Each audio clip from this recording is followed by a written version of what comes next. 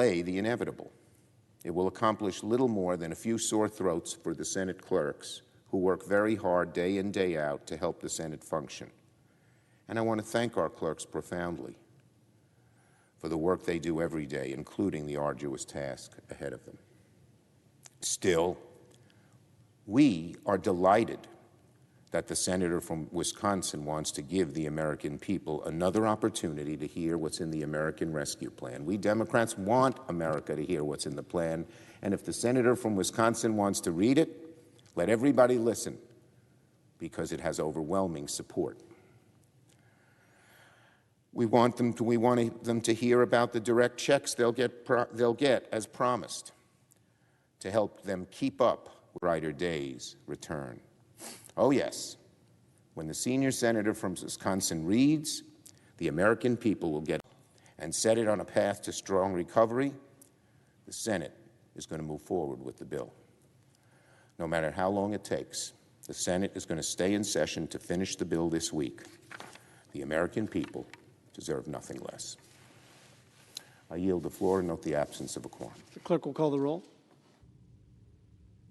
Ms. Baldwin.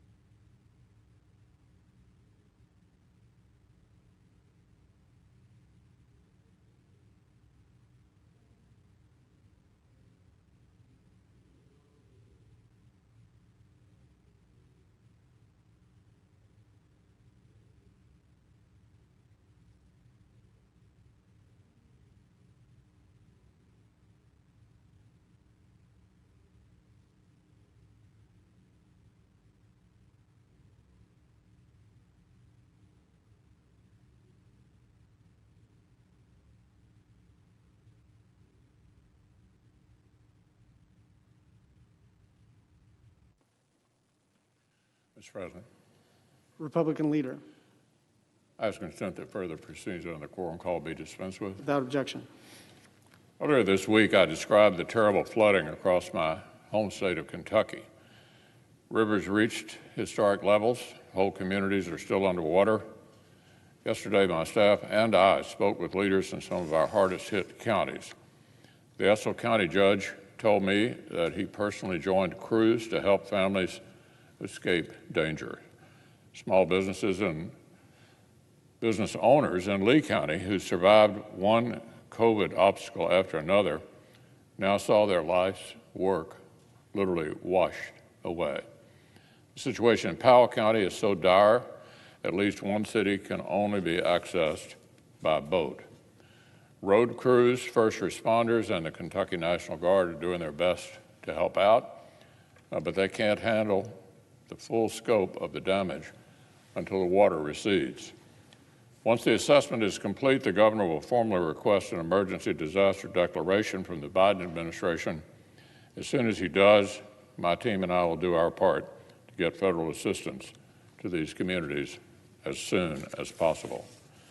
Now, on a completely different matter, yesterday our Democratic colleagues had planned to begin ramming through their partisan spending spree, but it seems they've had some difficulty getting to the starting line. After all, Senate Democrats, including committee chairs, are essentially being jammed with text from over in the House. Their own members have barely been able to read this thing, let alone shape it. So let's think back to where we were 1 year ago. 11 and a half months ago, the Senate was also discussing a major spending package. In fact, it was the same size as what's being proposed right now, about $2 trillion. An appropriate price tag back at the start of the crisis. But that's where the similarity actually ends. Last March, the Senate was working overtime in a bipartisan fashion to craft good policy from the bottom up. I assembled bipartisan task forces. We had Republicans and Democrats and staff working around the clock to build the policies that would save our health system and our economy.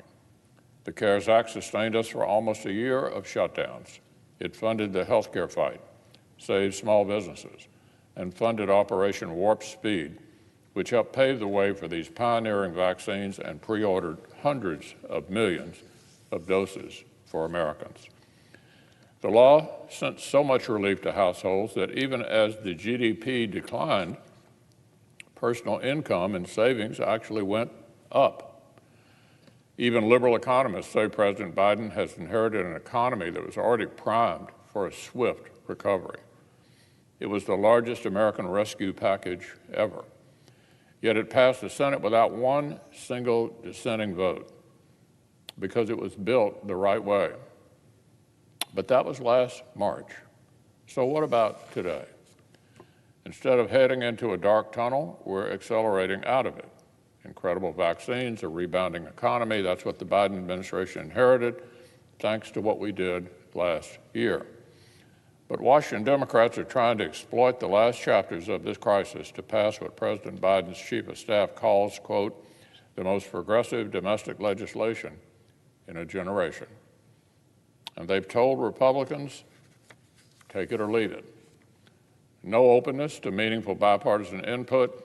10 Republican senators approached President Biden and proposed cooperation on the order of hundreds of billions of dollars.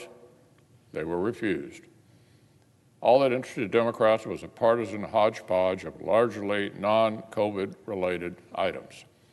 Last year, the Democratic leader said that sitting in your own office, writing a bill, and then demanding the other side support it is not anyone's idea of bipartisanship. As recently as last November, he said we need a true bipartisan bill, not this is our bill, take it or leave it. Another time, our friend from New York told everyone to, quote, go look up in the dictionary what bipartisanship is. It's both parties working together, not your party doing a bill and then saying it's bipartisan. So in less than 4 months, we've had two completely different versions of the Democratic leader. The two of them could have had a fascinating debate with each other. But look, the real tragedy here is not Senate process. It's how ill-suited this bill is to what Americans need right now. No policies to get schools reopened right away. No smart solutions to directly spur rehiring. Less than 1% of the money goes to the vaccines that will end this nightmare. Only 9% to the entire healthcare fight altogether. I guess it's become a rite of passage for a new Democratic president to begin with a poorly targeted spending spree that doesn't give Americans what they need. We already laid the foundation for a roaring comeback. The Biden administration inherited a tide that was already turning, but they've chosen to ignore the approach that got us this far. Now, one final matter. Yesterday evening, House Democrats repassed their plan to give Washington unprecedented power over the way our nation conducts elections.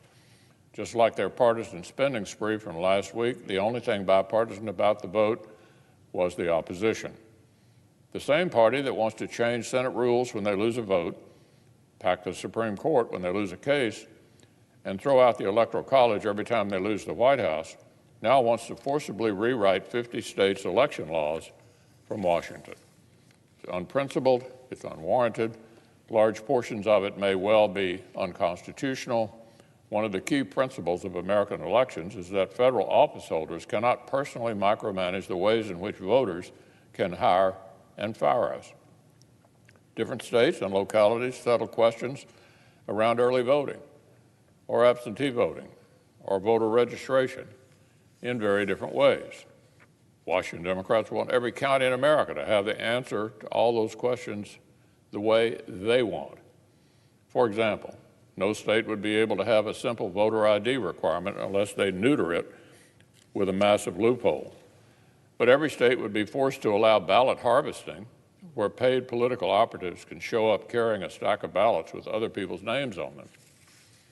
Imagine looking at this national landscape where we've seen the losing side doubt the legitimacy of 2 consecutive presidential elections and thinking this is the time for a sweeping one-party rewrite of election law. Democrats are also coming after America's free speech. The Federal Election Commission was set up after Watergate to be a bipartisan panel by design. The FEC intentionally needs bipartisan consensus to throw a penalty flag. Washington Democrats want to scrap that as well. Their bill would convert the FEC into an odd-numbered partisan body, and this partisan FEC would get even greater scope to nose around in even more of America's speech and America's activities. The bill also tramples on citizens' privacy with new mandates that would intensify cancel culture and help mobs harass people for their private views. Even the left-wing ACLU condemns this part of H.R. 1. This is what the ACLU had to say. It could directly interfere with the ability of many to engage in political speech about causes that they care about and that impact their lives, end quote, from the ACLU. That's right, House Democrats have swung so far to the anti-free speech left, they've even lost the ACLU. Speaking of political swigs, Democrats also want Washington to take over elections should remember that majorities in Congress actually come and go. It would be absurd for election regulations in every precinct in America to go boomeranging back and forth every time Congress changes hands. Millions of American voters elected 50 Republican senators and a whole lot of House Republicans to make sure that Democrats play by the rules, not rewrite the rules. For one party to seize unilateral control over elections nationwide would be a civic catastrophe. It's worth asking, why are Washington Democrats so desperate to forcibly rewrite election law before the next time voters decide their fates? Under the previous order, the leadership time is reserved.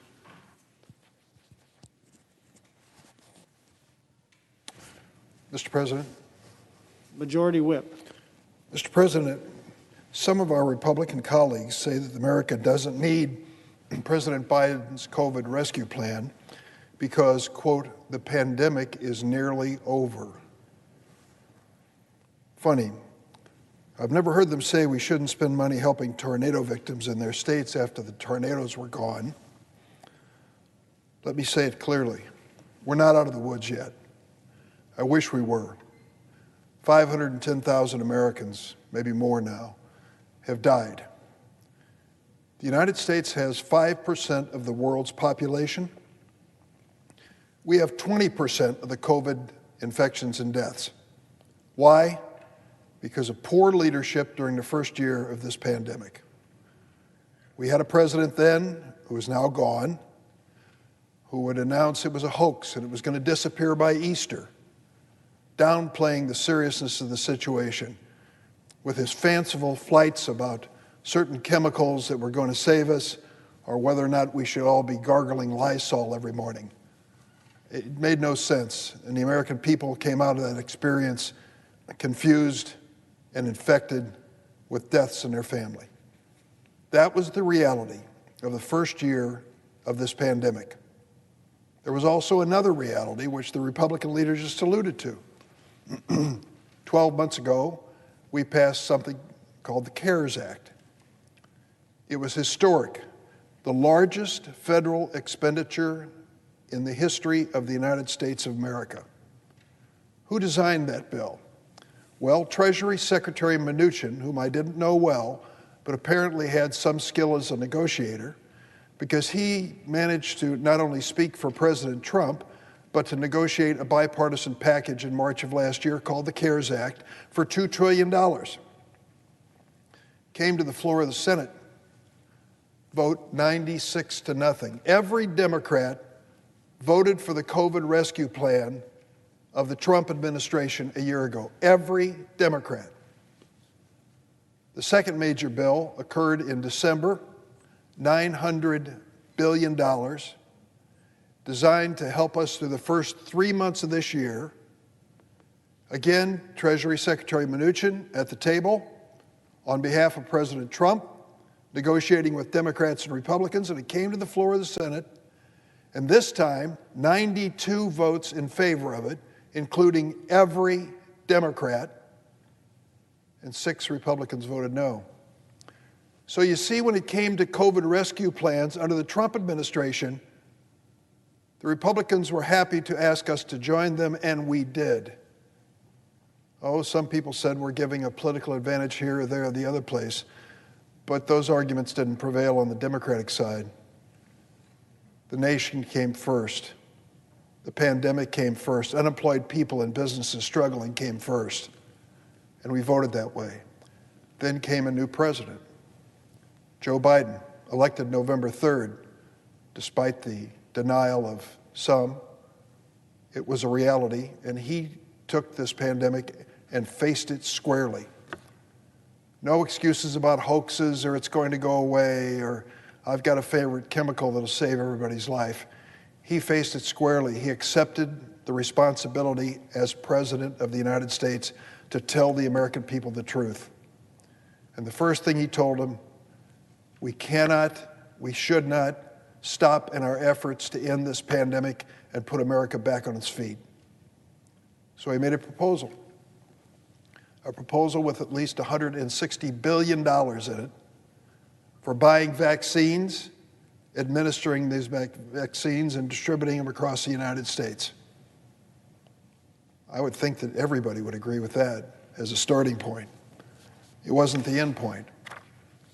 The cash payment promised by the Trump administration and agreed to by most Democrats, he wanted to keep his word on that, $1,400 more for families all across America. He talked about state and local aid, and I can tell you that is more than a theoretical exercise in my state of Illinois. We need help. The expenses of COVID-19 and the lost revenue by our shrunken economy have taken their toll on my state and into the cities across the state. I just got off a Zoom call with a dozen small towns in Illinois. They're all down from my neck of the woods. Great folks, doing their best, struggling under COVID-19. And they asked me, are you going to send us any help? And I said, President Biden has made his American Rescue proposal. If we can pass it, help is on the way. Assistance just won't go to Springfield, our state capital, or to Chicago, which does need help, but to the cities across our state and across our nation. That's included in this bill, too.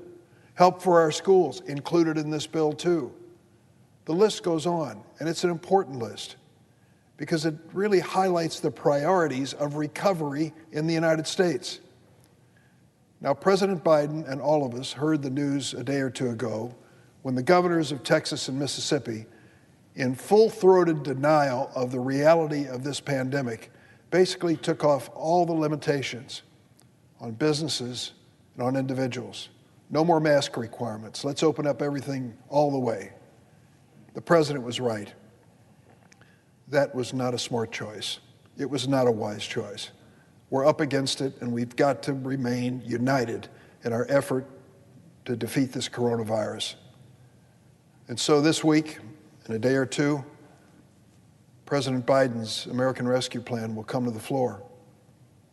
Will we have another bipartisan roll call, 96-0, 92-6? I'm afraid not. As of this moment, and I hope it changes, no single Republican senator has expressed an interest in voting for this bill. Not one. I hope it changes, and it could. Some senators at the last minute, I think, will realize this is the right way to go. Meanwhile, the Republican leader comes to the floor every day and mocks this plan, a Democratic wish list, a liberal wish list, Nancy Pelosi's wish list. This is the American people's wish list. 80% of the American people support what President Biden is trying to do. The leading economists have told us we have to do this. If we don't inject money into this economy to restore its energy and future, we will pay for it not just for months to come, but far beyond. It's a situation that every parent knows when they go to the doctor, to the pediatrician, with their little boy or little girl with an earache, and he says, I'm going to give you some antibiotics. Now, this is a 5-day prescription. This little boy is going to start feeling better on the second day, and by the third day, he's going to be playing as usual. And you're going to think, well, he doesn't need the rest of these antibiotics. Don't make that decision. Keep giving him the full dose of medicine to get well completely, or he may lapse back into it again and get sick all over again. And so you stick with it, even when your little boy's running rings around you, or a little girl is getting ready to get on her tricycle, because that's what the doctor said, and that was the right thing to do. That's the same thing with this. If we accept the Republican argument that this pandemic is really over, if we accept the argument of the governor of Texas of, that was yesterday, we don't have to worry about it tomorrow, if we take that approach, we could have a disastrous result. We could be back in trouble again in just a few weeks. I hope we don't. I hope we come together in the Senate, preferably on a bipartisan basis, and help the president get us through this pandemic. This is our chance. We have no greater responsibility than to put an end to this pandemic, put the economy on its feet, get the kids back in school, and let grandparents visit those grandkids again. That is part of getting America back where it needs to be. We need bipartisan support. As Democrats, we provided that support to a Republican president. Now that we have a Democratic president, will our Republican senators do the same? I yield the floor.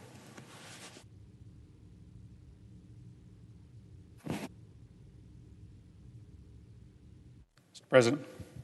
Senator from Connecticut. Thank you very much, Mr. President. Mr. President, I was presiding on Tuesday.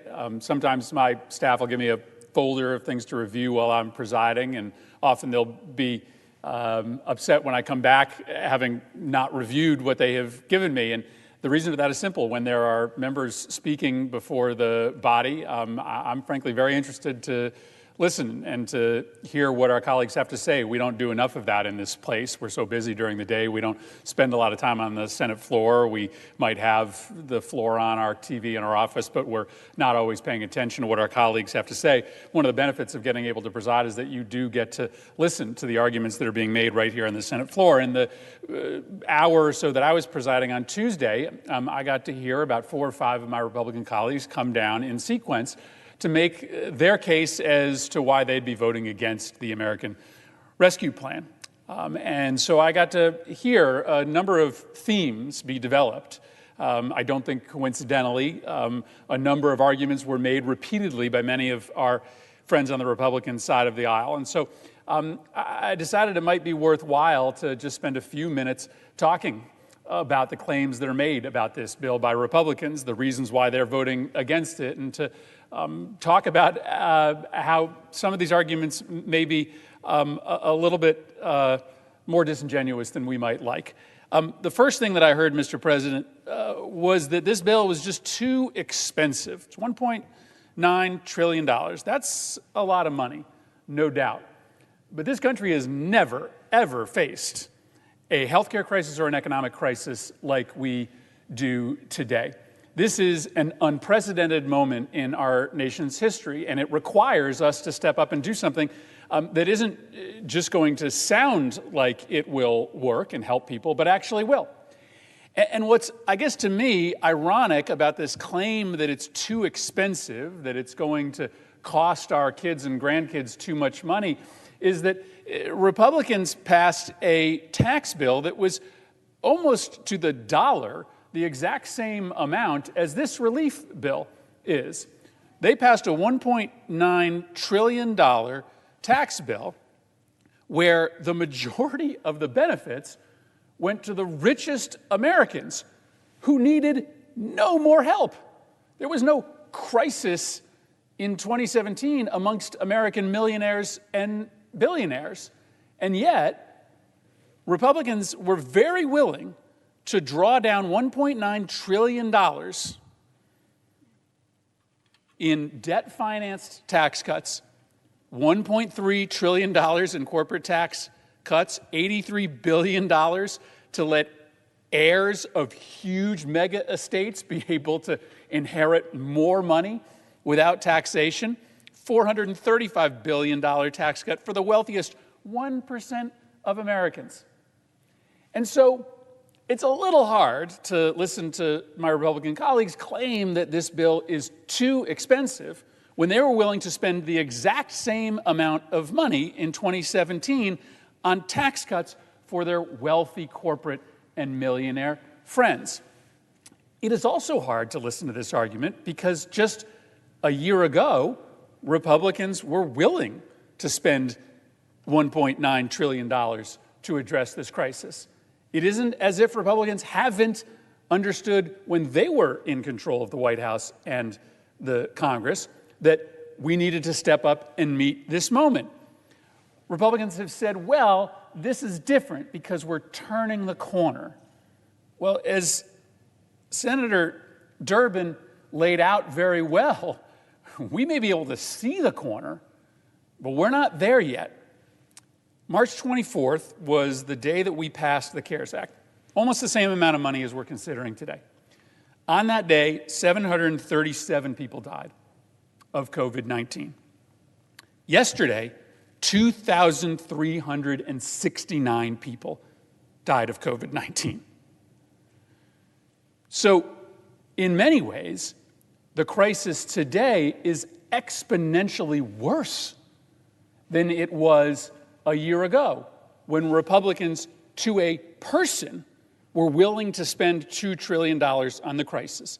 Now, all of a sudden, when Democrats are in charge of the White House, when a Democratic majority leader sits here in the United States Senate, $1.9 trillion is too much money to spend on a crisis that is taking on a daily basis 3 to 4 times as many lives as it did when we spent this money a year ago.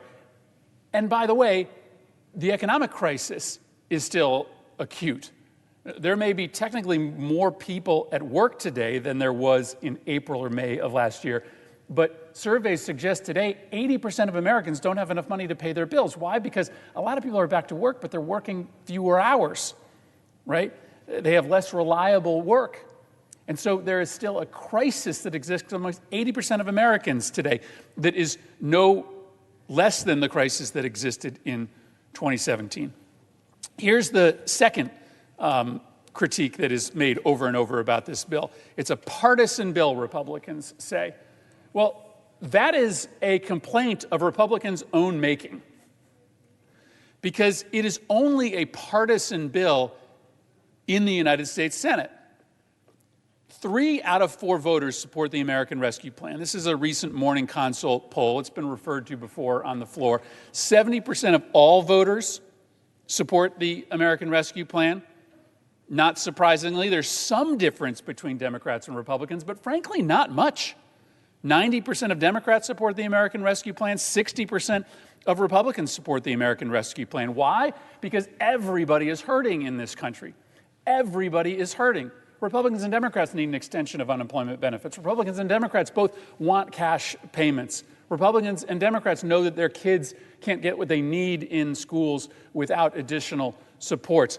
This is a unifying proposal in the American public. President Biden made a commitment to govern in a way that unified the country. He's done that. He's proposed a bill that has the broad support of Republicans and Democrats. I don't know that it's his fault that it can't draw Republican support in Congress, despite the fact that it draws Republican support from the public. And finally, Mr. President, this was maybe the most interesting theme of the complaints. It's not COVID relief. I've heard different statistics thrown out by my Republican friends. Some of them suggest only 5% of this bill is COVID relief. And I'm not sure exactly how they come to that calculation, but what I understand them to say is that anything that isn't directly related to putting shots in people's arms or treating people with present cases of COVID is not COVID relief. Well, let's just take a look at what was broadly part of the CARES Act that was supported by every single Republican and what is broadly part of the American Rescue Plan. Because my Republican colleagues thought that everything in the CARES Act was COVID relief, whether it was designed to immediately attack the healthcare crisis or whether it was designed to address the economic crisis. There were stimulus checks in the CARES Act, not as big as the ones in the American Rescue Plan, but they were COVID relief when we passed the CARES Act. Now, according to Republicans, they're not COVID relief. There was an unemployment extension and a plus-up in the maximum benefit under the CARES Act. That was COVID relief back in March of last year, but now, according to Republicans, it's not COVID relief. There was money for vaccines and for testing in the CARES Act. In the American Rescue Plan, money for vaccines, testing. Small business relief was, of course, conceived in the CARES Act, the PPP program. That's a big part of the American Rescue Plan, but now it's not COVID relief, according to my Republican colleagues, whereas it was last year. There was state and local funding in the CARES Act. There's state and local funding in the American Rescue Plan. There was rent and mortgage relief in the CARES Act. There's rent and mortgage relief in the American Rescue Plan. All of a sudden, since Democrats took control of the White House and took control of the Senate, all of these things, which were categorized as COVID relief by Republicans in March, are no longer COVID relief. You're just supposed to think of these as extras, as Democratic priorities. 90%, 95% of what's in the package we're voting on today is simply an extension of the same set of funding streams that we authorized in a bipartisan way a year ago. And so this idea that this is some Democratic wish list when we are essentially just extending or increasing the same funding streams that were in the CARES Act is nonsense. It's nonsense. Of course this is all COVID relief. Of course, it is COVID relief when you are increasing nutritional benefits to people who can't afford to feed their kids because they've lost their job or they've lost hours because the economy melted down due to a pandemic. That is not all of a sudden not COVID relief today. This one is maybe the most bizarre of Republican claims. This bill is expensive, but it is not too expensive. This moment is unique, and we are mandated by our oath of office to meet this moment. Republicans didn't have a problem spending $1.9 trillion to give tax breaks to their wealthy friends. I don't know why they all of a sudden have a problem putting money into the pockets of hardworking Americans who are suffering through the worst health care crisis this country has seen in a century. Republicans say this is a partisan bill. Out there in America, guess what? It is not. It is not. Republicans and Democrats support this because it's full of common sense ideas that make a lot of sense to people no matter what their political ideology is outside of Washington. Republicans say this bill isn't COVID relief, it's a Democratic progressive wish list. No, it's simply an extension of the things that were bipartisan priorities last year. We thought they were good ideas then. We think they're good ideas now, especially given the fact that 3 to 4 times as many people are dying today as were dying in March of 2020 when we passed the first bipartisan CARES Act, where the economy today is in just as dire straits as it was. Submitted that I hope we are turning the corner. I hope that we get vaccines into the arms of individuals such that we are soon back to the numbers of deaths per day that we saw in March of last year. I hope that we are on a road again to full employment, but I am confident that none of that can happen unless we make this investment in COVID relief and in economic relief. It is an obligation as stewards of the economy and the welfare of the American people for us to step up to the plate and get this done this week. I yield the floor.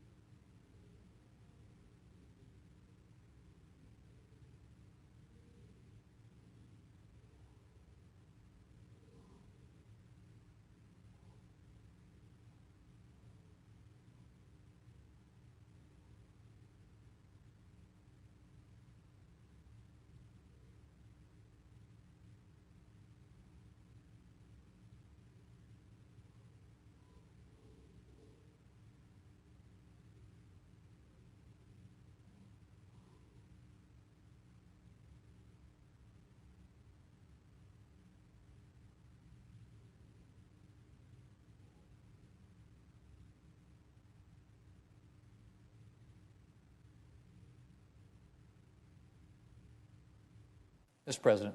Republican whip. Mr. President, Senate in a quorum call. We are not. Mr. President, less than 2 months ago at his inauguration, President Biden spoke about his deep commitment to bringing Americans together. Today, the Senate will consider the first major bill of his presidency, an intensely partisan piece of legislation. Why is the bill before us today so partisan, Mr. President? It's not because Republicans were unwilling to cooperate with Democrats on COVID legislation. In fact, Republicans made it very clear that we were willing to work with Democrats. No, the bill before us today is so heavily partisan because Democrats didn't want to work with Republicans. Democrats saw an opportunity to use the COVID crisis to advance a whole host of liberal priorities. And they were afraid that allowing Republicans to participate in the process would mean that some of their pet projects would be excluded, or that they would have to pare back some of their more profligate spending. So Democrats decided to use reconciliation to ensure that Republicans wouldn't be able to interfere with their Democrat legislation. And let's be very clear about the nature of that legislation, Mr. President. Democrats would like to present this as a COVID bill. It's not. Yes, there are a handful of true COVID priorities in this legislation, like more money for vaccines and coronavirus treatment, something that I think everybody here on both sides of the aisle supports. But the bulk of this bill is either non-COVID related or ostensibly COVID related, but actually either unnecessary or excessive. On the non-COVID front, there's the $86 billion bailout for multi-employer pension plans, the billions for climate change and other environmental policy issues, a new taxpayer-funded leave program for government employees with no requirement that it be used for COVID-19. And I could go on, Mr. President. The version of the bill that came over from the House contained such non-COVID related measures as $100 million for an underground rail project in the House Speaker's home state, and $1.5 million for a bridge in the Democrat leader's home state, plus a massive increase in the federal minimum wage that would cost an estimated 1.4 million jobs, according to the Congressional Budget Office, and potentially devastate small businesses already reeling from the effects of the coronavirus. And then there are the ostensibly COVID-related measures like $350 billion for states, I should say. So what's the big problem there? Well, states don't need anywhere near that much money to weather the rest of the pandemic. The vast majority of states are not in crisis. And rescuing those states that are not in crisis would not take anywhere close to $350 billion. Democrats are going to spend hundreds of billions of taxpayer dollars on an unnecessary giveaway to states. And on top of that, Mr. President, that giveaway is heavily weighted in favor of blue states. That's right. The distribution formula is designed to heavily favor Democratic states. Well, and then there's the money for schools. Now, Republicans have been very willing to give schools money to help them reopen. In fact, last year, when Republicans were in the majority, which, by the way, during that time, we passed 5 COVID relief bills, all with bipartisan cooperation and support at the 60-vote level that we use here in the Senate for most legislation that we take up under regular order. But we put a lot of money into giving schools money to help them reopen. In fact, Republicans voted for $68 billion for K-12 schools. And at this point, Mr. President, that money is sufficient. Schools have spent just $5 billion of the $68 billion that we've already provided. Let me repeat that. So far, schools have spent just $5 billion, or less than 10% of the $68 billion that has already been given to them. Yet the Democrats' bill would appropriate an additional $129 billion for schools, 95% of which, Mr. President, would be spent after this year. The year of the crisis, the year of the emergency, the year of the pandemic. You would think if this was a crisis that the funding would be made available to be used this year, but it's not. It gets spent in the years 2022 to 2028. Do Democrats really expect Americans to believe that school dollars that won't be spent until 2027 or 2028 are urgently needed coronavirus response dollars? This is the pattern with this bill, though, Mr. President. We just passed a large coronavirus relief bill in December, the 5th coronavirus relief bill Congress has passed, and a lot of the money from that bill hasn't been spent yet. In fact, a lot of money from earlier coronavirus bills hasn't been spent. Yet Democrats are throwing massive additional amounts of money at various recipients with no idea, no clear idea of whether or not that money will be needed, or in some cases, when we know very well that that money isn't needed. Mr. President, Republicans will be introducing amendments to Democrats' bill. I'm introducing an amendment to undo the Biden administration's freeze on the coronavirus food assistance program, which has provided support for farmers and ranchers who've been hit hard by the pandemic. I hope some of my less extreme Democrat colleagues will join Republicans to advance some of our amendments, like Senator Graham's amendment, to change the distribution formula for states to the formula used in the Bipartisan CARES Act, which passed unanimously here in the Senate, so that both red and blue states would get a fair shot at funding, or amendments to remove those provisions that are in no way related to COVID relief. Unfortunately, Mr. President, Democrat leaders have made it very clear that they're not willing to entertain Republican ideas, so I don't have a lot of confidence that Republican amendments, even if adopted, will end up in the final bill. Mr. President, it's deeply disappointing that pretty much the first thing Democrats did this Congress was to take a bipartisan process, coronavirus relief, and make it partisan. All five of the coronavirus bills that Congress has passed to date, last year, Republicans were in the majority, were bipartisan. This bill could have been bipartisan too. But Democrats decided that Republicans and the Americans that they represent should not have a voice in this legislation. Is this what the rest of the Biden presidency is going to look like? Boy, I sure hope not, Mr. President, because it's going to be really hard to come up with solutions that are durable and that represent the middle of the country, those people whose voices are not heard in the legislation that we will be taking up today. Mr. President, I yield the floor. Senator for Louisiana. Thank you, Mr. President. I want to talk for a few minutes, Mr. President, about the good people of China, about Confucius Institutes, and the Chinese Communist Party. I meant what I said when I referred to the good people of China. You visited China, Mr. President. The people of China are wonderful people. They're engaging, they're smart, they have a great sense of humor. They've built an extraordinary economy. I wish I could say the same about their authoritarian government, but I can't. The Communist Party of China is trying to not only swallow China, it's trying to swallow the world. We helped China be admitted, we helped the Communist Party of China be admitted to the World Trade Organization. We were told that if we did, they would embrace free enterprise. We were told that the Communist Party of China would be a valuable participant in a stable world order. None of that has come to be the case. We know what the Communist Party of China has done to Hong Kong. We know what the Communist Party of China has done to the Uyghurs. We know what the Communist Party of China has done to the wonderful, wonderful people of Tibet.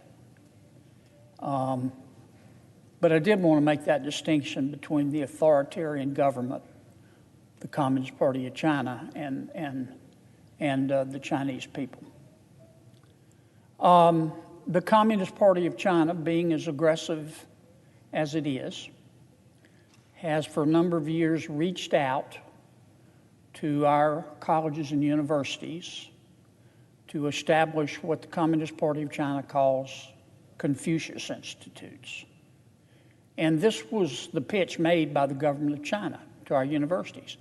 We will give you bucket loads of money if you, our universities, American universities, will allow us to establish Confucius Institutes, where we can explain our culture to the young people of America, where we can have a free exchange of ideas, and where we can help young Americans learn the Chinese language if they would like. Boy, that sounds great. You know, I'll take a dozen of those. But the Communist Party of China, being the Communist Party of China, that's not how our Confucius Institutes have worked out. these institutes run by the authoritarian government of China will not allow the free exchange of ideas. They will not allow anyone to talk about the Uyghurs or the people of Tibet or Hong Kong or what happened at Tiananmen Square. They meaning the Communist Party of China, has used these Confucius institutes as propaganda arms of their government. Now, many of our universities have done the right thing. They've said, nope, we stand for the free exchange of ideas. And if you're going to come on our campus and tell our people that there are things that they can't talk about, then respectfully, the Confucius Institutes, need to leave our campus. But some of our universities haven't done the right thing. I'm not suggesting that, I'm not cynical enough to suggest that it's all about the money, but you can't ignore the fact that I think the Communist Party of China has given our universities through the years, don't hold me to this figure exactly, but about $150 million to set up these Confucius Institutes. And universities, they build that money into their budget, so they're reluctant to see the Confucius Institutes leave. Not all of our universities, but some of them. I recognize the economic reality. I have a bill that would say we wouldn't get rid of Confucius Institutes. It would just tell our universities that you've got to properly manage them. You can't allow the Confucius Institutes to stay on your campus if the Confucius Institutes will not allow for the free exchange of ideas. If kids, I shouldn't call them kids, if young people in our universities want to talk about Tibet, they get to talk about Tibet. And the bill would say that the universities have to take back control of these Confucius Institutes from the Communist Party of China. Otherwise, they're not going to be eligible for federal funds. Now, my bill, once again, it doesn't kick anybody off campus. It just says the Communist Party of China, has got to do what you originally told us you were going to do. Our bill, because the Senate passed it twice. Twice this bill's passed the United States Senate. The last time, with bipartisan support, we put the bill on the NDAA. And, Mr. President, you know how conference committees work at the NDAA. Sometimes it's a ferret fire drill, and there's a lot of confusion, and somehow the Confucius Institute bill got watered down to do nothing in the conference negotiations on the NDAA. I'm not criticizing anybody, but it happened. So I'm going to ask my colleagues on both sides of the aisle to pass the Confucius Institute Act for a third time, and hope in our new Congress we can keep teeth in it in working with our colleagues, not only in the Senate, but in the House. And toward that end, Mr. President, I'd like to ask unanimous consent that the Senate proceed to the immediate consideration of S-590, introduced earlier today. The clerk will report. S-590, a bill to establish limitations regarding Confucius Institutes and for other purposes. Without objection, the Senate will proceed to the measure.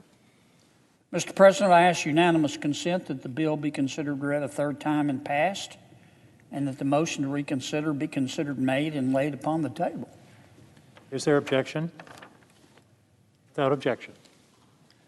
Thank you, Mr. President. Mr. President, since we've got a few minutes here, I think Senator Sanders is supposed to be next. Am I right about that, Megan? I just thought I'd spend a few minutes to talk about President Biden's coronavirus bill. Let me see if I can explain why so many of my Republican colleagues, and I'm part of that, are disappointed in the bill. This bill will be our sixth coronavirus bill. I don't think anybody, any fair-minded person, can accuse the United States Senate, both Democrats and Republicans, of not trying to respond to this devastating virus and the economic problems that it has created. And I've been very proud that in the first 5 bills, we did it on a bipartisan basis. We spent a lot of money, about $4 trillion. That's 4,000,000,000,000,000,000,000 taxpayer dollars. And of course, we don't even have 5% of that. We borrowed every bit of it. Just a staggering sum. But we did it because we had a crisis and we had to deal with it. That's what we were sent up here to do. We did it on a bipartisan basis. But the last bill, President Biden's most recent bill, what we called the $1.9 trillion bill, we haven't done on a bipartisan basis. And I'm disappointed in that. I understand politics. You do too, Mr. President. But I listened very carefully to President Biden and throughout the campaign and in his 6 weeks of his administration. And he said very clearly and repeatedly, I want to work with everybody. What I heard him say to the Republicans was, I want to meet you halfway. I don't mean any disrespect, but if that's the case, either he or the people around him are not a very good judge of distance. It's been made very clear to us that there will be no negotiations on this bill, that President Biden decided to proceed through reconciliation, which only requires a majority. And I think we both expect, Mr. President, there to be 50 Democratic votes in favor of this bill and 50 Republican votes against it, and Vice President Harris will break the tie. And that's not a bipartisan bill. And I do. I regret that. And I think it could have been different. We can debate about whether we need $1.9 trillion, and I understand there are good arguments on both sides. I've heard the arguments, and I've listened carefully to my Democratic friends explain why they think we need it. There's another side of the story, and that is that, thank the Lord, we enjoyed 4% GDP growth last quarter. Most economists reckon that we will have about 6% GDP growth this year. The American people have about $1.6 trillion in excess savings. We have all this liquidity that as soon as it is allowed to be released is going to stimulate our economy substantially, in my judgment. Everyone involved is doing a wonderful job on the vaccines. President Trump's team did a wonderful job. President Biden's team is doing a good job. The governors seem to be doing a great job. People are getting vaccinated. We know that we have a lot of people in America who had the virus and didn't even know it. We're rapidly approaching the point where either through vaccination or people who've had the virus and therefore had the antibodies, that we're going to have way over a majority of the American people protected. And so one point of view is that we don't need to spend $1.9 trillion. But there was a middle ground here, Mr. President. And I'm disappointed that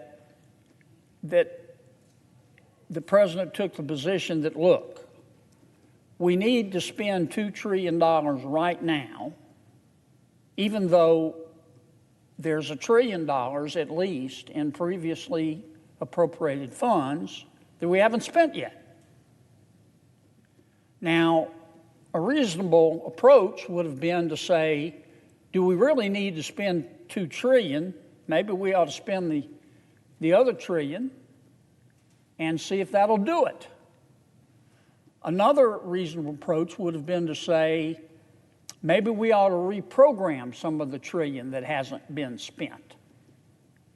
For example, we appropriated, I think, about $70 billion to our elementary and secondary schools. They've only spent $4 billion. So why are we giving them another $160 billion in President Biden's bill? Maybe, I'm not saying it's the case, but we ought to explore it. Maybe the schools didn't need the full $70 billion we gave them if they've only spent 4 or 5. So maybe we could reprogram some of that money. Now, if we had this money sitting in a checking account, I would still think, because it represents a scarce resource, I would still think that that we would need to take a look at the money we've already spent and either spend it if it's well placed or reprogram it before we go out and spend $2 trillion. But we don't have the money in a checking account. We're going to borrow every penny of this money. $2 trillion. That's going to bring debt up to 27, 28, 29 trillion. And we know, Mr. President, that right behind it is going to come a green infrastructure bill. And I'm hearing that could be $2 to $3 trillion more. At some point, we're going to run out of digits. I mean, at some point, we're going to have to change the name of the Department of Treasury to the Department of the Debt because there's no treasurer left. It's all debt. The other thing that bothers me about the bill, Mr. President, President Biden, and again, I understand politics, he has marketed this bill as an emergency. It's an emergency. We have to do it now. Right now, we need $1.9 trillion to deal with the economic crisis caused by the lockdown. And I understand that argument. And that there clearly are some Americans who need help. But if what the president is saying is accurate, then why is so much of the money not even going to be spent until a year from now? I look at the bill and I say, if all that's true to deal with an immediate crisis, why are we giving money to states and local governments that have actually seen their revenues go up? Why? There's no crisis. And I look at the bill and I ask myself, why are we giving money to bail out pension plans? Can we talk about this? And I look at the bill and I say, why, as I just alluded to, why are we giving I think that's the figure, Mr. President, $160 billion to our elementary and secondary education institutions when we've given them $70 billion in the past and they've only spent $4 billion? Where's the fire? They've got $65 billion or so left. This is real money. There's no money fairy. And I look at the bill. I mean, I want to help the American people. Gosh, many of them do need help. But should we really be sending stimulus checks to people who've never missed a paycheck out there? Do they really need the money if they haven't been laid off? If they've been paid the entire time of the lockdown? Why are we doing this? Couldn't that money, first of all, one option is not to spend it if there's not a need and pay down our debt, or at least not increase our debt. Another option would be spend it on something that we really need. And I've come to the conclusion I'm not trying to be mean-spirited, but that's why I say calling this a coronavirus bill You know, it's like calling Harvey Weinstein a feminist. This isn't a coronavirus bill, not the way it's been portrayed. Now, the American people still have needs. We still have some folks, primarily in the leisure industry and the travel industry, who need our help. They do need help. We have a lot of folks who lost their job through no fault of their own. Their own unemployment is about to run out. They need our help, and we ought to help them. But the right way to do this, Mr. President, is to sit down as a body, Democrats and Republicans, and go through our needs, not our wants, because that's another problem with this bill. It's more wanty than needy. Go through our needs, and let's discuss how much money we should appropriate to those needs in light of the fact that we've already spent $4 trillion and we have a bunch of money left over. And that's not the way this is being done. This is just being rammed down our throats. This is just raw gut politics, which I understand. I've been around it. You have too, Mr. President. We've both been around the block a few times. But that's not how you allocate scarce resources. And the final point I'll make, you know, I know when we did the Tax Cut and Jobs Act, we meaning the Republicans, we went through reconciliation. We did. And so a fair-minded person might be thinking, well, Kennedy, you know, how can you criticize your Democratic colleagues for using reconciliation if you did it? And that's fair, except when we did the Tax Cuts and Jobs Act,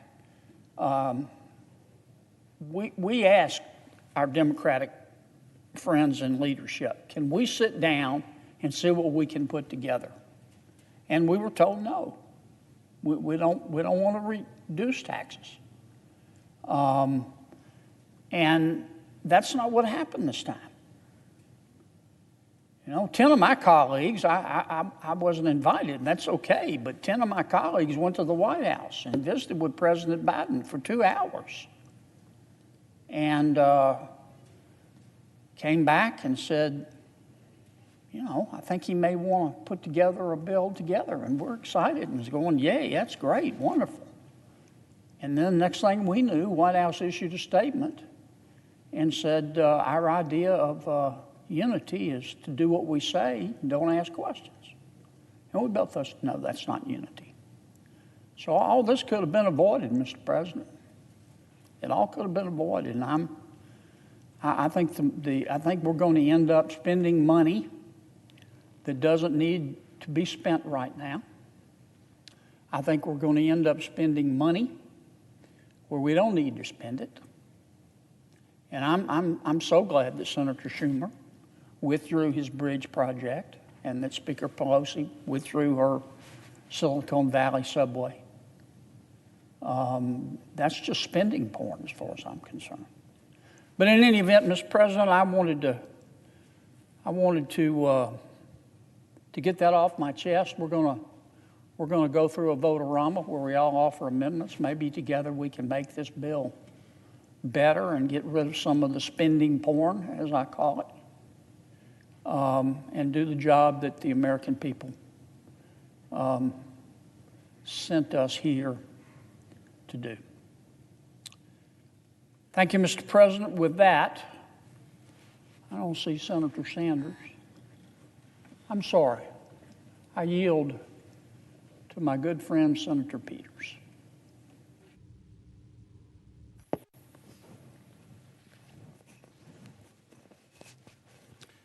Mr. President. Senator from Michigan. Mr. President, I have 6 requests for committees to meet during today's session of the Senate. They have the approval of the majority and the minority leaders. Duly noted.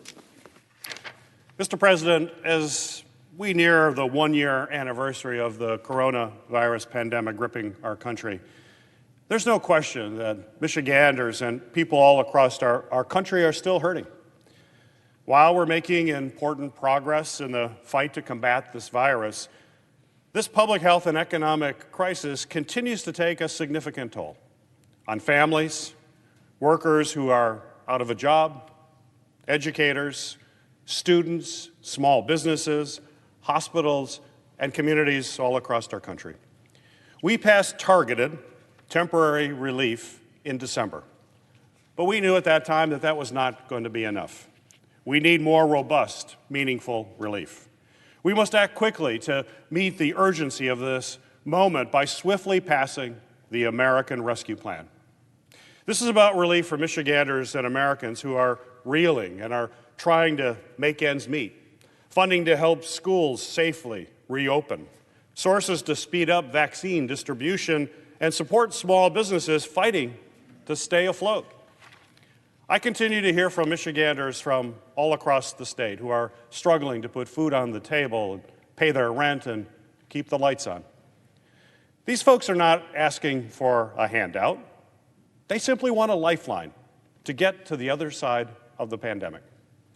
When we passed $600 relief checks in December, I pledged that we must do more and that we could do that by providing people with an additional $1,400 to fulfill the promise of $2,000 in relief funds. With the American Rescue Plan, the majority of Michiganders and Americans who receive these relief checks in December are going to be eligible once again. This bill would mean a family of four could receive an additional $5,600. That support is vital to make sure that people don't fall into poverty as a result of this pandemic, and that they can get back up on their feet as quickly as possible. We know that millions of workers across our country, including workers in Michigan, are on the verge of seeing unemployment benefits expire on March 14th. We cannot abandon folks who are out of work through no fault of their own because of COVID-19. They have seen this pandemic disrupt their jobs and their incomes. The need for unemployment assistance is widespread, and it is necessary in Michigan. For example, there were over 840,000 active claims for Michiganders for unemployment assistance in Michigan just in February. That's up from 529,000 in January. And these claims for assistance come from every single county all across our state. We need to act now so these individuals remain eligible for unemployment benefits, including if they were self-employed workers, like small business owners, freelance workers, independent contractors, or gig workers. We must ensure families receiving unemployment have enough assistance to get by, which is why I support an additional $400 in weekly benefits. We also need to provide certainty that this assistance will continue to be there for them in the months ahead, not just for the next few days. The American Relief Plan will do just that by bolstering our state unemployment programs with additional federal support through August 29th. To help families get back to work, we all know that we must also safely reopen our schools. Many parents and educators are struggling to assist children through lessons while juggling other work and caregiving demands during the pandemic. The American Rescue Plan reflects a point of consensus that we want our students to return to in-person learning as quickly and as safely as possible. And the more resources that we can provide, the better. In response to the negative impact that COVID-19 has had on education, a stronger and urgent investment in our schools is absolutely critical for achieving safe operations and recovering from gaps in learning. That is why the American Rescue Plan is absolutely essential. This legislation will provide $170 billion in emergency funding to our schools and to our students, with $130 billion for K-12. The funding will help schools take steps based on science and recommended by the CDC to ensure that students and educators can safely return to the classroom. This includes repairing ventilation systems, reducing class sizes, and implementing social distancing guidelines, purchasing personal protective equipment, and hiring support staff to care for students' health and for their well-being. Every family and community has been facing a very unique set of challenges. And we need to provide robust funding so schools and parents have what they need to keep children connected with learning opportunities that are both safe and effective.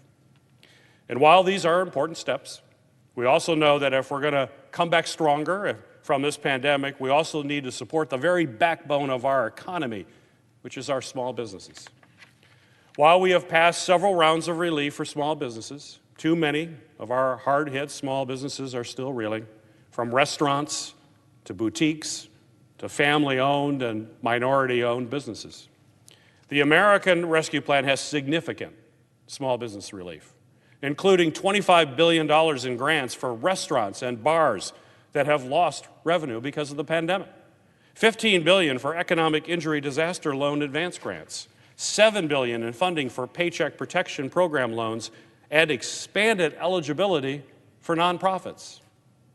Additionally, this package reauthorizes and provides $10 billion in federal funding, including $1.5 billion specifically for minority-owned small businesses to the State Small Business Credit Initiative.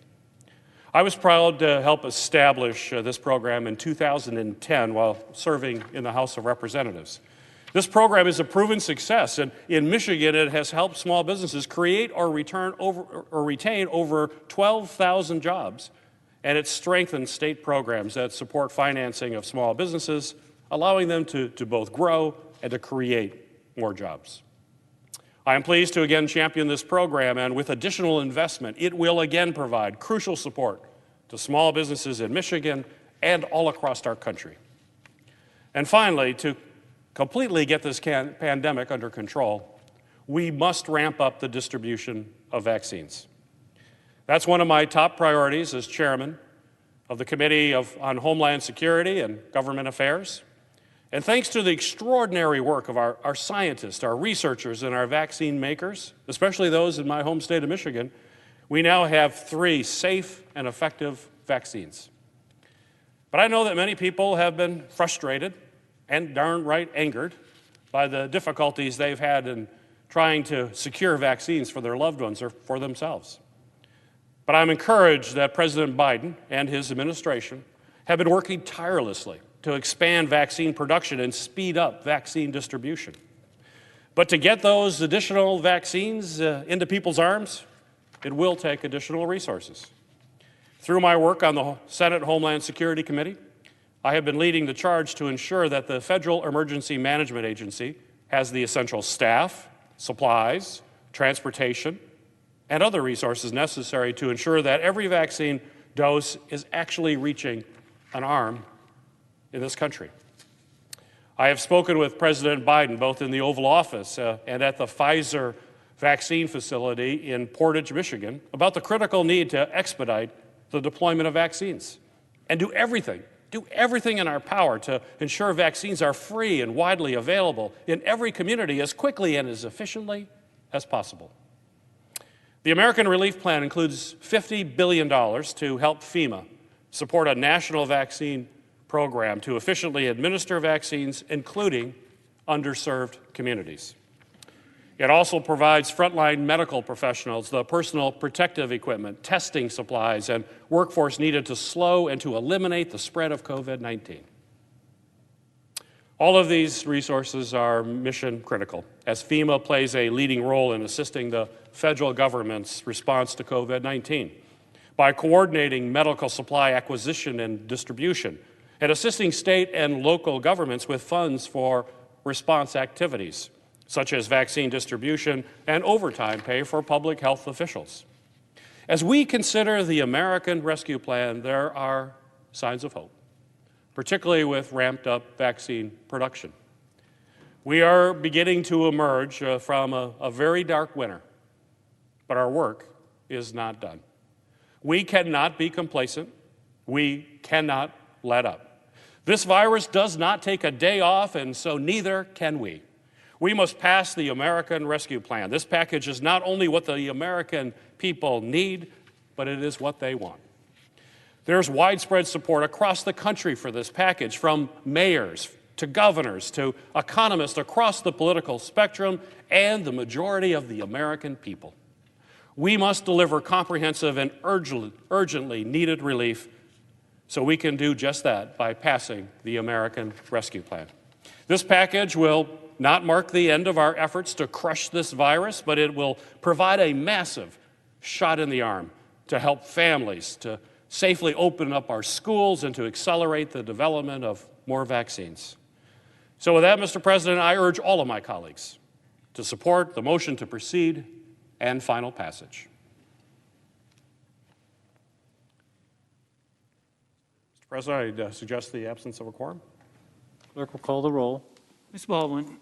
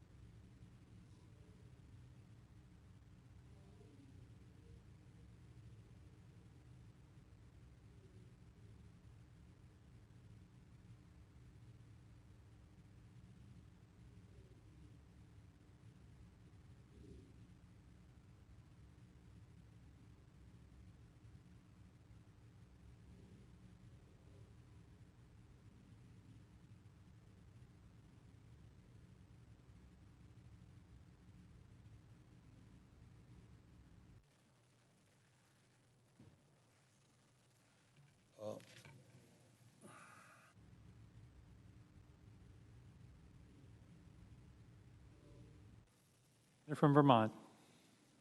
Do I ask for the quorum call to be vitiated? Without objection. All right.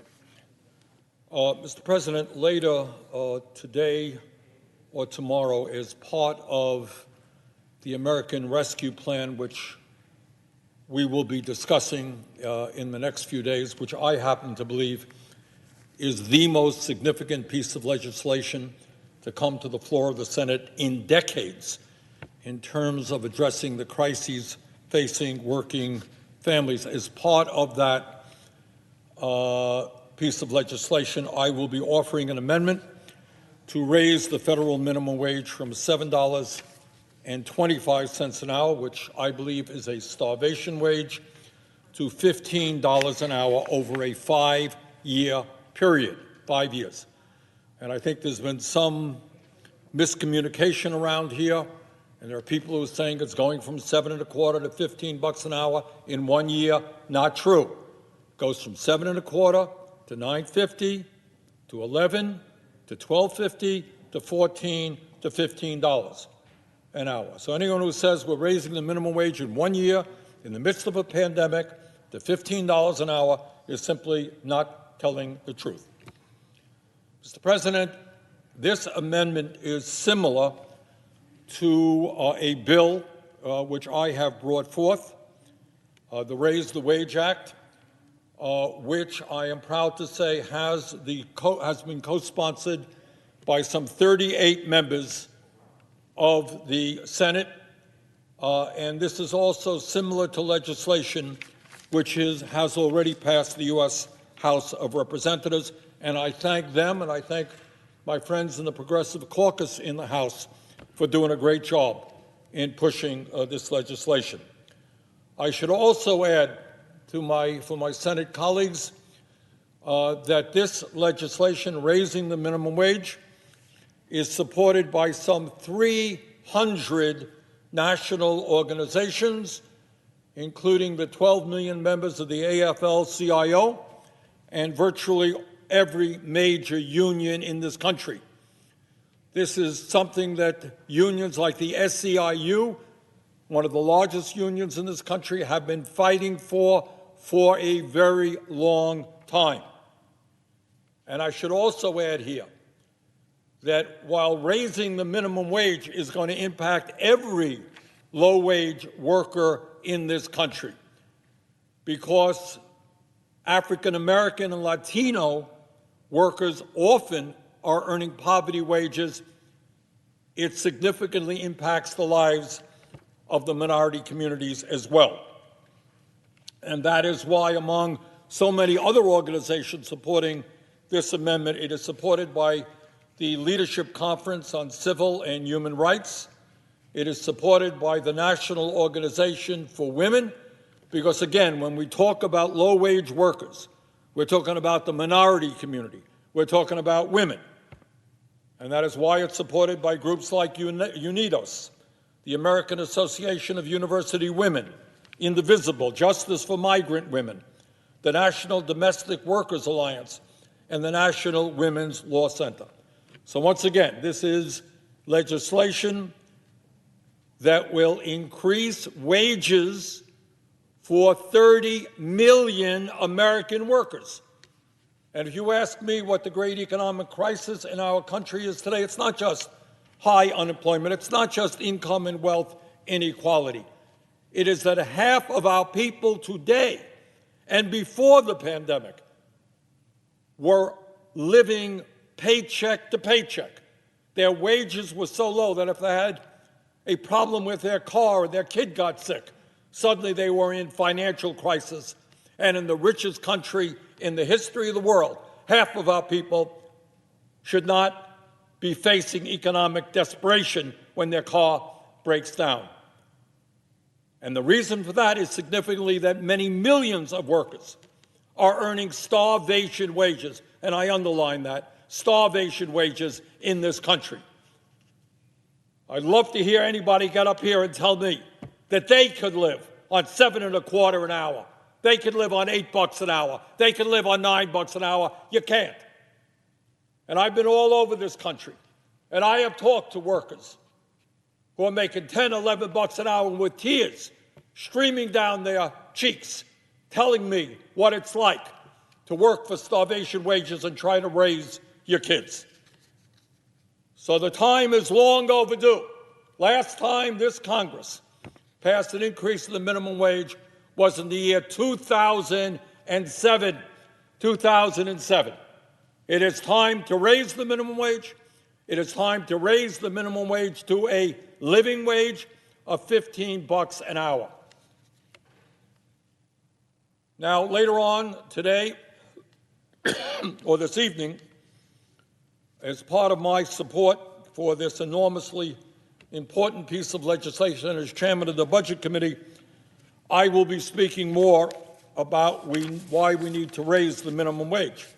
But I want to focus on one part of the minimum wage bill that I have been hearing a little bit about in the last couple of days from some of my colleagues, and that is the provision to raise the tip wage, now the tip wage, so everybody understands it, is the minimum, federal minimum wage that applies to waiters and waitresses, barbers, hairstylists, parking attendants, and others.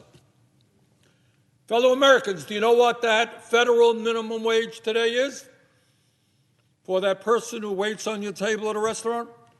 It is $2.12 an hour. Yeah, you heard me correctly. $2.12 an hour. And the proposal is part of the minimum wage bill, amendment that I will be offering, that tip minimum wage will go up from $2.12 an hour to $14.95 an hour over a 7-year period, longer than the overall national minimum wage would go up. And this is something that clearly is desperately needed. Now, I know that here in Washington, at any time we bring forth serious and important legislation for working people, the big money interests get to work. And all of their lobbyists who make their 6 figures or 7 figures a year, they get to work on Congress and tell you why you can't do anything to protect the most vulnerable and hard-hit people in this country. So the National Restaurant Association, they are a very powerful lobbying organization. I guess they have been enormously successful because we've not raised the federal minimum wage since 2007.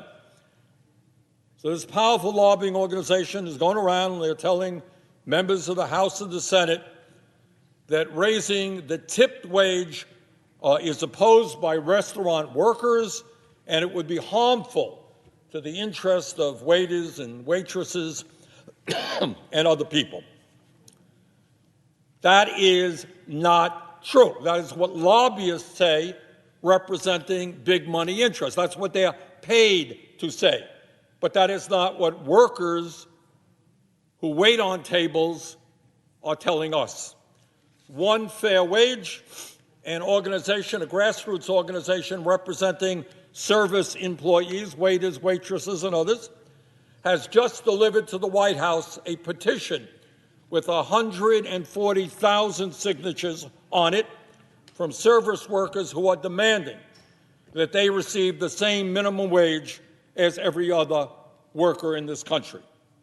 And polling among service employees and non-service employees also supports the reality that Americans want our waiters and our waitresses and other service employees to get a fair and equal minimum wage similar to what other low-wage workers are receiving.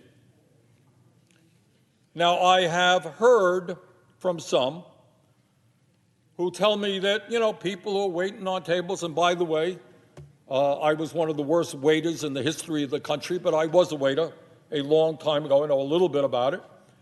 And I am hearing from some that waiters and waitresses, they're doing really well, making a whole lot of money, and they don't need an increase in the minimum wage. And let's be clear, when you talk about the restaurant and the hotel industry, you're talking about mass discrepancies in the kind of incomes that people receive. I will not deny for a second, my daughter worked in a fancy restaurant. She did quite well. So if you're working in a hotel, in a fancy restaurant where you have a menu that is quite expensive, you get a $100 meal, and you get 20% of it, that's $20, you're waiting on 3 or 4 tables, you're doing okay. I don't deny that for a second. And I wish those waiters and waitresses who work so hard a continued success. But let us be clear. Not everybody works in a fancy restaurant or a big hotel which has a high-priced menu. You got a whole lot of people working in diners, working in working-class restaurants where the menu is not that fancy. And maybe it is $10 for lunch or $8 for lunch, and 20% of that is $1.60 on an $8 meal.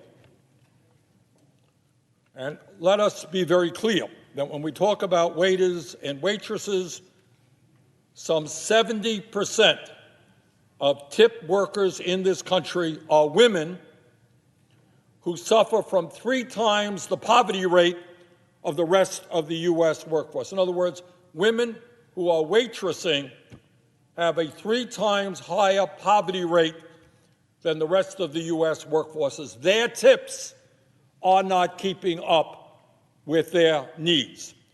These women waitresses, use food stamps at double the rate of other workers in this country, and increasingly so, amazingly, during this pandemic. Waitresses suffer from the highest rates of sexual harassment of workers in any industry because they are forced to tolerate inappropriate customer behavior to feed their families through the tips that they get. And we're hearing stories where people in a restaurant, guys in a restaurant, say, well, take your mask off. You want a tip? Let me see how you look. And clearly this is unacceptable behavior.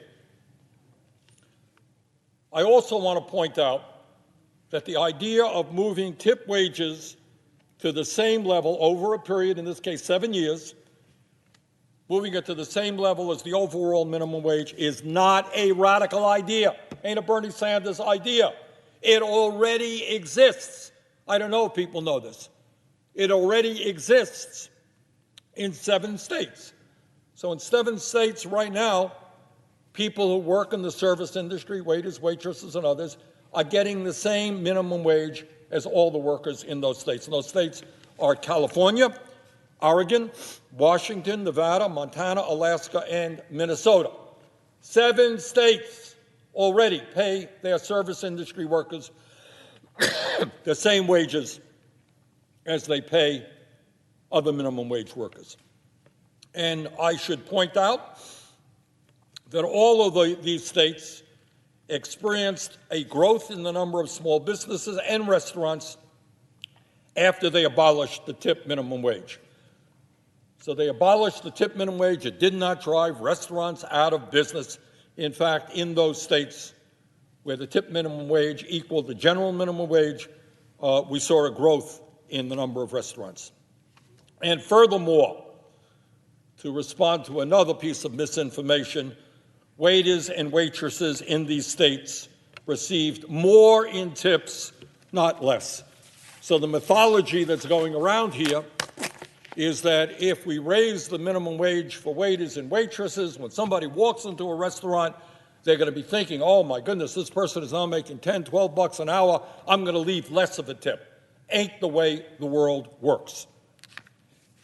Let me also say a word about how the pandemic, which has impacted workers in every sector, but how it has impacted tipped workers. In many states where the tip minimum wage still exists, tip workers, and this is rather unbelievable, tip workers did not even qualify for unemployment. So we're talking now in this bill of substantially increasing unemployment, a $400 supplement, and we're talking about extending it to late August. But tip workers whose minimum wage is so low, they do not even qualify for unemployment. In an industry where more than 6 million workers have lost their jobs, and obviously we all know the restaurant and hotel industry has been terribly hard hit by the pandemic, more than 60% of sub-minimum wage earners could not get unemployment benefits because the state and federal government denied them benefits for not making enough earned income. You all got that? So we're talking about the need, and I certainly agree with that, to expand and extend unemployment benefits, but you got a whole lot of workers who are earning starvation wages who are not going to be eligible for unemployment. At the same time, as restaurants reopen, the CDC has declared restaurants as the most dangerous place to work. We all know that. It's obvious. You're coming face to face with your customers. And now servicers in the midst of that are responsible. You're a waiter, you're a waitress. You are now responsible for telling somebody who walks into your restaurant that they must socially distance themselves or wear a mask, not necessarily a comfortable position for a worker dealing with a hostile customer. I would also add, as all of us are increasingly aware of sexual harassment in general in this country, that the restaurant industry has some of the highest rates of sexual harassment. In a workplace where 70% of the workers are women and where they rely on their customers to determine their wages because of tips, women are often expected to withstand sexual harassment in order to get those tips. In states where the sub-minimum wage has been eliminated, sexual harassment has been cut substantially because women no longer have to take that. It's not an all or nothing proposition. So I'm going to be, if you ask me again, what the major economic crisis facing this country, we know unemployment is sky high. We know income inequality is unacceptable. And so many other factors are out there about the economy. But at the top of my list is the fact that tens of millions of workers in the richest country on earth are barely making it. They're having a hard time feeding their kids. They're having a hard time paying their rent. Many of them get inadequate or no health insurance at all. Now, year after year, the American people, I think, correctly perceive that this Congress bows to the wishes of the rich and the powerful, give tax breaks to people who don't need it, we deregulate companies that should be regulated, et cetera, et cetera. In this moment of economic and health crisis, now is the time for us to stand with working families. And the most important thing that we can do is to raise the minimum wage to a living wage. This is what Joe Biden believes. This is what the Democratic platform stands for. And this is what at least 38 co-sponsors of Raise the Wage Act also believe. So here we are in a pivotal moment. The working class is being decimated. People are struggling to feed their kids. We've got to raise wages in this country, and we have got to raise the wages of tip workers. I'll be back later for more on this, but thank you very much, Mr. President.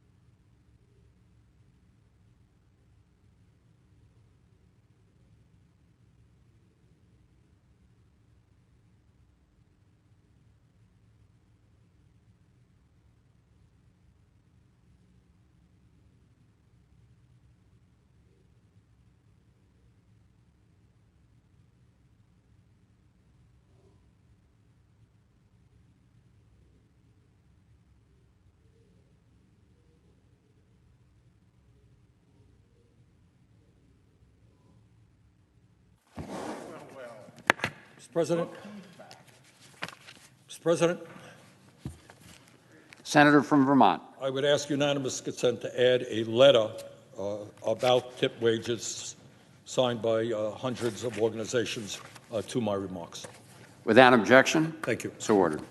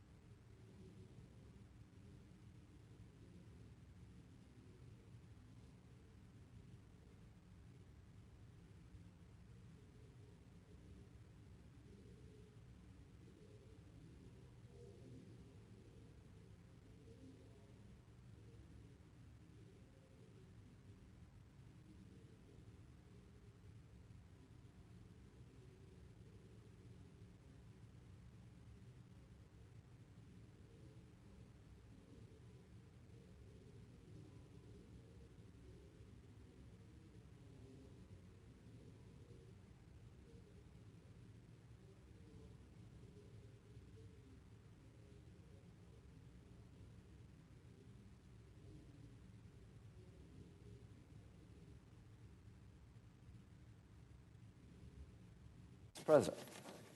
The senator from South Carolina is recognized. Thank you. I'll try to be relatively brief here. I understand the bill is being printed now, and we'll have a vote here fairly shortly. I just want to set the stage from my view, my point of view. I think I speak for most people in our conference, what we're trying to do here. Up until now, we've been able as a body to work together on COVID relief, and the question is, why can't we do it again? I think I know the answer, but I want to remind people what we've done in a bipartisan fashion. On March 5th, 2020, when we had President Trump, a Republican Senate, and a Democratic House, we approved $8 billion, 96-1. We're just beginning to understand the virus. March 18th, a few weeks later, $355 billion, 90-8. March 25th, $1.9 trillion, 96-0.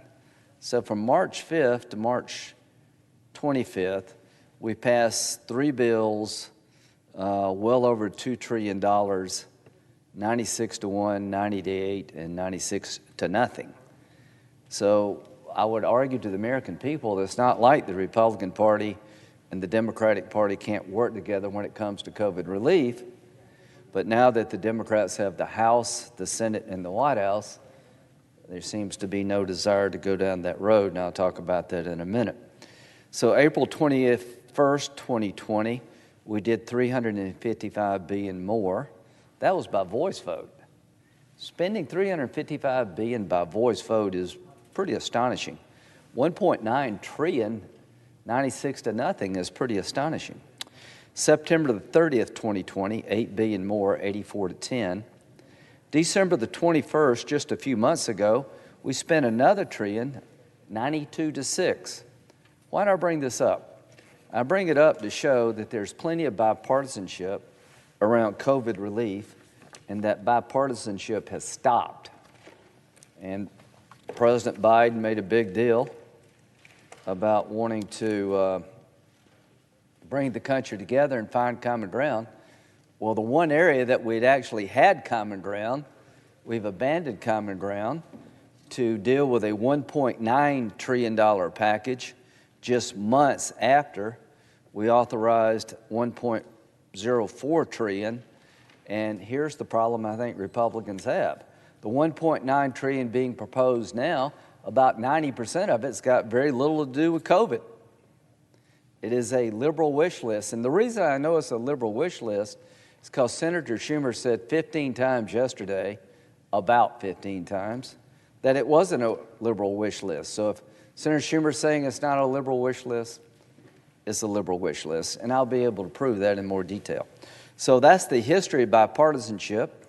That bipartisanship has been destroyed.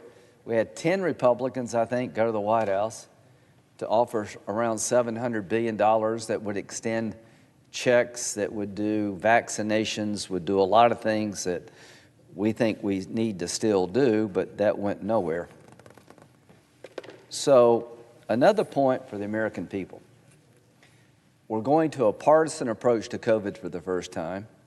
I went over the amount of money we've appropriated for the COVID problems the country's experienced. And here's what I want you to understand. We're going to spend $1.9 trillion in a partisan fashion. I think a lot of it's very much unrelated to COVID, simply because they have the power to do it. They now have power of the federal government, complete power. Control of the Senate, control of the House, control of the White House. They've abandoned bipartisanship. We had the presidency and the Senate. They had the House. We're able to work together. Now they've got it all. They're running us over, literally, legislatively here. I think we've made reasonable officers. Nobody's willing to compromise. They see this as a moment to do a lot of things they've been wanting to do for years that has nothing to do with COVID. But another problem they have, in my view, is that you're appropriating $1.9 trillion, most of it not related to COVID. We haven't spent the money that we've allocated in the past. So administrative actions are still $200 billion that we haven't spent. Legislative actions, $3.1 trillion. We've appropriated $4.1 trillion. There's still $1 trillion that hadn't been spent yet.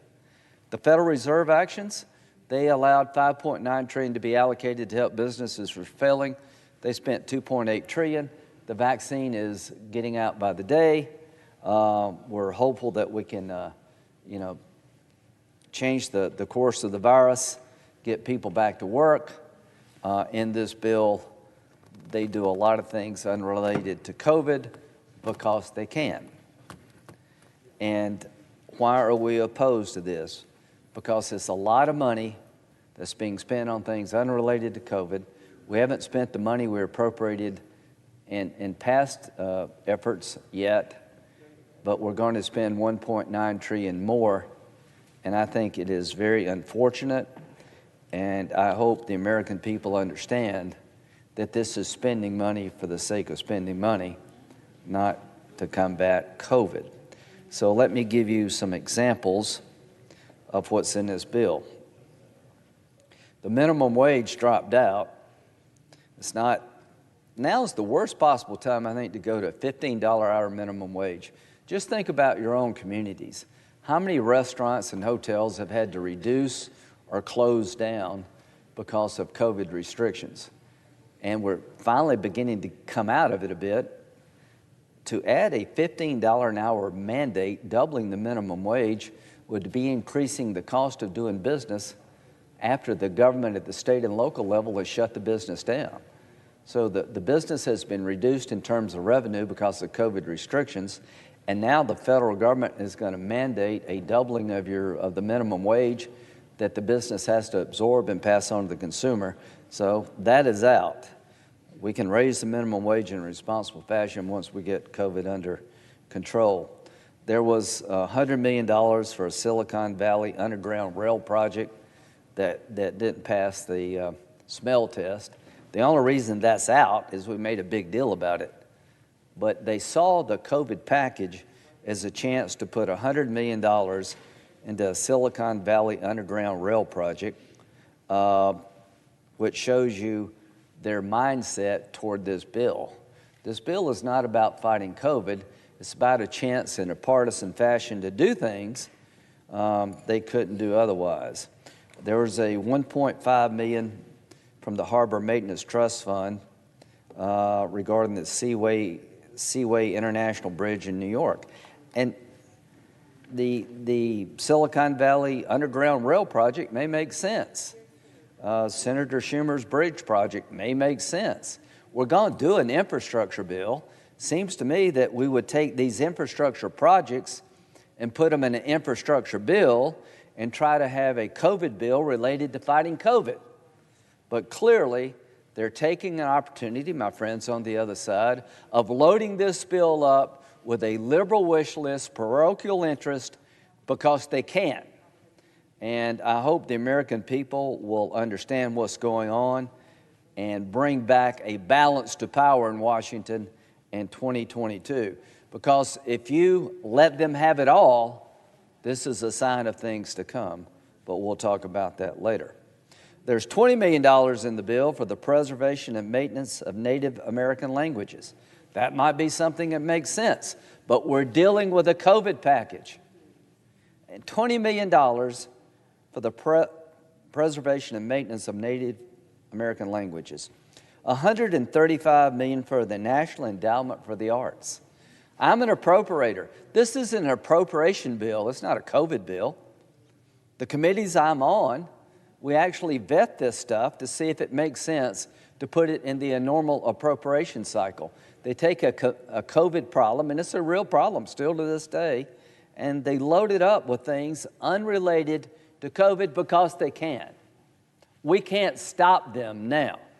Maybe one day we can stop them and go back to the old way of doing business, where we sit down and work together as Democrats and Republicans to spend over $4 trillion to combat COVID. My hope is that we will have some balance in the future we don't have today. $135 million for the National Endowment for the Humanities. What has that got to do with COVID? There are people really suffering out there, and $135 million for the Endowment for the Arts, $135 million the Endowment for the Humanities. That's still a lot of money where I come from. $200 million for the Institute of Museum and Library Sciences. I am sure there's needs out there for museums and library sciences, but it should go through the appropriations process where we'll have a chance to make a case for it or against it, rather than being crammed into a bill that's being printed while I speak. We're talking about a $1.9 trillion COVID package with 90% unrelated to COVID being printed while I speak. Now, if that's good government, count me out. Funding for Planned Parenthood. What's that got to do for COVID? PPP loans for labor unions. Paid leave for federal employees. $86 billion bailout for union pensions. Maybe something we want to look at. But in a COVID bill?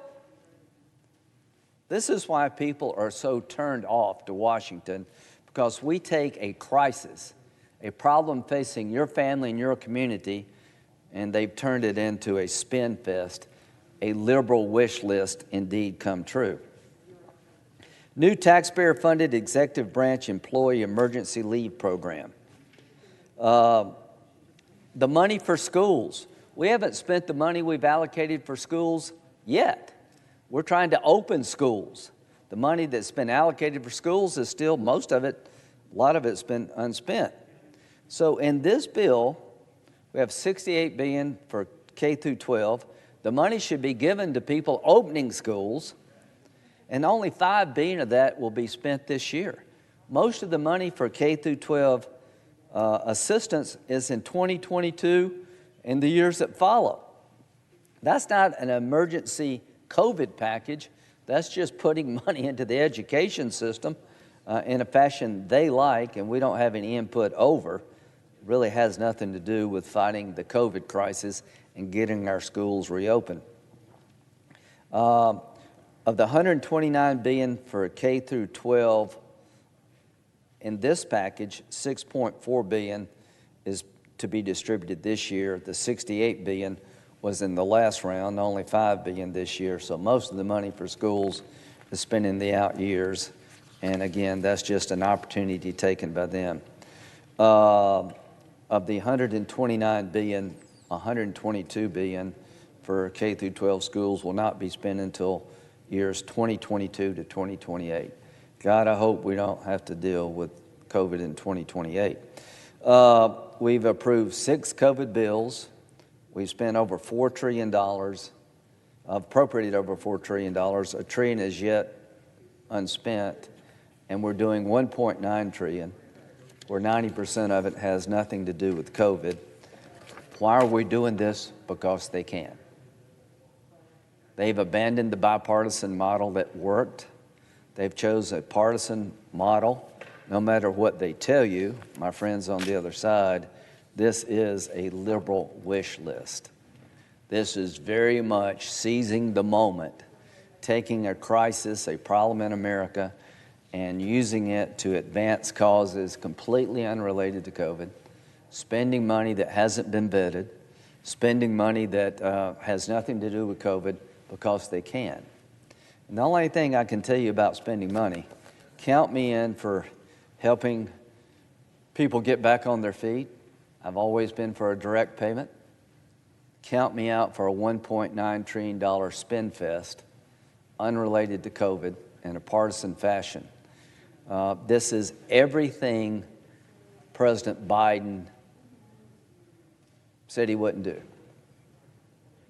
The inaugural speech rings hollow when it comes to this provision, the $1.9 trillion COVID package. Everything President Biden said he wanted to do for the country, he abandoned. And it's not like there's plenty of Republicans that would sit down and work with our Democratic friends to do another round of COVID relief, but it's got to be related to COVID, and we want to spend the money we've appropriated in the past first. Maybe that's an odd concept in Washington, but I'll make a bet. Most Americans find it odd that we would appropriate money for a problem and we haven't spent the money we've already appropriated in the past. would get that out the door to see what needs to be done in the future. I think most Americans believe now is not the time to load a bill up with a bunch of stuff unrelated to COVID, because we need every dollar to hit the mark. But we'll have a chance to talk about that in the coming months, and there'll be another election coming before you know it. And the only thing I can leave with the American people here is that they have it all in terms of power. This is what they've chosen to do. They've chosen a partisan path, rejecting the bipartisan path. They've chosen to put most of the money in the bill for things unrelated to COVID simply because they can. And the last election was about what would happen to our country if Democrats got in charge of everything. Many of us on our side said it'd be one of the most liberal agendas in the history of American politics, would come forth pretty quickly. I had no idea it would come forward this quickly. I had no idea that they would abandon a bipartisan approach to COVID, because it seems to be the one area that we've had success regarding working together. So during the campaign, I said there'd be two areas I thought we could do bipartisan legislation. One was COVID, the other is infrastructure. Boy, was I wrong about COVID. So I'm hoping that the American people pay some attention to this debate. We're going to have some really good amendments on our side talking about how we would spend the money differently and why we would choose not to spend some money in this bill, because it simply has nothing to do with COVID. The American people have suffered during the COVID pandemic. There are better days ahead. I want to do as much as we can for vaccinations and helping people get back into school, and I'm willing to help people struggling out there. But you shouldn't be giving a $1,400 check to people that made $200,000 as a couple. They've changed that. They've taken the Silicon Valley Railway out. They've taken the bridge out because they had to, not because they wanted to. So we're going to have a lot of amendments that will show what we would do with your money versus what they would do with your money. We're going to have a lot of amendments that would show what we would do with COVID and how to fight COVID versus what they would do with COVID. And that's what democracy is all about, working together when you can and showing differences when you must. So there are going to be a lot of differences in this debate, and I think this will not be the last time you hear about this bill. I think this bill is going to resonate for months and years to come in all the wrong ways. With that, I'll yield the floor, Mr. President. Note the absence of a quorum. Clerk will call the roll. Ms. Baldwin.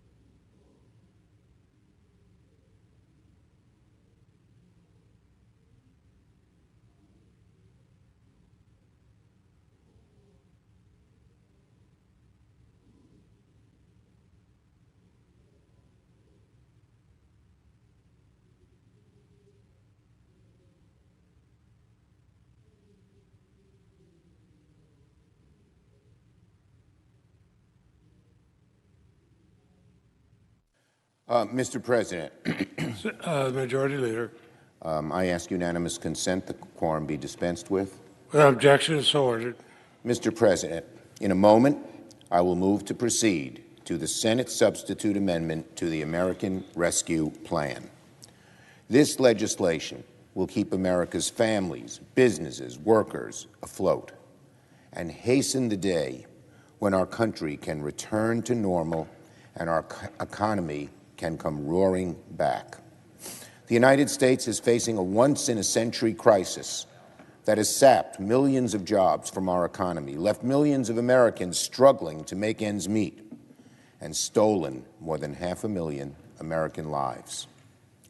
The time is now to move forward with big, bold, strong relief for the American people, to send checks, as promised, to American workers and families, to help reopen schools as quickly and safely as possible, to help the hardest-hit small businesses hang on, to help families stay in their homes, care for their children, and put food on the table, to keep firefighters, teachers, and bus drivers on the job, and crush the virus with testing and vaccines once and for all. We are not going to repeat the mistakes of the past. We are not going to be timid in the face of a great challenge. We are not going to delay when urgent action is called for. We are not going to quit before the race is won. We are going to sprint through the finish line. It's time to move forward with this legislation, which will be one of the largest single anti-poverty bills in recent history. It is a time to lift this country out of crisis and set it on a path to a strong and swift recovery. It is time to tell the American people that help is on the way. So, Mr. President, I move to proceed to calendar number 10, H.R. 1319. The clerk will report. Motion to proceed to calendar number 10, H.R. 1319, an act to provide for reconciliation pursuant to Title II of S. Conres 5. I ask for the yeas and nays. Is there a sufficient second? There appears to be. The clerk will call the roll. Ms. Baldwin, Mr. Barrasso, Mr. Bennett, Mrs. Blackburn, Mr. Blumenthal, Mr. Blunt, Mr. Booker, Mr. Bozeman, Mr. Braun, Mr. Brown, Mr. Burr, Ms. Cantwell, Mrs. Capito, Mr. Cardin, Mr. Carper, Mr. Casey, Mr. Cassidy, Ms. Collins, Mr. Coons, Mr. Cornyn, Ms. Cortez Masto, Mr. Cotton, Mr. Kramer, Mr. Crapo, Mr. Cruz, Mr. Daines, Ms. Duckworth, Mr. Durbin. No. Thank you.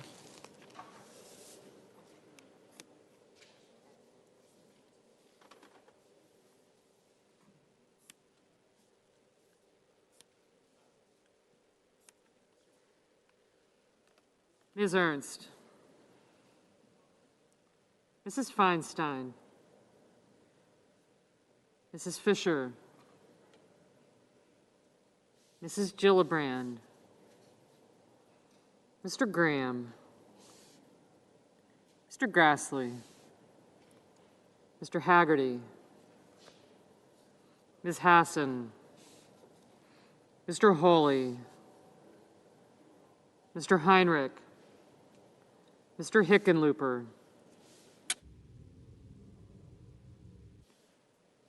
Ms. Hirono, Mr. Hoven, Mrs. Hyde-Smith, Mr. Inhofe, Mr. Johnson, Mr. Kane, Mr. Kelly, Mr. Kennedy, Mr. King, Ms. Klobuchar, Mr. Lankford, Mr. Leahy, Mr. Lee, Mr. Lujan,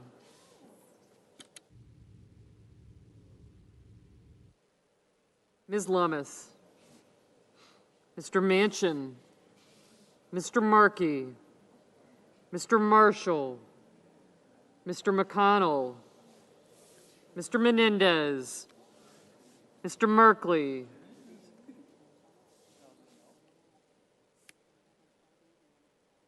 Mr. Moran, Ms. Murkowski,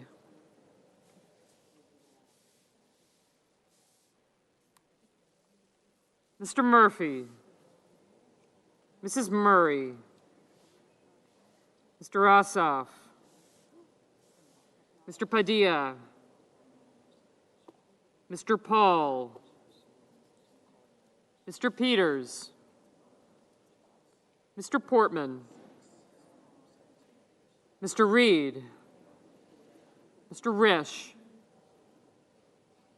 Mr. Romney, Ms. Rosen, Mr. Rounds, Mr. Rubio, Mr. Sanders, Mr. Sass, Mr. Schatz, Mr. Schumer, Mr. Scott of Florida, Mr. Scott of South Carolina, Mrs. Shaheen, Mr. Shelby, Ms. Sinema, Ms. Smith, Ms. Stabenow, Mr. Sullivan, Mr. Tester, Mr. Thune, Mr. Tillis, Mr. Toomey, Mr. Tuberville, Mr. Van Hollen, Mr. Warner, Mr. Warnock, Ms. Warren, Mr. Whitehouse, Mr. Wicker, Mr. Wyden, Mr. Young,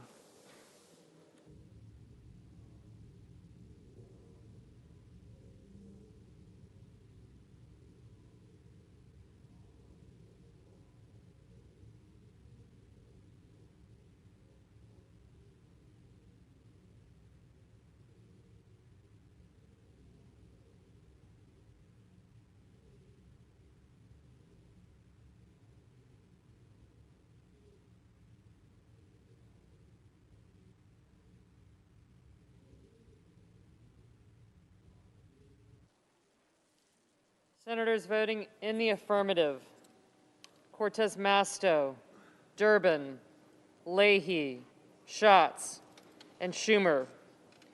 Senators voting in the negative: Graham, Hyde-Smith, Rounds, and Wicker. Ms. Stabenow, aye.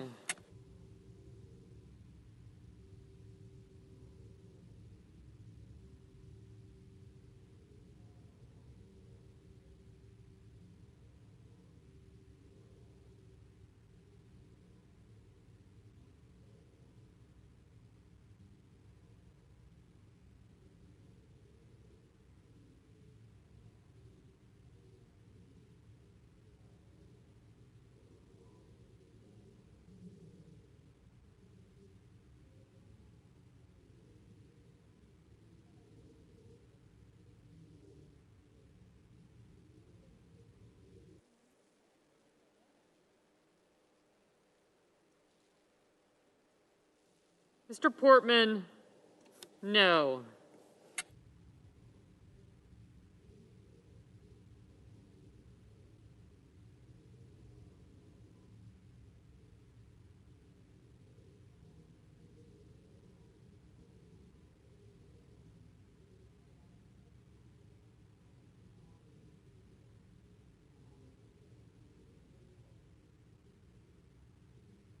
Mr. Haggerty, no.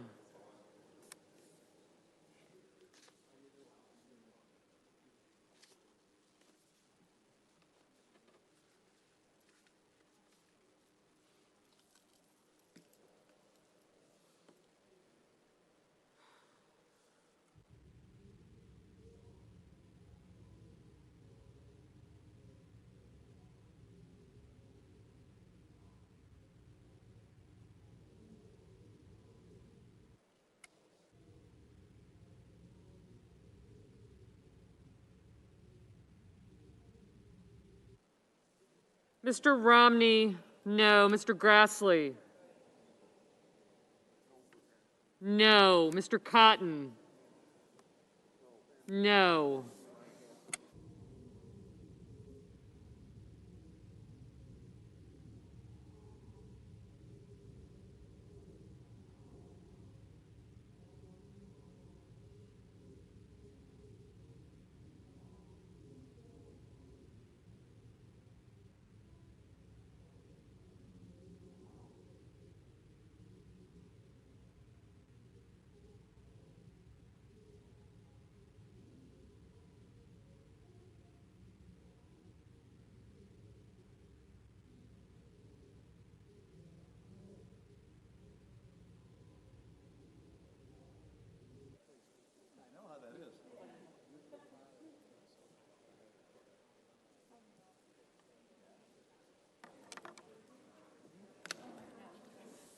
Mrs. Blackburn, no. Ms. Lummis? No.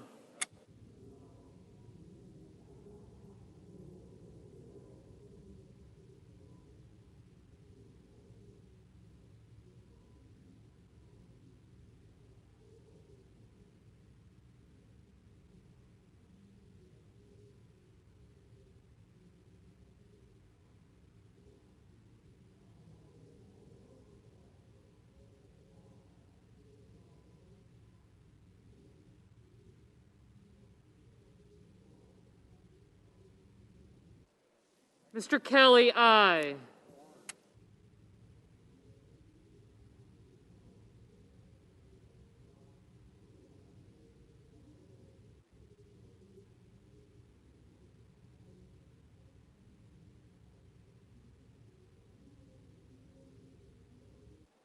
Mr. Tuberville, no.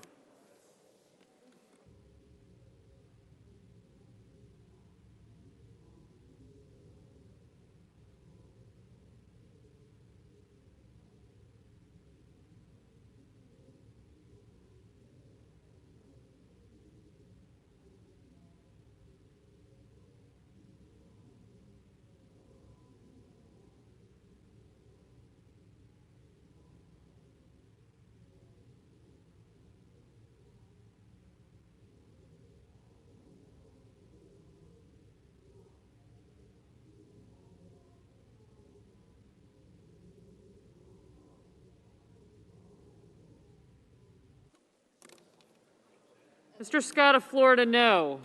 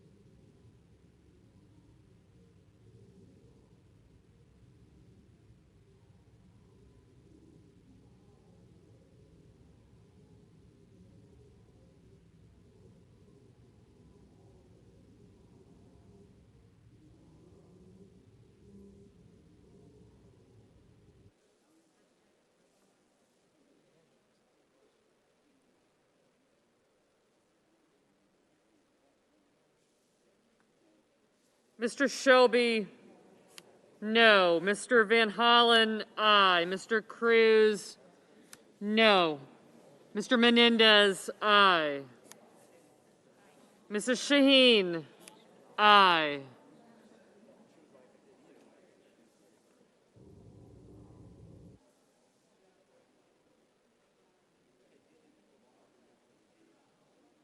Mr. Reed, aye.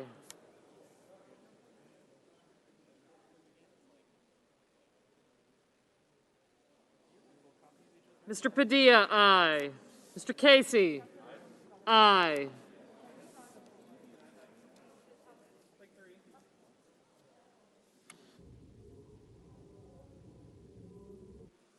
Mrs. Fisher, no.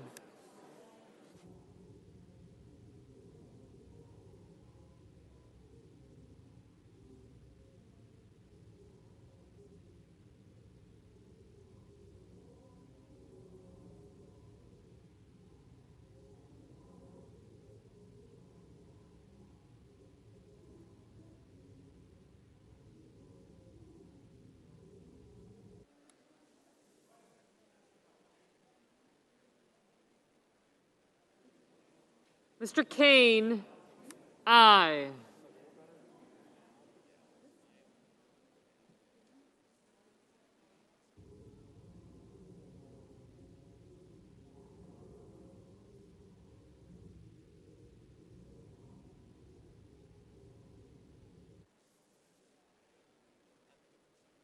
Mr. Toomey, no.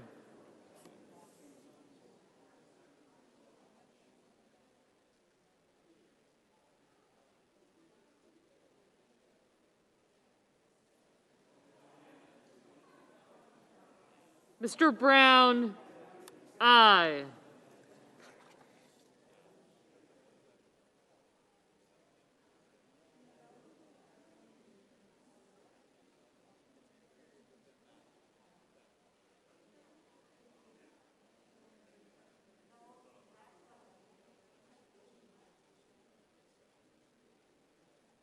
Mr. Thune, no. Mr. Sanders.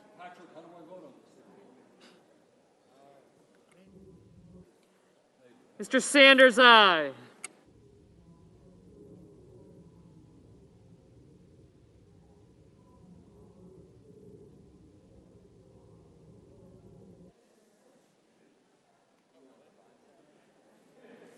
Mr. Burr, no. Mr. Cornyn, no. Ms. Duckworth, aye. Mr. Hickenlooper, aye. Ms. Smith, aye.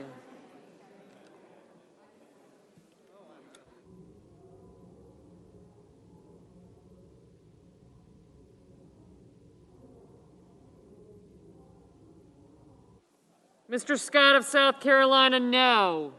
Mr. Tester, aye. Ms. Hassan, aye.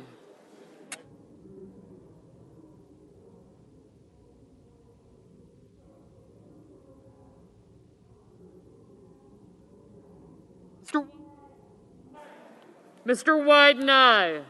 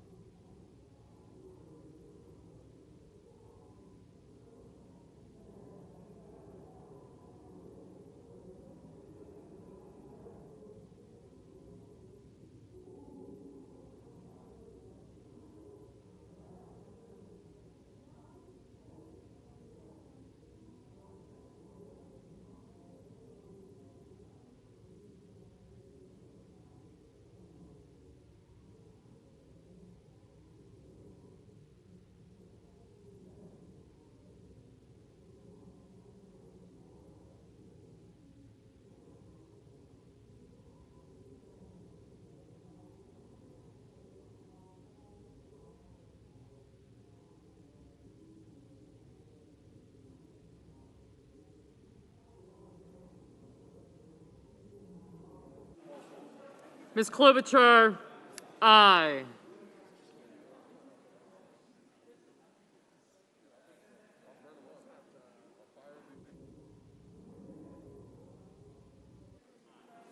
Mr. Ossoff, aye.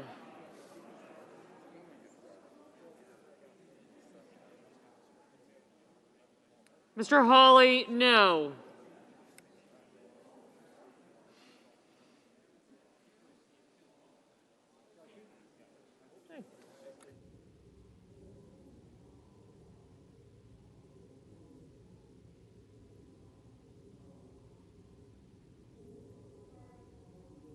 Mr. Risch, no.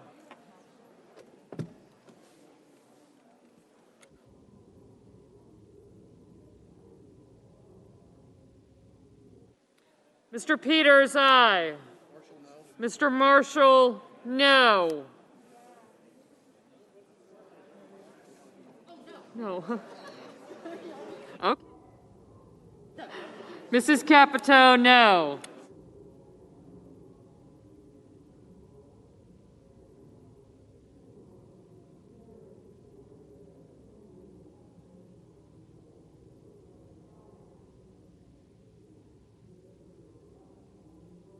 Mr. Kramer, no. Gary.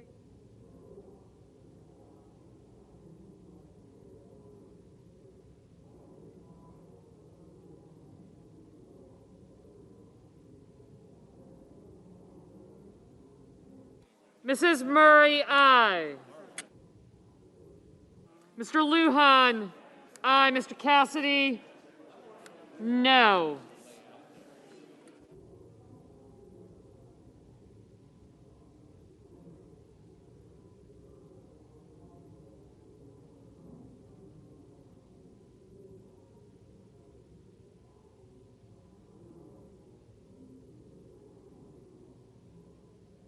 Ms. Collins? Ms. Collins, no. Ms. Baldwin, aye. I had him. I got him.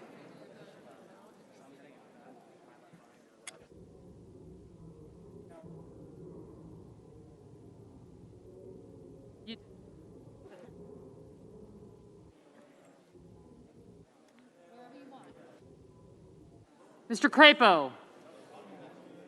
No. Mr. Murphy? Aye. Mr. Cardin? Aye. Mr. Lankford? No.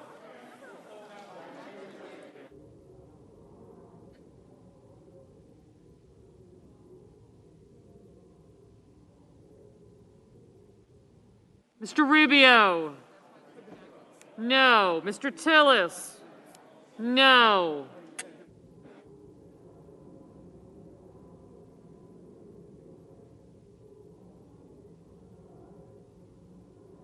Mr. Coons? Aye. Mr. Sullivan? No. Mr. Daines? No. Mr. Sass? No.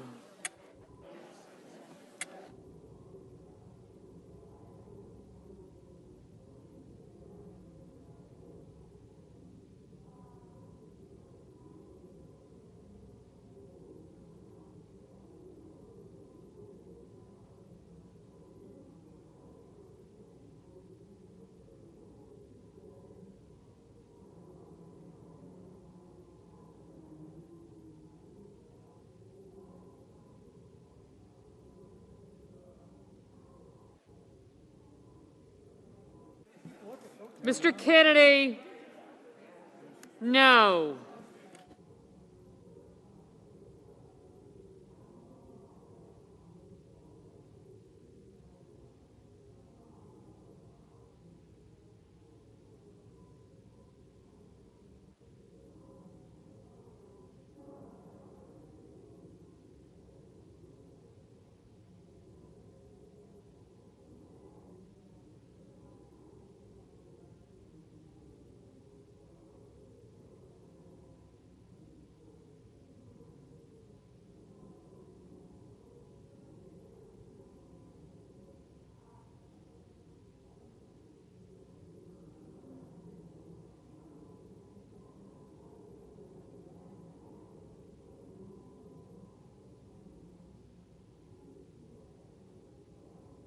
Mr. Paul, no.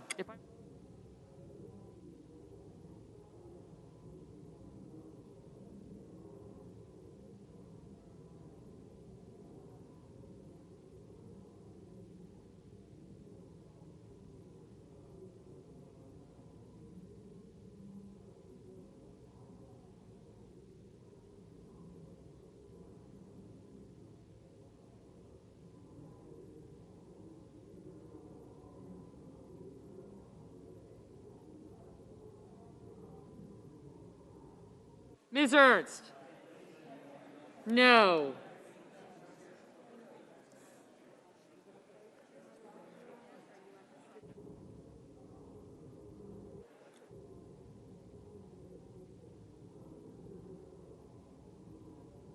Mr. King?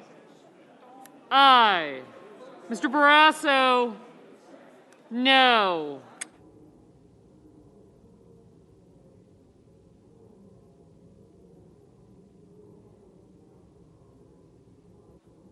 Ms. Murkowski, no.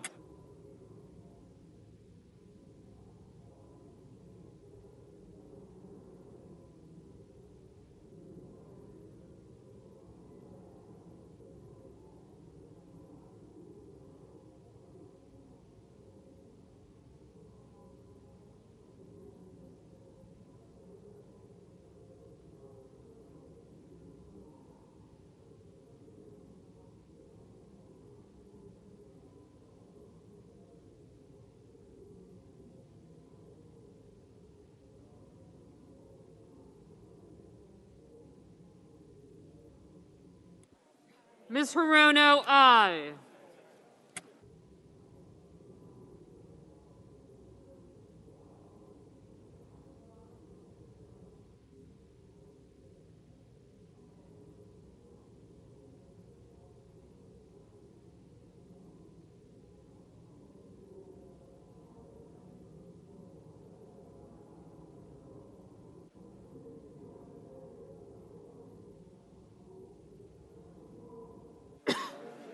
Mrs. Gillibrand, aye.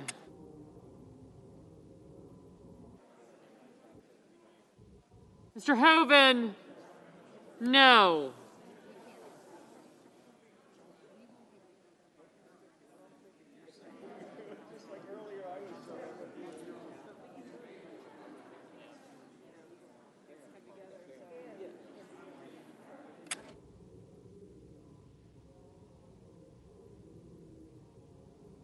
Mr. Booker, aye.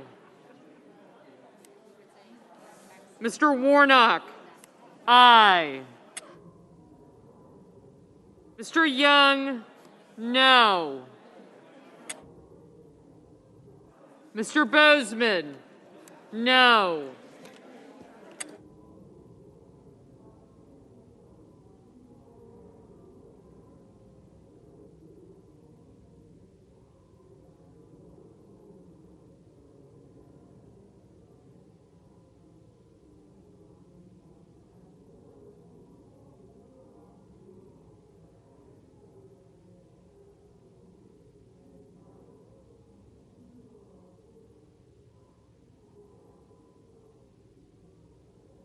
Miss Cinema, aye.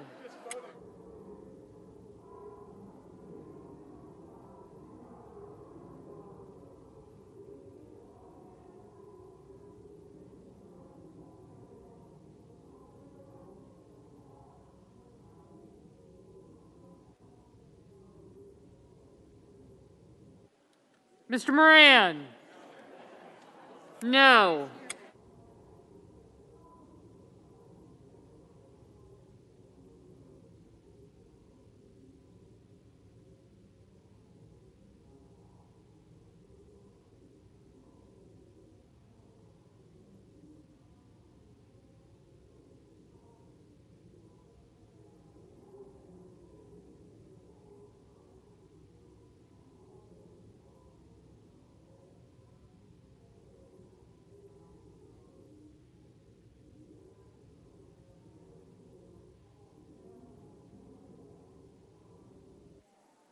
Mr. Whitehouse, aye.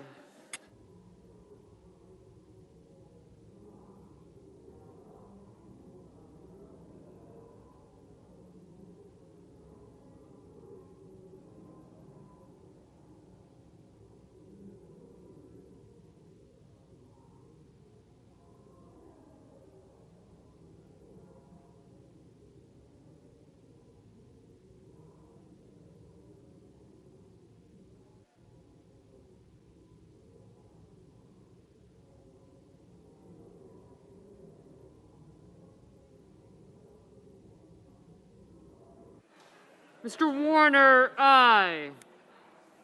Mr. Markey, aye. Mr. Braun, no.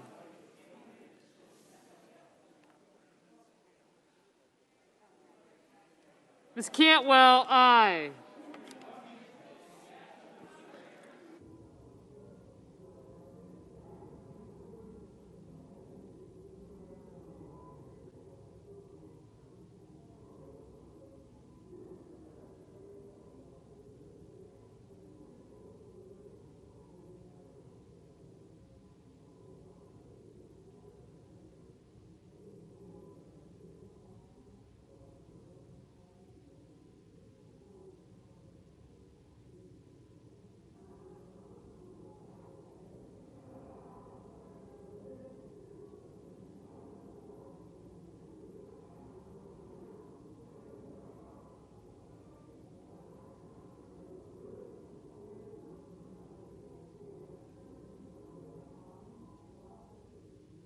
Mr. Blumenthal, aye. You have time, right?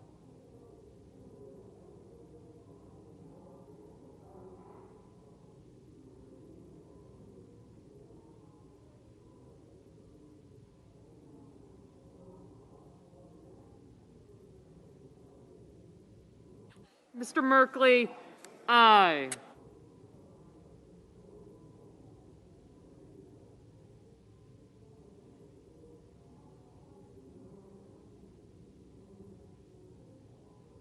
Mr. Inhofe, no.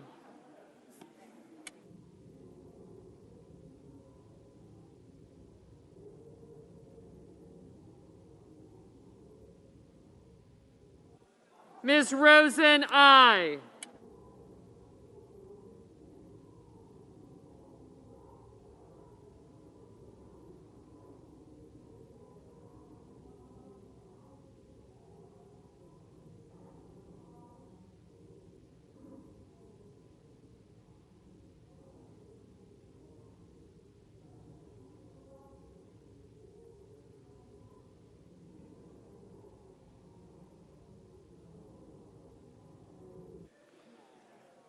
Mr. Heinrich, aye. Mr. Bennett, aye.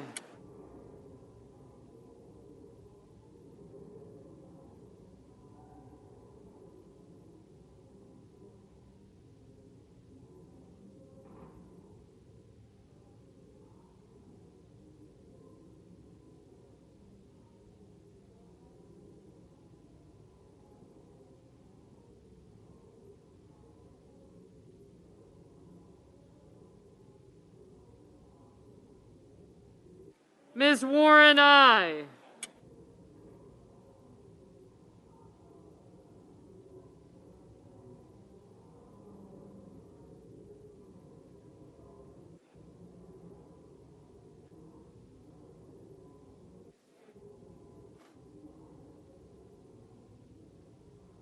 Mr. Johnson, no.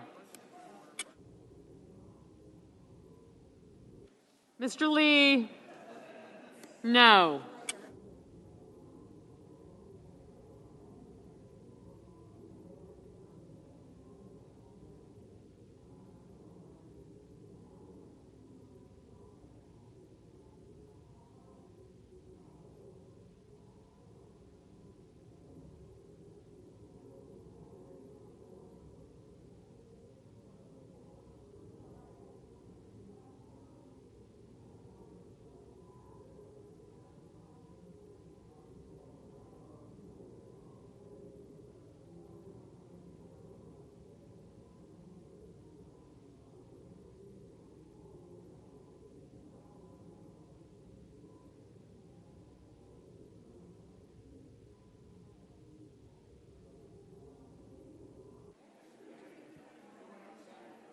Mr. McConnell, no.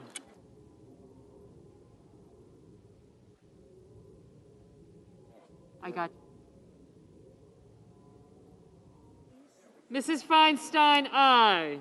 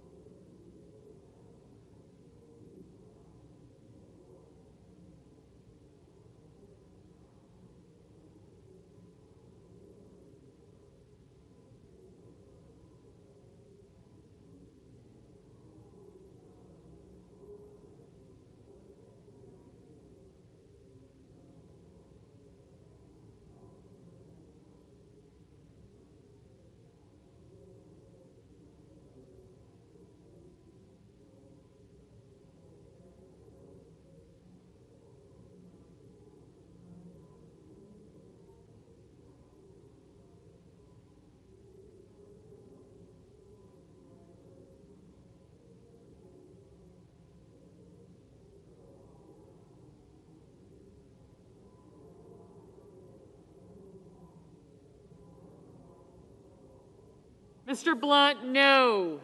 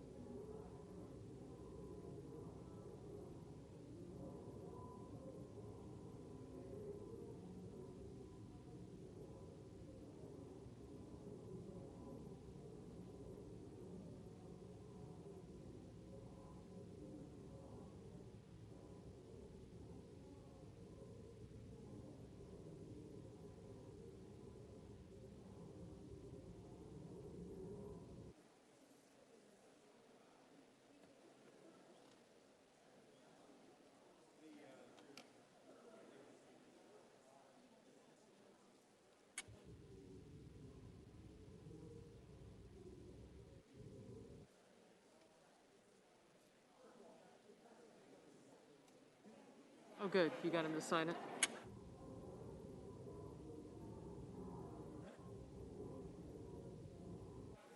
Mr. Manchin, aye. Mr. Carper, aye.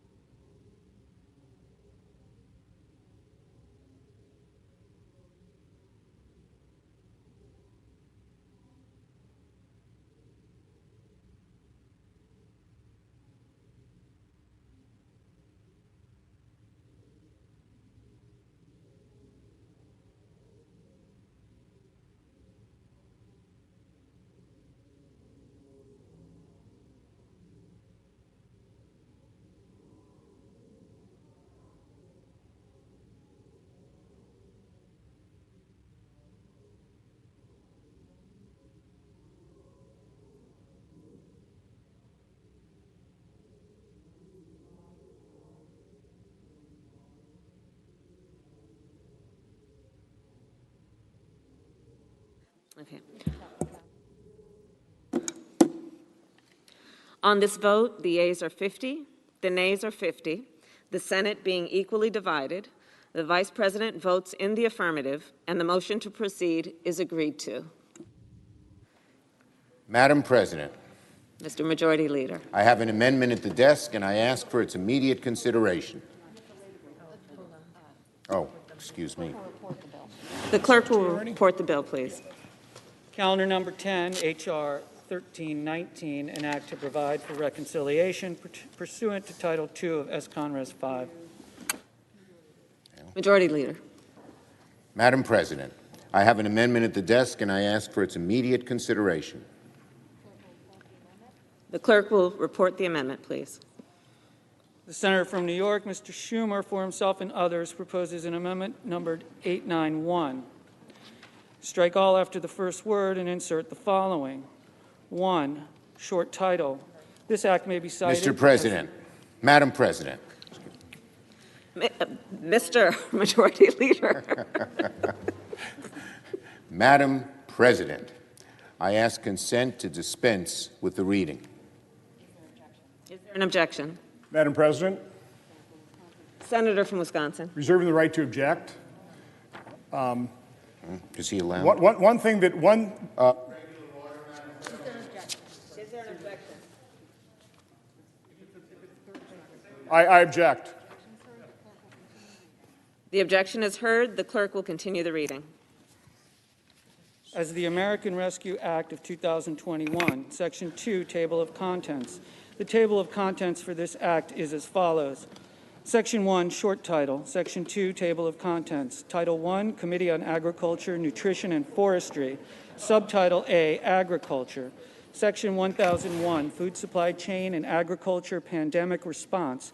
Section 1002, Emergency Rural Development.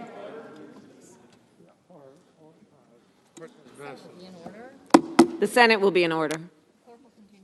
The clerk will continue reading. Grants for Rural Health Care. Section 1003, Pandemic Program Administration Funds. Section 1004, Funding for the USDA Office of Inspector General for Oversight of COVID-19 related programs. Section 1005, Farm Loan Assistance for Socially Disadvantaged Farmers and Ranchers. Section 1006, USDA Assistance and Support for Socially Disadvantaged Farmers, Ranchers, Forest Land Owners and Operators and Groups. Section 1007, Use of Commodity Credit Corporation for Commodities and Associated Expenses. Subtitle B, Nutrition. Section 1101, Supplemental Nutrition Assistance Program. Section 1102, Additional Assistance for SNAP Online Purchasing and Technology Improvements. Section 1103, Additional Funding for Nutrition Assistance Programs. Section 1104, Commodity Supplemental Food Program. Section 1105, Improvements to WIC Benefits. Section 1106, WIC Program Modernization. Section 1107, Meals and Supplements Reimbursement for Individuals who have not attained the age of 25. Section 1108, Pandemic EBT Program. Title II, Committee on Health, Education, Labor, and Pensions. Subtitle A, Education Matters. Part 1, Department of Education. Section 2001, Elementary and Secondary School Emergency Relief Fund. Section 2002, Emergency Assistance to Non-Public Schools. Section 2003, Higher Education Emergency Relief Fund. Section 2004, Maintenance of Effort and Maintenance of Equity. Section 2005, Outlying Areas. Section 2006, Gallaudet University. Section 2007, Student Aid Administration. Section 2008, Howard University. Section 2009, National Technical Institute for the Deaf. Section 2010, Institute of Education Sciences. Section 2011, Program Administration. Section 2012, Office of Inspector General. Section 2013, Modification of Revenue Requirements for Proprietary Institutions of Higher Education. Part 2, Miscellaneous. Section 2021, National Endowment of the Arts. Section 2022, National Endowment for the Humanities. Section 2023, Institute of Museum and Library Services. Subtitle B, Labor Matters. Section 2101, Funding for Department of Labor, Worker Protection Activities. Subtitle C, Human Services and Community Supports. Section 2201, Child Care and Development Block Grant Programs. Section 2202, Child Care Stabilization. Section 2203, Head Start. Section 2204, Programs for Survivors. Section 2205, Child Abuse Prevention and Treatment. Section 2206, Corporation for National and Community Service and National Service Trust. Subtitle D, Public Health. Section 2301, funding for COVID-19 vaccine activities at the Centers for Disease Control and Prevention. Section 2302, funding for vaccine competence activities. Section 2303, funding for supply chain for COVID-19 vaccines, therapeutics, and medical supplies. Section 2304, funding for COVID-19 vaccine, therapeutic, and device activities at the Food and Drug Administration. Section 2305, reduced cost sharing. Subtitle E, testing. Section 2401, funding for COVID-19 testing, contact tracing, and mitigation activities. Section 2402, funding for CARS, CoV-2 genomic sequencing and surveillance. Section 2403, funding for global health. Section 2404, funding for data modernization and forecasting center. Subtitle F, Public Health Workforce. Section 2501, funding for public health workforce. Section 2502, funding for Medical Reserve Corps. Subtitle G, Public Health Investments. Section 2601, funding for community health centers and community care. Section 2602, funding for the National Health Service Corps. Section 2603, funding for Nurse Corps. Section 2604, funding for teaching health centers that operate graduate medical education. Section 2605, funding for family planning. Subtitle H, mental health and substance use disorder. Section 2701, funding for block grants for community and mental health services. Section 2702, funding for block grants for prevention and treatment of substance abuse. Section 2703, funding for mental health and substance use disorder training for healthcare professionals, paraprofessionals, and public safety officers. Section 2704, funding for education and awareness campaign encouraging healthy work conditions and use of mental health and substance use disorder services by healthcare professionals. The Senate will be in order. Clerk will continue to read. Section 2705, funding for grants for healthcare providers to promote mental health among their health professional workforce. Section 2706, funding for community-based funding for local substance use disorder services. Section 2707, funding for community-based funding for local behavioral health needs. Section 2708, funding for the National Child Traumatic Stress Network. Section 2709, funding for Project Aware. Section 2710, funding for youth suicide prevention. Section 2711, funding for behavioral health workforce education and training. Section 2712, funding for pediatric mental health care access. Section 2713, funding for expansion grants for certified community behavioral health clinics. Subtitle 1, Exchange Grant Program, Section 2801, establishing a grant program for exchange modernization. Subtitle J, Continued Assistance for Rail Workers. Section 2901, Additional Enhanced Benefits under the Railroad Unemployment Insurance Act. Section 2902, Extended Unemployment Benefits under the Railroad Unemployment Insurance Act. Section 2903, Extension of waiver of the 7-day waiting period for benefits under the Railroad Unemployment Insurance Act. Section 2904, Railroad Retirement Board and Office of the Inspector General funding. Subtitle K, Ratepayer Protection. Section 2911, Funding for LIHEAP. Section 2912, Funding for Water Assistance Program. Subtitle L, Assistance for Older Americans, Grandfamilies, and Kinship Families. Section 2921, Supporting Older Americans and their Families. Section 2922, National Technical Assistance Center on Grandfamilies and Kinship Families. Title III, Committee on Banking, Housing, and Urban Affairs. Subtitle A, Defense Production Act of 1950. Section 3101, COVID-19 Emergency Medical Supplies Enhancement. Subtitle B, Housing Provisions. Section 3201, Emergency Rental Assistance. Section 3202, Emergency Housing Vouchers. Section 3203, Emergency Assistance for Rural Housing. Section 3204, Housing Counseling. Section 3205, Homelessness Assistance and Supportive Services Program. Section 3206, Homeowner Assistance Fund. Section 3207, relief measures for Section 502 and 504, direct loan borrowers. Section 3208, fair housing activities. Subtitle C, small business. Section 3301, State Small Business Credit Initiative. Subtitle D, public transportation. Section 3401, Federal Transit Administration grants. Title IV, Committee on Homeland Security and Governmental Affairs. Section 4001, Emergency Federal Employee Leave Fund. Section 4002, Funding for the Government Accountability Office. Section 4003, Pandemic Response Accountability Committee Funding Availability. Section 4004, Funding for the White House. Section 4005, Federal Emergency Management Agency Appropriation. Section 4006, Funeral Assistance. Section 4007, Emergency Food and Shelter Program Funding. Section 4008, Humanitarian Relief.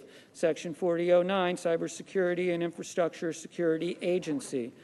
Section 4010, Appropriation for the United States Digital Service. Section 4011, Appropriation for the Technology Modernization Fund. Section 4012, Appropriation for the Federal Citizen Service Fund. Section 4013, AFG and SAFER Program Funding. Section 4014, Emergency Management Performance Grant Funding. Title V, Committee on Small Business and Entrepreneurship. Section 5001, Modifications to Paycheck Protection Program. Section 5002, Targeted IDL Advance. Section 5003, Support for Restaurants. Section 5004, Community Navigator Pilot Program. Section 5005, Shuttered Venue Operators. Section 5006, Direct Appropriations. Title VI, Committee on Environment and Public Works. Section 6001, Economic Adjustment Assistance. Section 6002, Funding for Pollution, Disparate Impacts of COVID-19 Pandemic. Section 6003, United States Fish and Wildlife Service. Title VII, Committee on Commerce, Science, and Transportation. Subtitle A, Transportation and Infrastructure. Section 7101, Grants to the National Railroad Passenger Corporation. Section 7102, Relief for Airports. Section 7103, Emergency FAA Employee Leave Fund. Section 7104, Emergency TSA Employee Leave Fund. Subtitle B, Aviation Manufacturing Jobs Protection. Section 7201, Definitions. Section 7202, Payroll Support Program. Subtitle C, Airlines. Section 7301, Air Transportation Payroll Support Program Extension. Subtitle D, Consumer Protection and Commerce Oversight. Section 7401, Funding for Consumer Product Safety Fund to protect consumers from potentially dangerous products related to COVID-19. Section 7402, Funding for E-rate support for emergency educational connections and devices. Section 7403, Funding for Department of Commerce Inspector General. Section 7404, Federal Trade Commission funding for COVID-19 related work. Subtitle E, Science and Technology. Section 7501, National Institute of Standards and Technology. Section 7502, National Science Foundation. Subtitle F, Corporation for Public Broadcasting. Section 7601, Support for the Corporation for Public Broadcasting. Title 8, Committee on Veterans Affairs. Section 8001, Funding for Claims and Appeals Processing. Section 8002, Funding Availability for Medical Care and Health Needs. Section 8003, Funding for Supply Chains Modernization. Section 8004, Funding for State Homes. Section 8005, Funding for the Department of Veterans Affairs, Office of Inspector General. Section 8006, COVID-19 Veteran Rapid Retraining Assistance Program. Section 8007, Prohibition on co-payments and cost sharing for veterans during emergencies relating to COVID-19. Section 8008, Emergency Department of Veterans Affairs Employee Leave Fund. Title IX, Committee on Finance. Subtitle A, Crisis Support for Unemployed Workers. Part 1, Extension of CARES Act Unemployment Provisions. Section 9011, Extension of Pandemic Unemployment Assistance. Section 9012, Extension of Emergency Unemployment Relief for Governmental Entities and Nonprofit Organizations. Section 9013, Extension of Federal Pandemic Unemployment Compensation. Section 9014, Extension of full federal funding of the first week of compensatable regular unemployment for states with no waiting week. Section 9015, extension of emergency state staffing flexibility. Section 9016, extension of pandemic emergency unemployment compensation. Section 9017, extension of temporary financing of short-term compensation payments in states with programs in law. Section 9018, extension of temporary financing of short-term compensation agreements for states without programs in law. Part 2, extension of FFCRA unemployment provisions. Section 9021, extension of temporary assistance for states with advances. Section 9022, extension of full federal funding of extended unemployment compensation. Part 3, Department of Labor funding for timely, accurate, and equitable payment. Section 9031, funding for administration. Section 9032, funding for fraud prevention, equitable access, and timely payment to eligible workers. Subtitle B, emergency assistance to families through home visiting programs. Section 9101, emergency assistance to families through home visiting programs. Subtitle C, emergency assistance to children and families. Section 9201, pandemic emergency assistance. Subtitle D, elder justice and support guarantee. Section 9301, additional funding for aging and disability services programs. Subtitle E, support to skilled nursing facilities in response to COVID-19. Section 9401, providing for infection control support to skilled nursing facilities through contracts with quality improvement organizations. Section 9402, funding for strike teams for resident and employee safety in skilled nursing facilities. Subtitle F, preserving health benefits for workers. Section 9501, preserving health benefits for workers. Subtitle G, promoting economic security. Part 1, 2021, recovery rebates to individuals. Section 9601, 2021, recovery rebates to individuals. Part 2, child tax credit. Section 9611, child tax improvements for 2021. Section 9612, application of child tax credit in possessions. Part 3, earned income tax credit. Section 9621, strengthening the earned income tax credit for individuals with no qualifying children. Section 9622, taxpayer eligible for childless earned income credit in case of qualifying children who failed to meet certain identification requirements. Section 9623, credit allowed in case of certain separated spouses. Section 9624, modification of disqualified investment income tax. Section 9625, application of earned income tax credit in possessions of the United States. Section 9626, temporary special rule for determining earned income for purposes of earned income tax credit.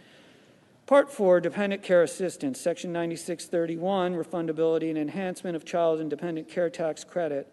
Section 9632, increase in exclusion for employer-provided dependent care assistance. Part 5, credits for paid sick and family leave. Section 9641, payroll credits. Section 9642, credit for sick leave for certain self-employed individuals. Section 9643, credit for family leave for certain self-employed individuals. Part 6, employee retention credit. Section 9651, extension of employee retention credit. Part 7, premium tax credit. Section 9661, improving affordability by expanding premium assistance for consumers. Section 9662, temporary modification of limitations on reconciliation of tax credits for coverage under a qualified health plan with advance payments of such credit. Section 9663, application of premium tax credit in case of individuals receiving unemployment compensation during 2021. Part 8, miscellaneous provisions. Section 9671, repeal of election to allocate interest, etc., on worldwide basis.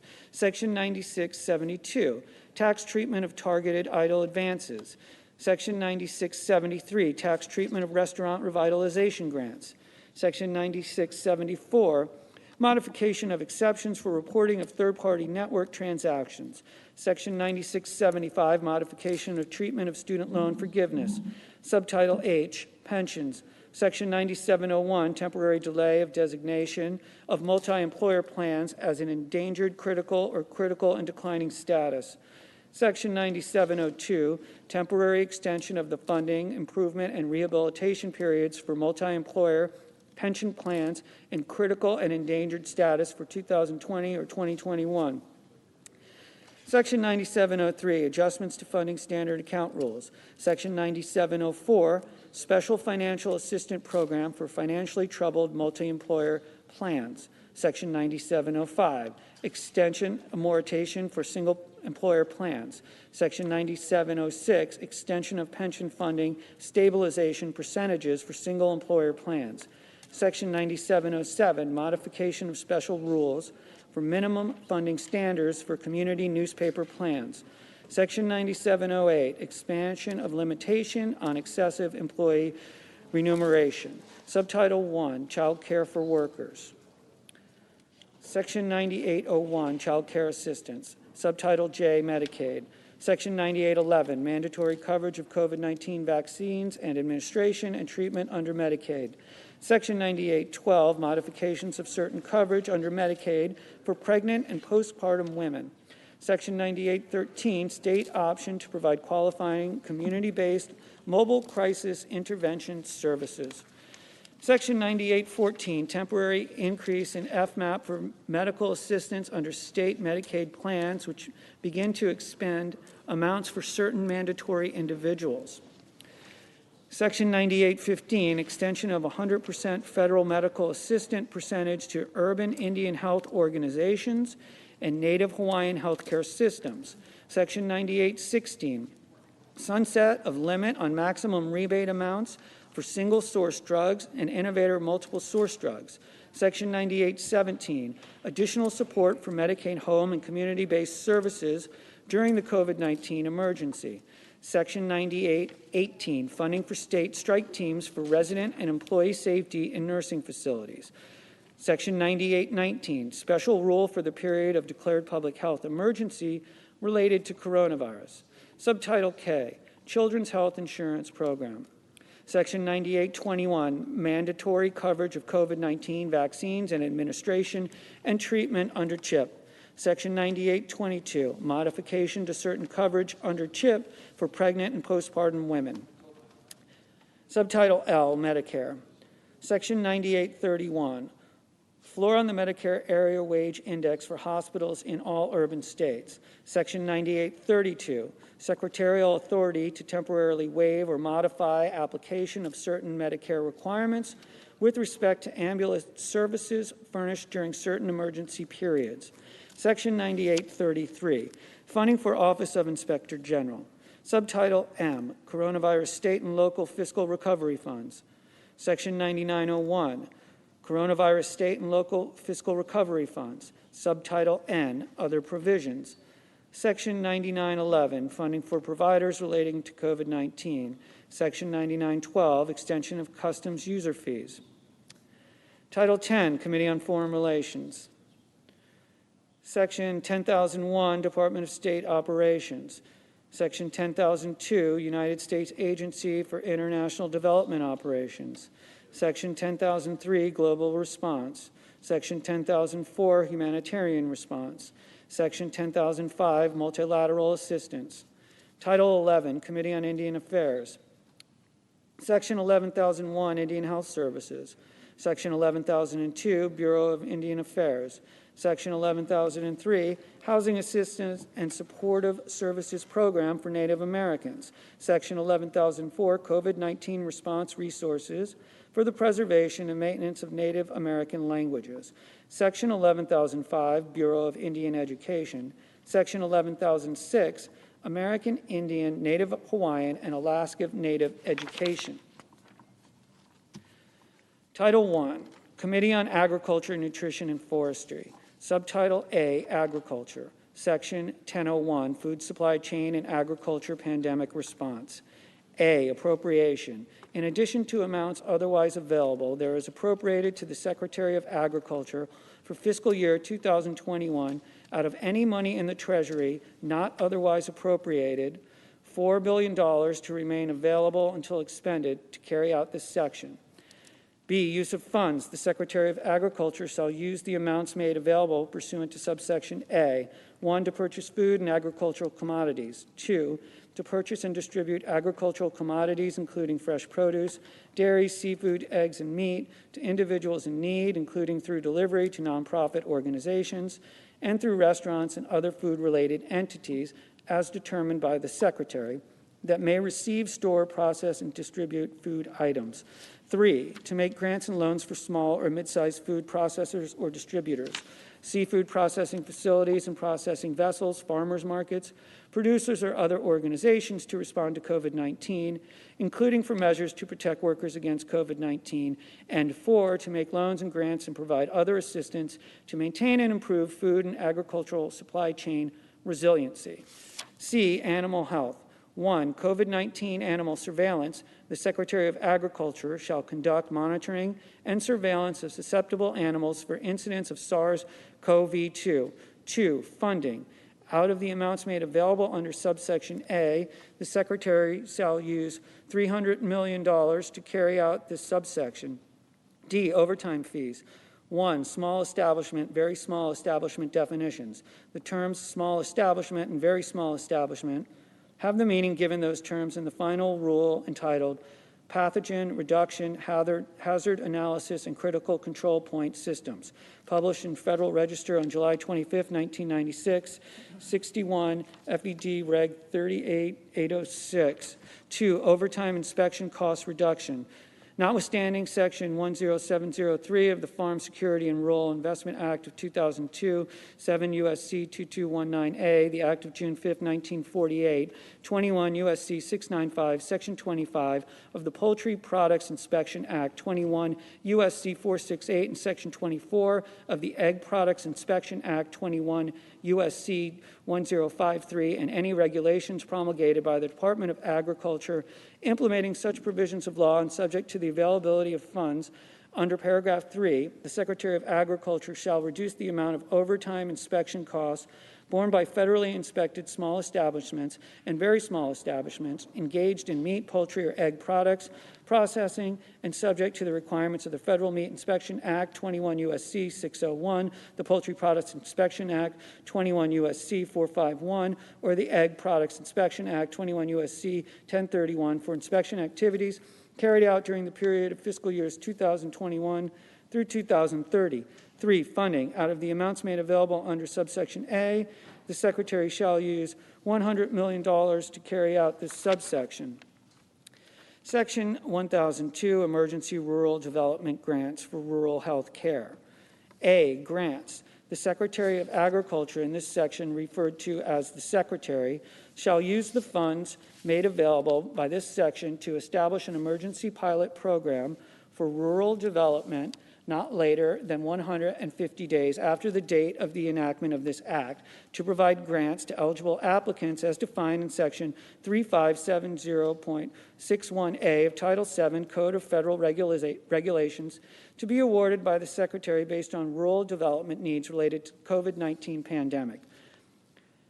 B, uses. An eligible applicant to whom a grant is awarded under this section may use the grant's funds for costs, including those incurred prior to the insurance of the grant, as determined by the Secretary, or facilities which primarily serve rural areas, as defined in Section 343A13C of the Consolidated Farm and Rural Development Act, 7 U.S.C. 1991A13C, which are located in a rural area, the median household income of the population to be served by which is less than the greater of the poverty line, or the applicable percentage determined under Section 3570.63B of Title VII Code of Federal Regulations of the state non-metropolitan median household income, and for which the performance of any construction work completed with grant funds shall meet the conditions set forth in Section 9003F of the Farm Security and Rural Investment Act of 2002, 7 U.S.C. 8103F, to 1, increase capacity for vaccine distribution, 2, provide medical supplies to increase the medical surge capacity, 3, reimburse for revenue lost during the COVID-19 pandemic, including revenue losses included prior to the awarding of the grant. 4, increase telehealth capabilities, including underlying healthcare information systems. 5, construct temporary or permanent structures to provide healthcare services, including vaccine administration or testing. 6, support staffing needs for vaccine administration or testing. And 7, engage in any other efforts to support rural development determined to be critical to address the COVID-19 pandemic, including nutritional assistance to vulnerable individuals as approved by the Secretary. C, funding. In addition to the amounts otherwise available, there is appropriated to the Secretary for fiscal year 2021 out of any money in the Treasury not otherwise appropriated, $500 million to remain available until September 30th, 2023 to carry out this section, of which not more than 3% may be used by the Secretary for administrative purposes, and not more than 2% may be used by the Secretary for technical assistance as defined in Section 306A26 of the Consolidated Farm and Rural Development Act, 7 U.S.C. 1926A26, Section 1003, Pandemic Program Administration Funds. In addition to the amounts otherwise available, they are appropriated for fiscal year 2021 out of any money in the Treasury not otherwise appropriated, $47,500,000 to remain available until expended for necessary administrative expenses associated with carrying out this subtitle. Section 1004, funding for the USDA Office of Inspector General for oversight in COVID-19 related programs. In addition to the amounts otherwise made available, there is appropriated to the Office of Inspector General of the Department of Agriculture for fiscal year 2021 out of any money in the Treasury not otherwise appropriated, $2,500,000 to remain available until September 30th, 2022 for audits, investigations, and other oversight activities of projects, activities carried out with funds made available to the Department of Agriculture related to the COVID-19 pandemic.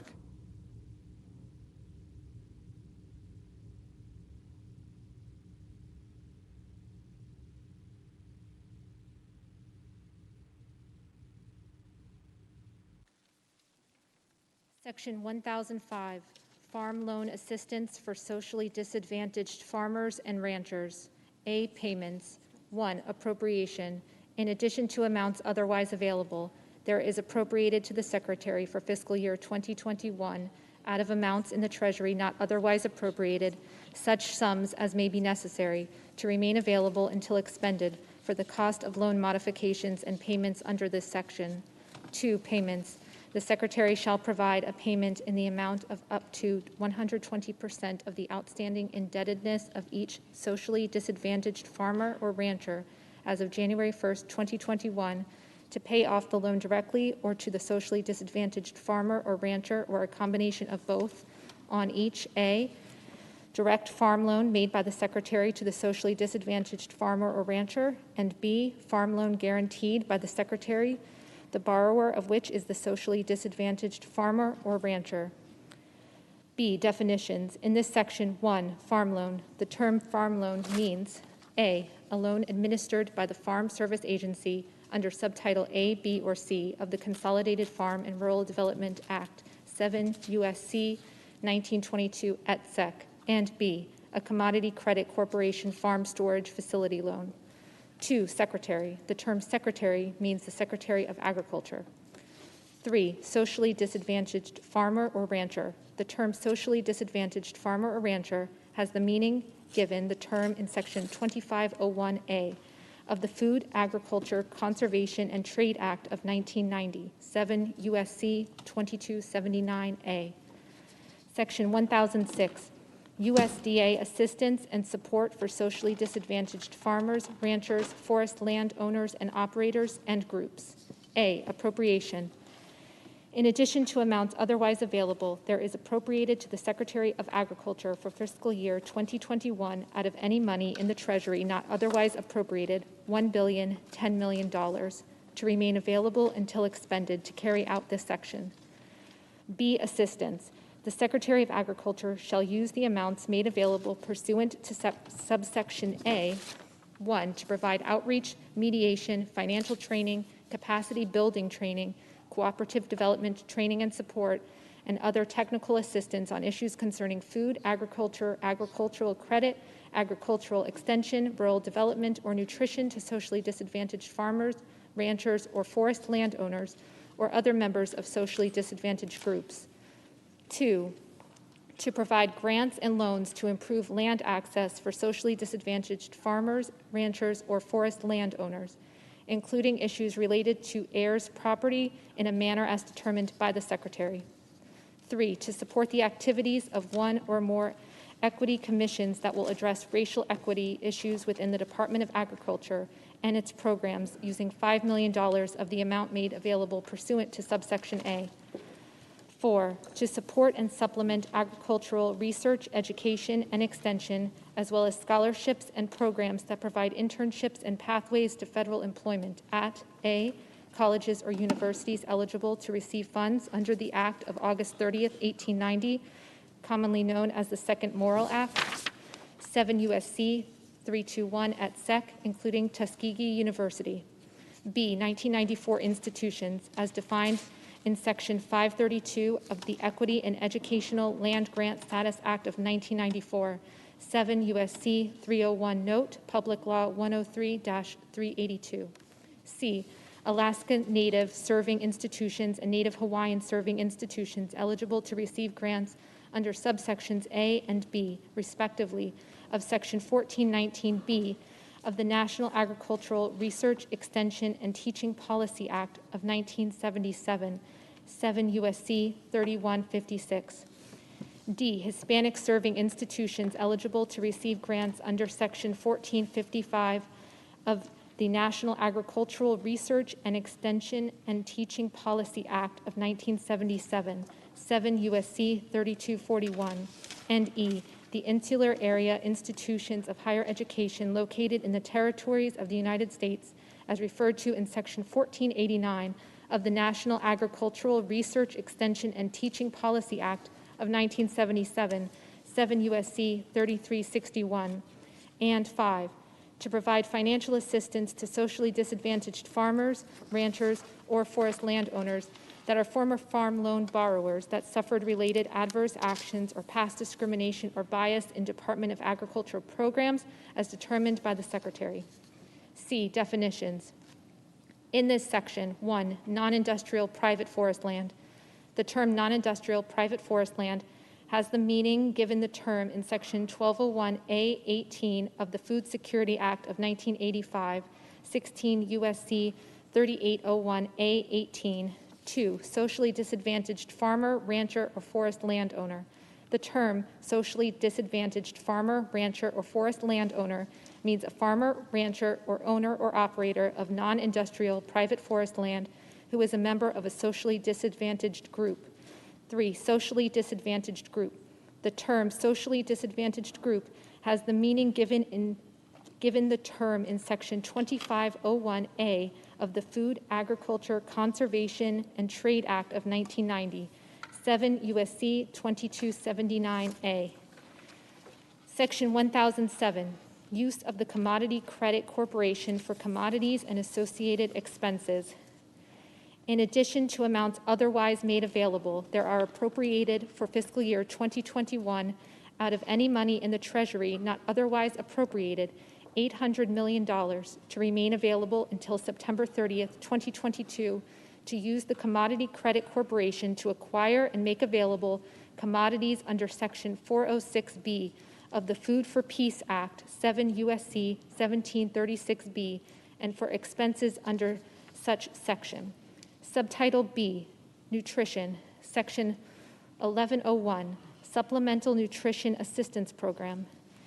A, Value of Benefits, Section 702A of Division N of the Consolidated Appropriations Act 2021, Public Law 116-260 is amended by striking June 30th, 2021 and inserting September 30th, 2021. B, SNAP Administrative Expenses.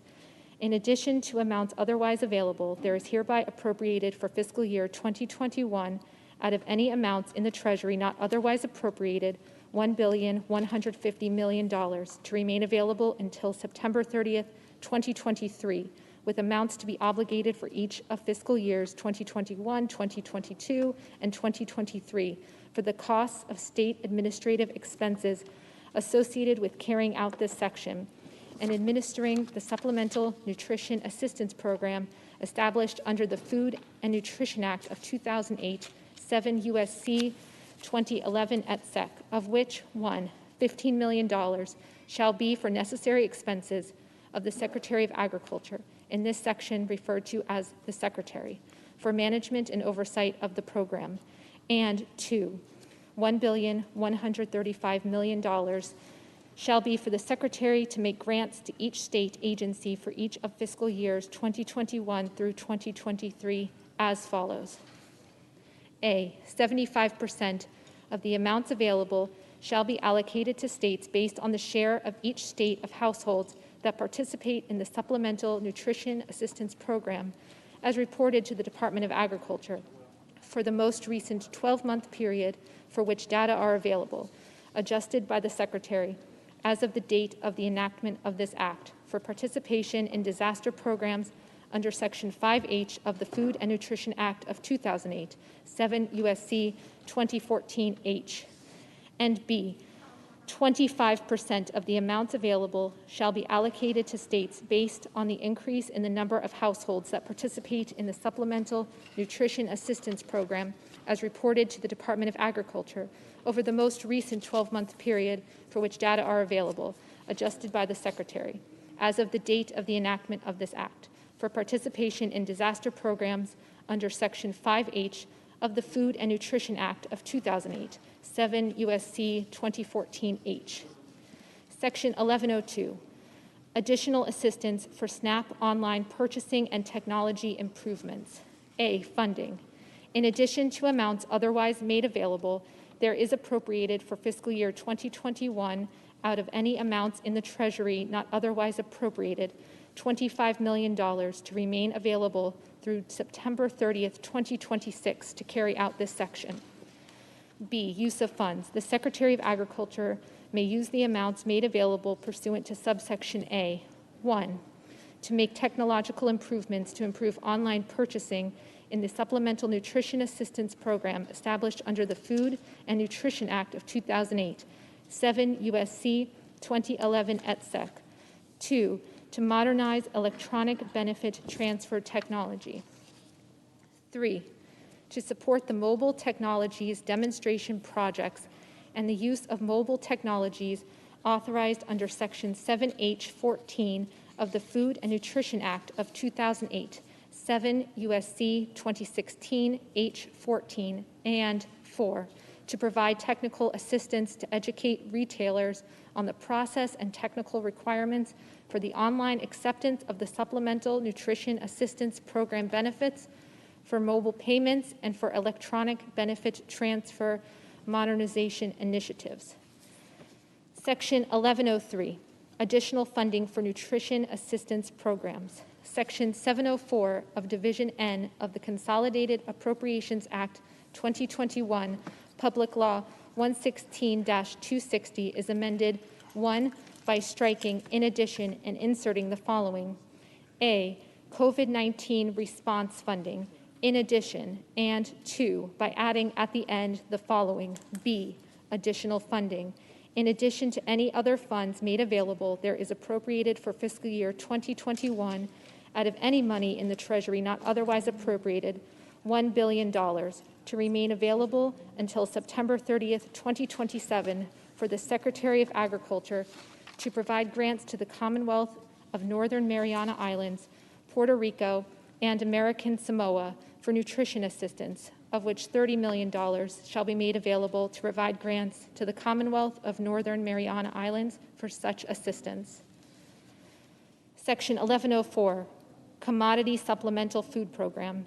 In addition to amounts otherwise made available, there is appropriated for fiscal year 2021 out of any money in the Treasury not otherwise appropriated, $37 million to remain available until September 30th, 2022 for activities authorized by Section 4A of the Agriculture and Consumer Protection Act of 1973, 7 U.S.C.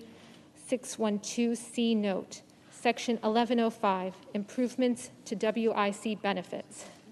A, definitions. In this section, 1, applicable period. The term applicable period means a period, A, beginning after the date of enactment of this act as selected by a state agency, and B, ending not later than the earlier of 1, 4 months after the date described in subparagraph A, or 2, September 30th, 2021. 2, cash value voucher.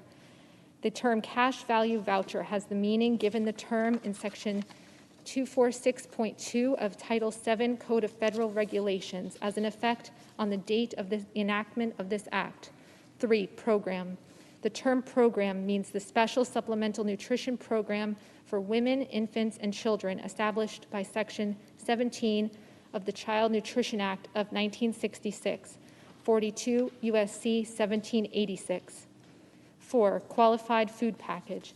The term qualified food package means each of the following food packages as defined in Section 246.10E of Title VII Code of Federal Regulations as in effect on the date of the enactment of this act. A, food package 3 participants with qualifying conditions. B, food package 4 children 1 through 4 years. C, food package 5 pregnant and partially mostly breastfeeding women. D, food package 6 postpartum women. E, food package 7 fully breastfeeding. 5, secretary. The term secretary means the Secretary of Agriculture. 6, state agency. The term state agency has the meaning given the term in Section 17B of the Child Nutrition Act of 1966, 42 U.S.C. 1786B. B, authority to increase amount of cash value voucher. During the public health emergency declared by the Secretary of Health and Human Services under Section 319 of the Public Health Service Act 42 U.S.C. 247D on January 31st, 2020, with respect to the coronavirus disease 2019, COVID-19, and in response to challenges relating to that public health emergency, the Secretary may, in carrying out the program, increase the amount of a cash value voucher under a qualified food package to an amount that is less than or equal to $35. C, application of increased amount of cash value voucher to state agencies. 1, notification. An increase to the amount of a cash value voucher under subsection B shall apply to any state agency that notifies the Secretary of A, the intent to use that increased amount without further application, and B, the applicable period selected by the state agency during which that increased amount shall apply. 2, use of increased amount. A state agency that makes a notification to the Secretary under paragraph 1 shall use the increased amount described in that paragraph. A, during the applicable period described in that notification, and B, only during a single applicable period. D, sunset. The authority of the Secretary under subsection B and the authority of a state agency to increase the amount of a cash value voucher under subsection C shall terminate on September 30th, 2021. E, funding. In addition to amounts otherwise made available, there is appropriated to the Secretary out of funds in the Treasury not otherwise appropriated $490 million to carry out this section to remain available until September 30th, 2022. Section 1106, WIC program modernization.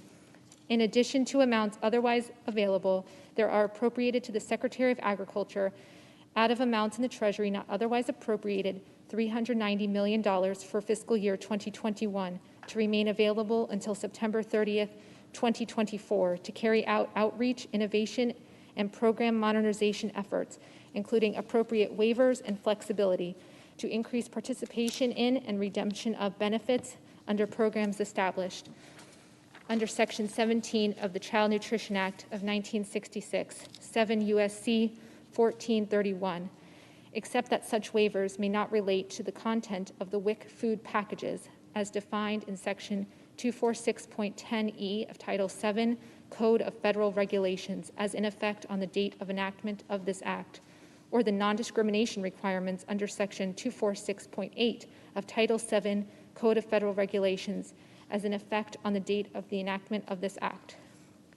Section 1107, meals and supplements, reimbursements for individuals who have not attained the age of 25. A, program for at-risk school children. beginning on the date of enactment of this section, notwithstanding paragraph 1A of section 17R of the Richard B. Russell National School Lunch Act, 42 U.S.C. 1766R, during the COVID-19 public health emergency declared under section 319 of the Public Health Service Act, 42 U.S.C. 247D, the Secretary shall reimburse institutions that are emergency shelters under such section 17R, 42 U.S.C. 1766R, for meals and supplements served to individuals who, at the time of such service, 1, have not attained the age of 25, and 2, are receiving assistance, including non-residential assistance, from such emergency shelter. B, participation by emergency shelters. Beginning on the date of enactment of this section, notwithstanding paragraph 5A of section 17T of the Richard B. Russell National School Lunch Act, 42 U.S.C. 1766T, during the COVID-19 public health emergency declared under section 319 of the Public Health Service Act, 42 U.S.C. 247D, the Secretary shall reimburse emergency shelters under such section 17T, 42 U.S.C. 1766T, for meals and supplements served to individuals who, at the time of such service, have not attained the age of 25. C, definitions. In this section, 1, emergency shelter. The term emergency shelter has the meaning given the term under section 17T1 of the Richard B. Russell National School Lunch Act, 42 U.S.C. 1766T1. 2, secretary. The term secretary means the Secretary of Agriculture. Section 1108, Pandemic EBT Program. Section 1101 of the Families First Coronavirus Response Act, 7 U.S.C. 2011 Note Public Law 116-127 is amended 1, in subsection A, by striking during fiscal years 2020 and 2021 and inserting in any school year in which there is a public health emergency designation, and B, by inserting or in a covered summer period following a school session after in session. 2, in subsection G, by striking during fiscal year 2020 the and inserting the. 3, in subsection H1A, by inserting either after at least one child enrolled in such a covered child care facility, and B, by inserting or a Department of Agriculture grant-funded nutrition assistance program in the Commonwealth of the Northern Mariana Islands, Puerto Rico, or American Samoa before shall be eligible to receive assistance. 4, by redesignating subsections I and J as subsections J and K respectively. 5, by inserting after subsection H the following. 1, emergencies during summer. The Secretary of Agriculture may permit a state agency to extend a state agency plan approved under subsection B for not more than 90 days for the purpose of operating the plan during a covered summer period, during which time schools participating in the school lunch program under the Richard B. Russell National School Lunch Act or the school breakfast program under Section 4 of the Child Nutrition Act of 1966, 42 U.S.C. 1773, and covered child care facilities shall be deemed closed for purposes of this section. 6, in subsection J, as so redesignated, A, by redesignating paragraphs 2 through 6 as paragraphs 3 through 7 respectively. B, by inserting after paragraph 1 the following. 2, covered summer period. The term covered summer period means a summer period that follows a school year during which there was a public health emergency designation. And C, in paragraph 5 as so redesignated, by striking or another coronavirus with pandemic potential. And 7, in subsection K as so redesignated, by inserting federal agencies before state agencies. Title II, Committee on Health, Education, Labor, and Pensions. Subtitle A, Education Matters. Part 1, Department of Education. Section 2001, Elementary and Secondary School Emergency Relief Fund. A, in general, in addition to amounts otherwise available through the Education Stabilization Fund, there is appropriated to the Department of Education for fiscal year 2021 out of any money in the Treasury not otherwise appropriated, $125,804,800,000 to remain available through September 30th, 2023 to carry out this section. B, grants. From funds provided under subsection A, the Secretary shall make grants to each state educational agency in accordance with this section. C, allocations to states. The amount of each grant under subsection B shall be allocated by the Secretary to each state in the same proportion as each state received under Part A of Title I of the Elementary and Secondary Education Act of 1965 in the most recent fiscal year. D, subgrants to local educational agencies. 1, in general, each state shall allocate not less than 87.5% of the grant funds awarded to the state under this section as subgrants to local educational agencies, including charter schools that are local educational agencies in the state, in proportion to the amounts of funds such local educational agencies and charter schools that are local educational agencies received under Part A of Title I of the Elementary and Secondary Education Act of 1965 in the most recent fiscal year. 2, availability of funds. Each state shall make allocations under paragraph 1 to local educational agencies in an expedited and timely manner, and to the extent practicable, not later than 60 days after the receipt of such funds. E, uses of funds.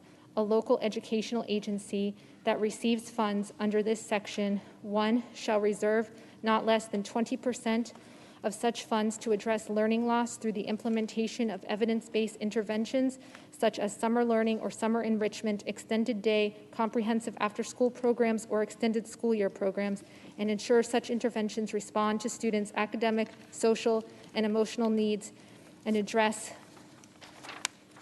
the disproportionate impact of the coronavirus on the student subgroups described in section 1111B2, B11 of the Elementary and Secondary Education Act of 1965, 20 U.S.C. 6311, B2, B11, students experiencing homelessness, and children and youth in foster care, and.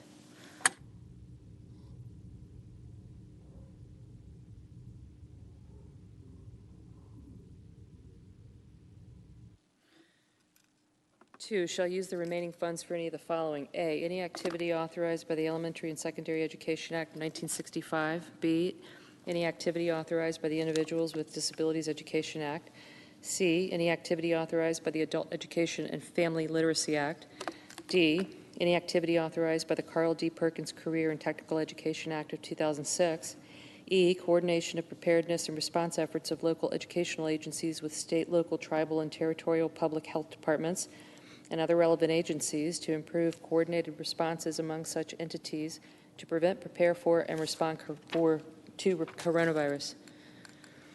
F, activities to address the unique needs of low-income children or students, children with disabilities, English learners, racial and ethnic minorities, students experiencing homelessness, and foster care youth, including how outreach and service delivery will meet the needs of each population. G, developing and implementing procedures and systems to improve the preparedness and response efforts of local educational agencies. H, training and professional development for state staff of the local educational agency on sanitation and minimizing the spread of infectious diseases. I, purchasing supplies to sanitize and clean the facilities of a local educational agency, including buildings operated by such agency. J, planning for, coordinating, and implementing activities during long-term closures, including providing meals to eligible students, providing technology for online learning to all students, providing guidance for carrying out requirements under the Individuals with Disabilities Education Act, and ensuring other educational services can continue to be provided consistent with all federal, state, and local requirements. K, purchasing educational technology, including hardware, software, and connectivity for students who are served by the local educational agency that aids in regular and substantive educational interaction between students and their classroom instructors, including low-income students and children with disabilities, which may include assistive technology or adaptive equipment. L, providing mental health services and supports, including through the implementation of evidence-based full-service community schools. M, planning and implementing activities related to summer learning and supplemental after-school programs, including providing classroom instruction or online learning during the summer months, and addressing the needs of low-income students, children with disabilities, English learners, migrant students, students experiencing homelessness, and children in foster care. N, addressing learning loss among students, including low-income students, children with disabilities, English learners, racial and ethnic minorities, students experiencing homelessness, and children and youth in foster care of the local educational agency, including by 1, administering and using high-quality assessments that are valid and reliable to accurately assess students' academic progress and assist educators in meeting students' academic needs, including through differentiating instruction. 2, implementing evidence-based activities to meet the comprehensive needs of students. 3, providing information and assistance to parents and families on how they can effectively support students, including in a distance learning environment. And 4, tracking student attendance and improving student engagement in distance education. O, school facility repairs and improvements to enable operation of schools to reduce risk of virus transmission and exposure to environmental health hazards and to support student health needs. P, instruction, testing, maintenance, repair, replacement, and upgrade projects to improve the indoor air quality in school facilities, including mechanical and non-mechanical heating, ventilation, and air conditioning systems, filtering, purification, and other air cleaning, fans, control systems, and window and door repair and replacement. Q, developing strategies and implementing public health protocols, including to the greatest extent practicable policies in line with guidance from the Centers for Disease Control and Prevention for the reopening and operation of school facilities to effectively maintain the health and safety of students, educators, and other staff. R, other activities that are necessary to maintain the operation of and continuity of services in local educational agencies and continuing to employ existing staff of the local educational agency. F, state funding. With funds not otherwise allocated under subsection D, a state 1 shall reserve not less than 5% of the total amount of grant funds awarded to the state under this section to carry out, directly or through grants or contracts, activities to address learning loss by supporting the implementation of evidence-based interventions such as summer learning or summer enrichment, extended day, comprehensive after-school programs, or extended school year programs, and ensure that such interventions respond to students' academic, social, and emotional needs and address the disproportionate impact of the coronavirus on the student subgroups described in Section 1111B2B11 of the Elementary and Secondary School Act of 1965, 20 U.S.C. 6311B2B11, students experiencing homelessness, and children and youth in foster care, including by providing additional support to local educational agencies to fully address such impacts. 2, shall reserve not less than 1% of the total amount of grant funds awarded to the state under this section to carry out directly or through grants or contracts the implementation of evidence-based summer enrichment programs and ensure such programs respond to students' academic, social, and emotional needs and address the disproportionate impact of the coronavirus on the student populations described in Section 1111B 2B11 of the Elementary and Secondary Education Act of 1965, 20 U.S.C. 6311B2B11, students experiencing homelessness, and children and youth in foster care. 3, shall reserve not less than 1% of the total amount of grant funds awarded to the state under this section to carry out directly or through grants or contracts the implementation of evidence-based comprehensive after-school programs and ensure such programs respond to students' academic, social, and emotional needs and address the disproportionate impact of the coronavirus on the student populations described in Section 1111B2B11 of the Elementary and Secondary Act of 1965, 20 U.S.C. 6311B2B11, students experiencing homelessness, and children and youth in foster care. 4, shall reserve 2.5% of the total amount of grant funds awarded to the state under this section to carry out directly or through grants or contracts the purchase of educational technology, including hardware, software, and connectivity for students who are served by the local educational agencies in that state that aids in regular and substantive educational interaction between students and their classroom instructors, including low-income students and children with disabilities, which may include assistive technology or adaptive equipment. And 5, may reserve not more than 0.5% of the total amount of grant funds awarded to the state under this section for administrative costs and the remainder for emergency needs as determined by the state educational agency to address issues responding to coronavirus, which may be addressed through the use of grants or contracts. G, reallocation. A state shall return to the Secretary any funds received under this section that the state does not award within 1 year of receiving such funds, and the Secretary shall reallocate such funds to the remaining states in accordance with subsection C. H, definitions. In this section 1, the terms child, children with disabilities, distance education, elementary school, English learner, evidence-based, secondary school, local educational agency, parent, secretary, state educational agency, and technology have the meanings given those terms in Section 8101 of the Elementary and Secondary Education Act of 1965, 20 U.S.C. 7801. 2, the term full-service community school has the meaning given that term in Section 46222 of the Elementary and Secondary Education Act of 1965, 20 U.S.C. 72722. And 3, the term state means each of the 50 states, the District of Columbia, and the Commonwealth of Puerto Rico. Section 2002, emergency assistance to non-public schools. A, in general, in addition to amounts otherwise available through the Emergency Assistance to Non-Public Schools program, there is appropriated to the Department of Education for fiscal year 2021 out of any money in the Treasury not otherwise appropriated $2,750,000,000 to remain available through September 30, 2023, to make allocations to governors under the Emergency Assistance to Non-Public Schools program to provide services or assistance to non-public schools that enroll a significant percentage of low-income students that are most impacted by the qualifying emergency. B, limitations. Funds provided under subsection A shall not be used to provide reimbursements to any non-public school. Section 2003, Higher Education Emergency Relief Fund. In addition to amounts otherwise available, there was appropriated to the Department of Education for fiscal year 2021 out of any money in the Treasury not otherwise appropriated $39,584,570,000 to remain available through September 30, 2023 to make allocations to institutions of higher education in accordance with the same terms and conditions of Section 314 of the Coronavirus Response and Relief Supplemental Appropriations Act 2021, Division M of Public Law 116-260, except that 1, subsection A1 of such Section 314 shall be applied by submitting 91% for 89%. 2, subsection A2 of such Section 314 shall be applied A in the matter preceding subparagraph A by substituting under the heading Higher Education in the Department of Education Appropriations Act 2020 for in the further Consolidated Appropriations Act 2020 Public Law 116-94, and B in some paragraph B by substituting under the heading Higher Education in the Department of Education Appropriations Act 2020 for in the further Consolidated Appropriations Act 2020 Public Law 116-94. 3, an institution that receives an allocation apportioned in accordance with Clause 3 of subsection A2A of such Section 314 that has a total endowment size of less than $1 million, including an institution that does not have an endowment, shall be treated by the Secretary as having a total endowment size of $1 million for the purposes of such Clause 3.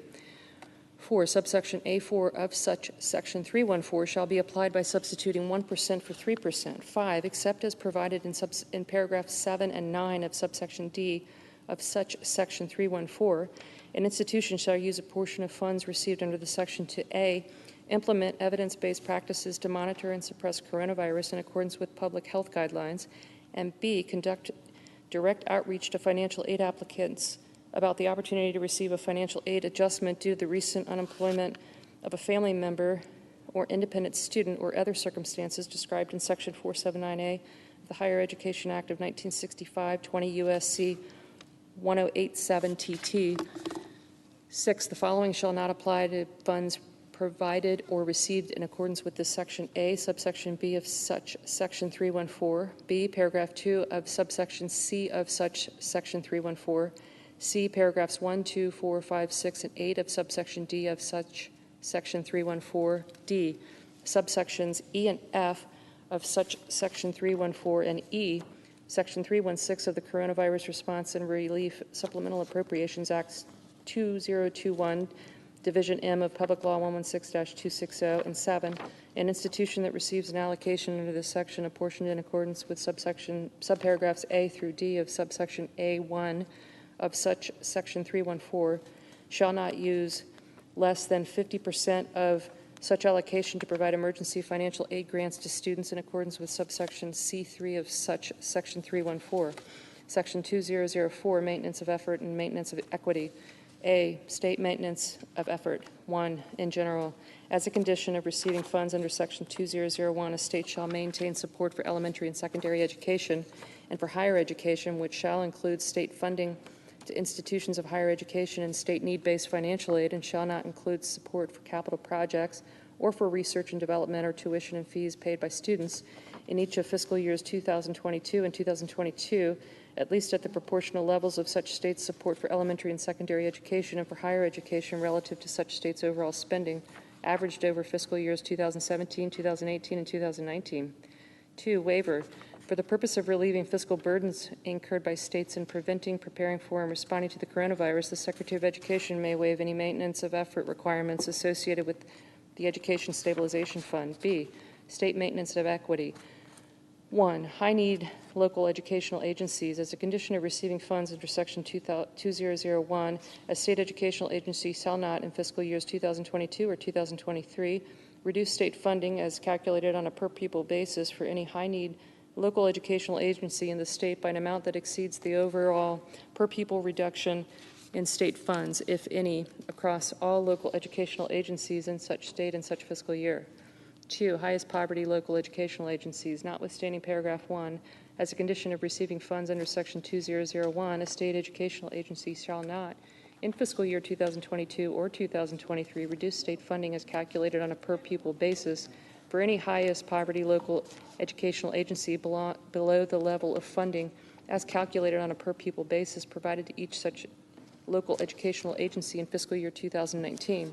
C, local educational agency maintenance of equity for high poverty schools. 1, in general, as a condition of receiving funds under Section 2001, a local educational agency shall not, in fiscal year 2022 or 2023, A, reduce per pupil funding from combined state and local funding for any high poverty school served by such local educational agency by an amount that exceeds 1, the total reduction in local educational agency funding from combined state and local funding for all schools served by the local educational agency in such fiscal year, if any, divided by 2, the number of children enrolled in all schools served by the local educational agency in such fiscal year, or B, reduce per pupil full-time equivalent staff in any high poverty school by an amount that exceeds 1, the total reduction in full-time equivalent staff in all schools served by such local educational agency in such fiscal year, if any, divided by 2, the number of children enrolled in all schools served by the local educational agency in such fiscal year.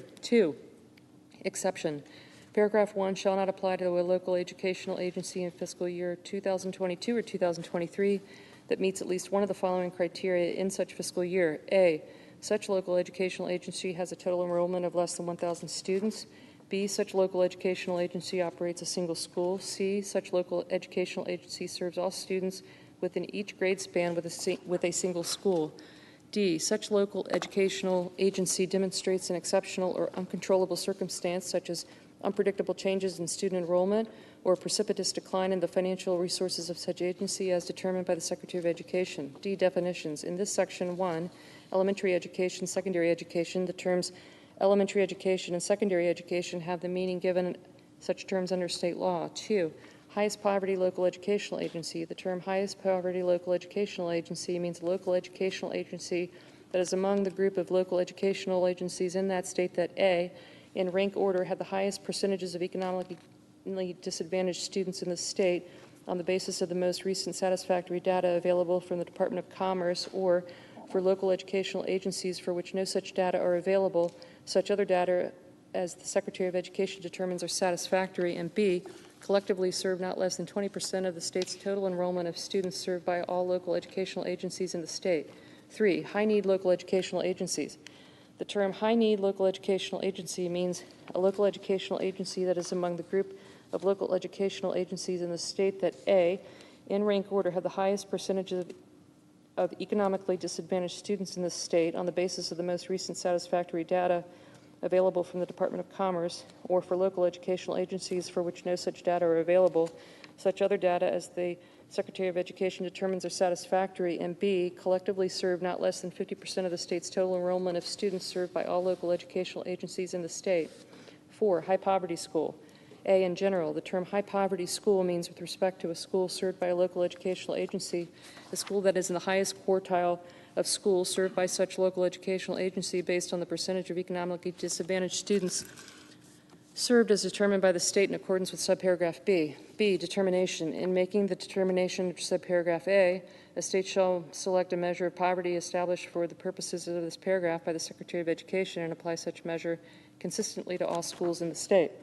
5, overall per pupil reduction in state funds. The term overall per pupil reduction in state funds means with respect to a fiscal year A, the amount of any reduction in the total amount of state funds provided to all local educational agencies in the state in such fiscal year compared to the total amount of such funds provided to all local educational agencies in the state in the previous fiscal year, divided by B, the aggregate number of children enrolled in all schools served by all local educational agencies in the state for the fiscal year for which the determination is being made. 6, state. The term state means each of the 50 states, the District of Columbia, and the Commonwealth of Puerto Rico.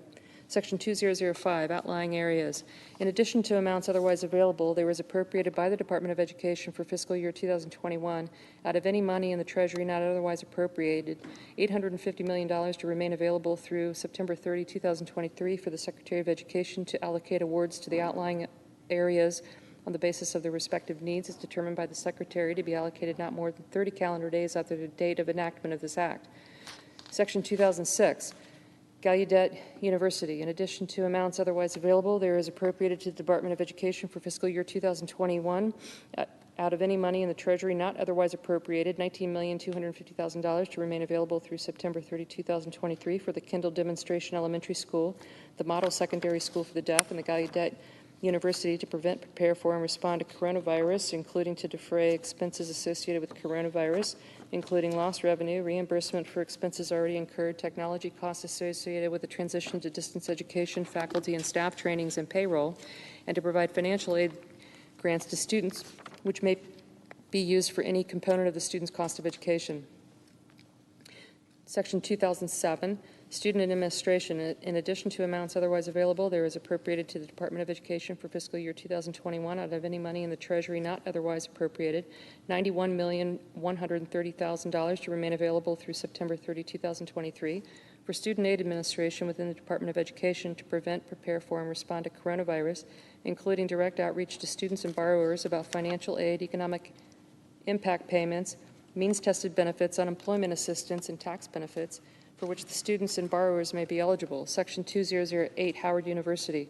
In addition to amounts otherwise available, there is appropriated to the Department of Education for fiscal year 2021 out of any money in the Treasury not otherwise appropriated, $35 million to remain available through September 30, 2023 for Howard University to prevent, prepare for, and respond to coronavirus, including to defray expenses associated with coronavirus, including lost revenue, reimbursement for expenses already incurred, technology costs associated with the transition to a distance education, faculty and staff trainings, and payroll, and to provide financial aid grants to students which may be used for any component of the student's cost of attendance. Section 2009, National Technical Institute for the Deaf. In addition to amounts otherwise available, there is appropriated to the Department of Education for fiscal year 2021 out of any money in the Treasury not otherwise appropriated, $19,250,000 to remain available through September 30, 2023 for the National Technical Institute for the Deaf to prevent, prepare for, and respond to coronavirus, including to defray expenses associated with coronavirus, including lost revenue, reimbursement for expenses already incurred, technology costs associated with the transition to distance education, faculty and staff training, and payroll, and to provide financial aid grants to students which may be used for any component of the student's cost of attendance. Section 2010, Institute for Educational Sciences.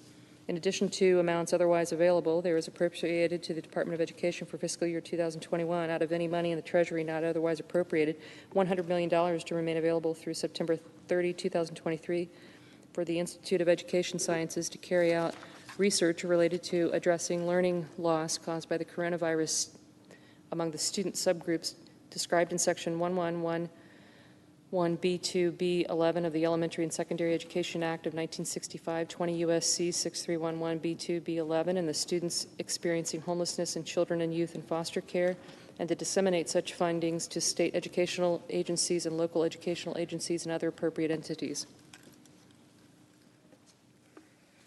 Section 2011, Program Administration.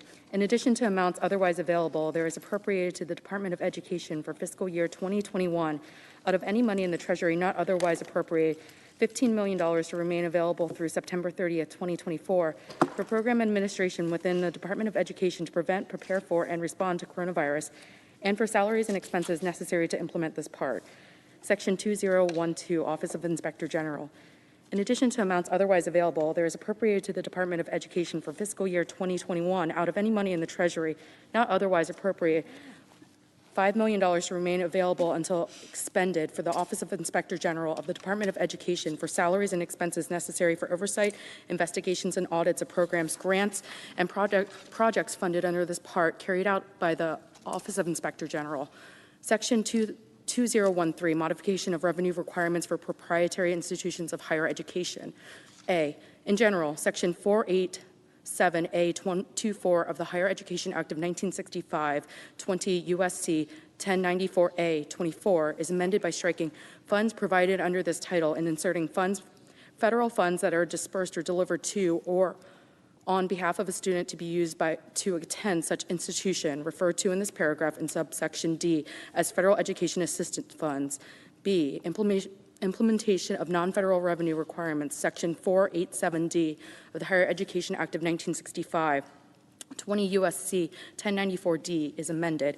1, in the subsection heading by striking non-Title IV and inserting non-federal, and 2, in paragraph 1C by striking funds for a program under this title and inserting federal education assistance funds. Part 2, miscellaneous, section 2021, National Endowment for the Arts. In addition to amounts otherwise available, there is appropriated for fiscal year 2021, out of any money in the Treasury not otherwise appropriated, $135 million to remain available until expended under the National Foundation on the Arts and the Humanities of 1965 as follows. 1, 40% shall be for grants and relevant administrative expenses to state art agencies and regional arts organizations that support organizations' programming and general operating expenses to cover up to 100% of the cost of the program which the grants support to prevent, prepare for, respond to, and recover from the coronavirus. 2, 60% shall be for direct grants and relevant administrative expenses that support organizations' programming and general operation expenses to cover up to 100% of the cost of the programs which the grants support to prevent, prepare for, respond to, and recover from the coronavirus. Section 2022, National Endowment for the Humanities. In addition to amounts otherwise available, there is appropriated for fiscal year 2021, out of any money in the Treasury not otherwise appropriated, $135 million to remain available until expended under the National Foundation on the Arts and the Humanities Act of 1965 as follows. 1, 40% shall be for grants and relevant administrative expenses to state humanities councils that support humanities organizations' programming and general operating expenses to cover up to 100% of the cost of the programs which the grants support to prevent, prepare for, respond to, and recover from the coronavirus. 2, 60% shall be for direct grants and relevant administrative expenses that support humanities organizations' programming and general operating expenses to cover up to 100% of the cost of the programs which the grants support to prevent, prepare for, respond to, and recover from the coronavirus. Section 2023, Institute of Museum and Library Services. In addition to amounts otherwise available, there is appropriated to the Institute of Museum and Library Services for fiscal year 2021 out of any money in the Treasury not otherwise appropriated, $200 million to remain available until expended for necessary expenses to carry out museum and library services. The Director of the Institute of Museum and Library Services shall award not less than 89% of such funds to state library administrative agencies by applying the formula in Section 221B of the Museum and Library Services Act, except that 1, Section 221B3A of such act shall be applied by substituting $2 million for $680,000 and by substituting $200,000 for $60,000, and 2, Section 221B3C and subsections B and C of Section 223 of such act shall not apply to funds provided under this section. Subtitle B, Labor Matters, Section 2101, Funding for Department of Labor Worker Protection Activities. A, appropriation. In addition to amounts otherwise made available out of any funds in the Treasury not otherwise appropriated, there are appropriated to the Secretary of Labor for fiscal year 2021, $200 million to remain available until September 30th, 2023 for the Wage and Hour Division and Office of Workers' Compensation Programs, the Office of Solicitor, the Mine Safety and Health Administration, and the Occupational Safety and Health Administration to carry out COVID-19 related worker protection activities, and for the Office of Inspector General for oversight of the Secretary's activities to prevent, prepare for, and respond to COVID-19. B, allocation of amounts. Amounts appropriated under subsection A shall be allocated as follows. 1, not less than $100 million shall be for the Occupational Safety and Health Administration, of which $10 million shall be for the Susan Harwood training grants, and not less than $5 million shall be for enforcement activities related to COVID-19 at high-risk workplaces, including healthcare, meat and poultry processing facilities, agricultural workplaces, and correctional facilities. 2, $12,500,000 shall be for the Office of the Inspector General. Subtitle C, Human Services and Community Supports. Section 2201, Child Care and Development Block Grant Program. A, Child Care and Development Block Grant funding, in addition to amounts otherwise available, there is appropriated for fiscal year 2021 out of any amounts in the Treasury not otherwise appropriated, $14,990,000,000 to remain available through September 30th, 2021 to carry out the program authorized under Section 658C of the Child Care and Development Block Grant Act of 1990, 42 U.S.C.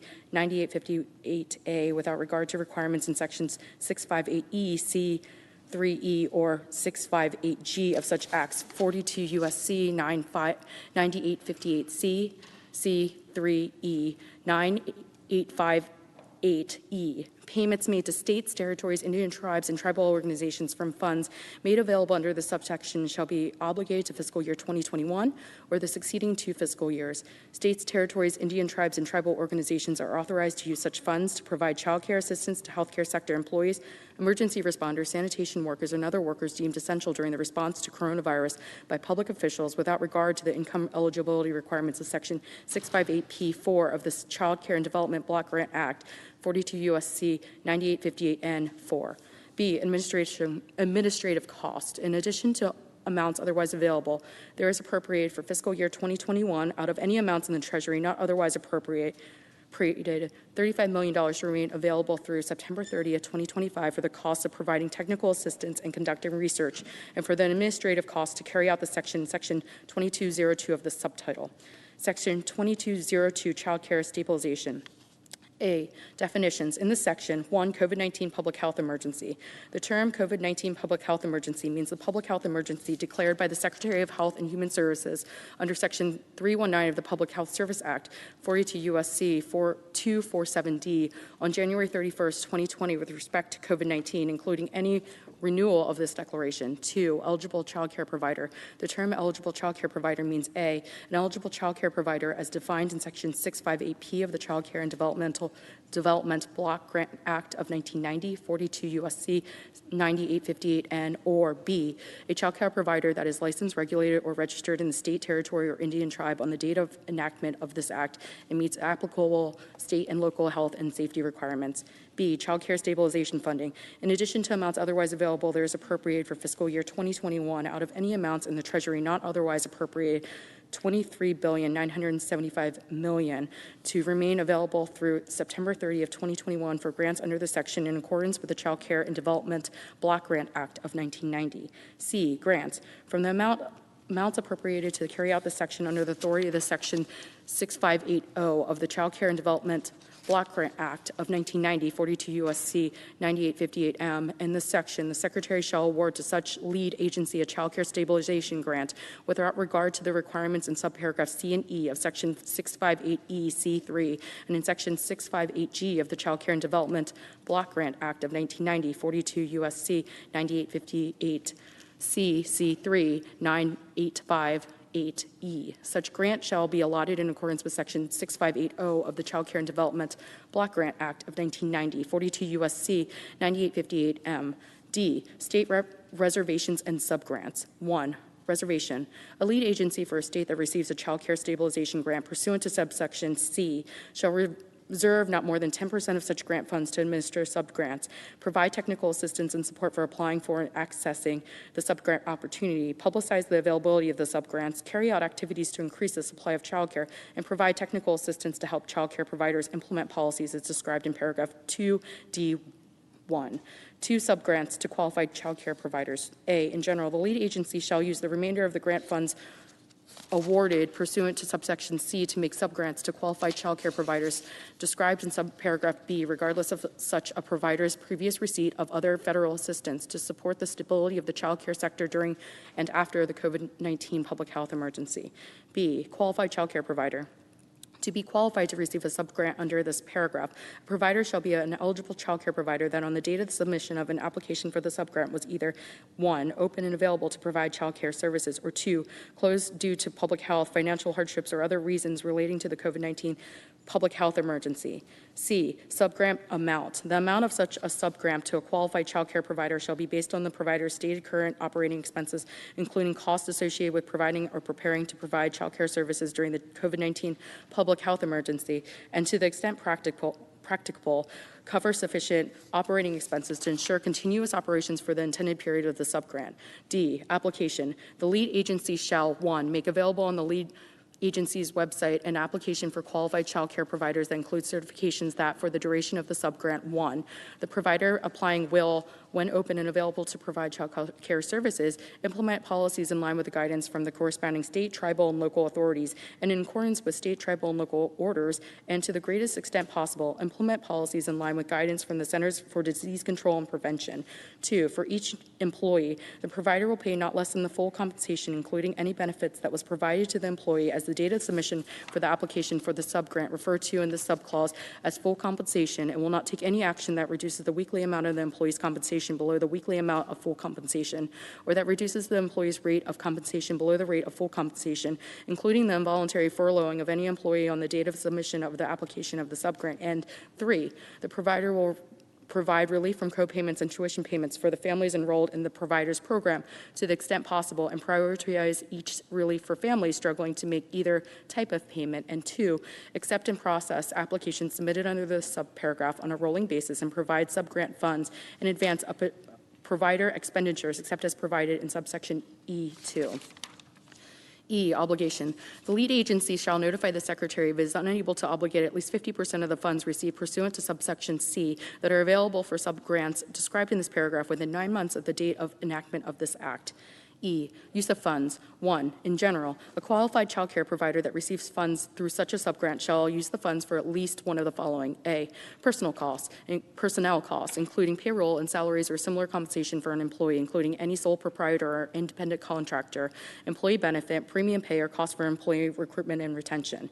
B, rent, including rent under a lease agreement or payment under any mortgage obligation, utilities, facility management, or improvements, or insurance. C, personal protective equipment, cleaning and sanitation supplies and services, or training and professional development related to health and safety practices. D, purchases of or updates to equipment and supplies to respond to the COVID-19 public health emergency.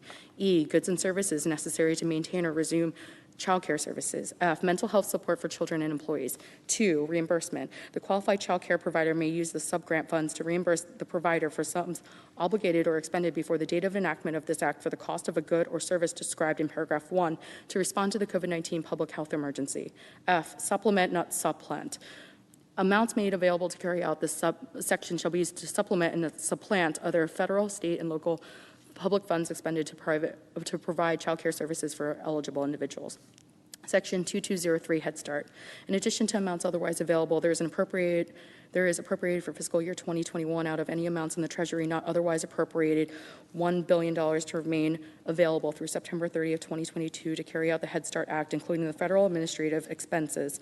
After reserving funds for federal administrative expenses, the Secretary shall allocate all remaining amounts to Head Start agencies for one-time grants and shall allocate to each Head Start agency an amount that bears the same ratio for the portion available for allocations as the number of enrolled children served by the Head Start agency bears to the number of enrolled children served by all Head Start agencies. Section 2204, Programs for Survivors. A, in general, Section 303 of the Family Violence Prevention and Services Act, 42 U.S.C. 104003 is amended by adding at the end of the following. D, additional funding. For the purposes of carrying out this title, in addition to amounts otherwise made available for such purposes, there are appropriated out of any amounts of the Treasury not otherwise appropriated for the fiscal year 2021 to remain available until expended, except as otherwise provided in this subsection, each of the following. $180 million to carry out the sections 301 through 312 to be allocated in the manner described in subsection A2, except that A, a reference in subsection A2 to an amount appropriate under subsection A1 shall be considered to be a reference to an amount appropriate under this paragraph. B, the matching requirement in section 306C4 and the condition in section 308D3 shall not apply. And C, each reference in section 305E to the end of the following fiscal year shall be considered to be a reference to the end of the fiscal year 2025, and D, funds made available to the state on grant under Section 306A and obligated in a timely manner shall be available for expenditure by the state or recipient of funds for the grant through the end of fiscal year 2025. 2, $18 million to carry out Section 309.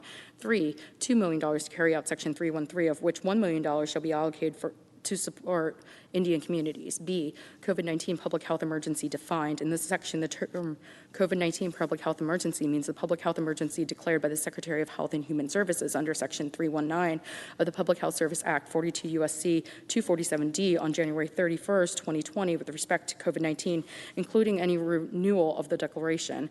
C, grants to support culturally specific populations.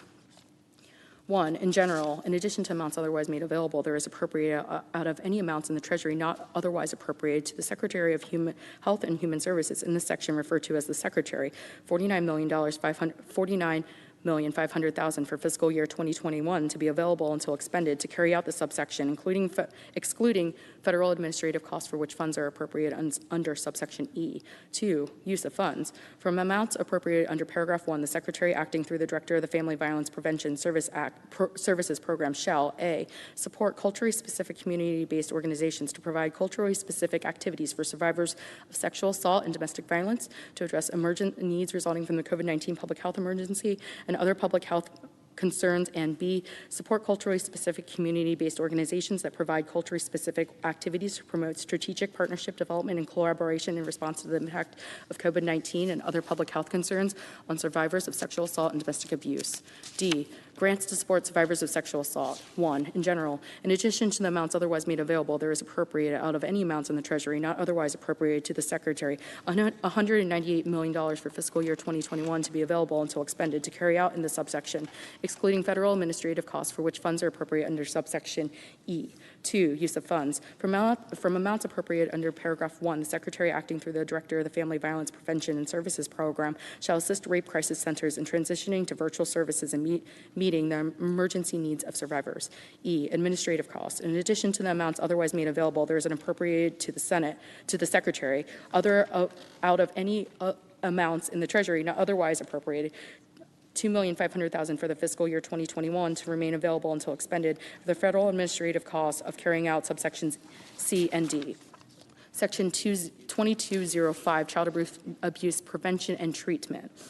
In addition to amounts otherwise available, there is appropriated to the Secretary of Health and Human Services for fiscal year 2021, out of any money in the Treasury not otherwise appropriated, the following amounts to remain available through September 30th, 2023. 1, $250 million for carrying out the program authorized under Section 201 of the Child Abuse Prevention and Treatment Act, 42 U.S.C.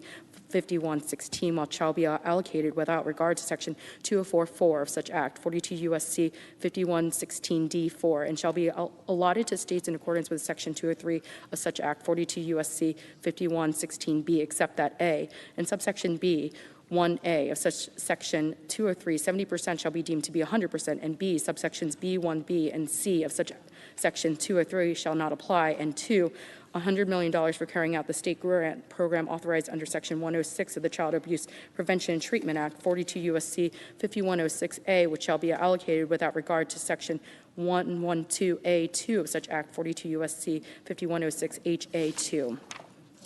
Section 2206, Corporation for National and Community Service and the National Service Trust. A, Corporation for National and Community Service. In addition to amounts otherwise made available, there is appropriated for fiscal year 2021 out of any money in the Treasury not otherwise appropriated to the Corporation for National and Community Services $852 million to remain available through September 30th, 2024 to carry out subsection B, except that amounts to carry out subsection B7 shall remain available until September 30th, 2026. B, allocation of amounts. Amounts provided by subsection A shall be allocated as follows. 1, AmeriCorps State and National, $620 million shall be used, A, to increase the living allowances of participants in national service programs, and B, to make funding adjustments to existing, as of the date of the enactment of this act, awards and award new and additional awards to entities to support programs described in paragraphs 1B, 2B, 3B, 4B, and 5B of subsection A, and subsection B2 of section 122 of the National Community Service Act of 1990, 42 U.S.C. 12572, whether or not the entities are already grant recipients under such provisions on the day of enactment of this act, and notwithstanding section 122A, 1B, 6 of the National Community Service Act of 1990, 42 U.S.C. 12572A, 1B, 6 by 1, prioritizing entities serving communities disproportionately impacted by COVID-19 and utilizing culturally competent and multilingual strategies and provisions of services, and 2, taking into account the diversity of communities and participants served by such entities, including racial, ethnic, socioeconomic, linguistic, and geographic diversity. 2, state commissions, $20 million shall be used to make adjustments to existing as of the date of the enactment of this act, awards and new and additional awards, including awards to the State Commission on National Community Service under Section 126A of the National Community Service Act of 1990, 42 U.S.C. 12576A. 3, Volunteer Generation Fund, $20 million shall be used for expenses authorized under Section 501A4 F of the National and Community Service Act of 1990, 42 U.S.C. 12681A4F, which, notwithstanding Section 198P D1B of that Act, 42 U.S.C.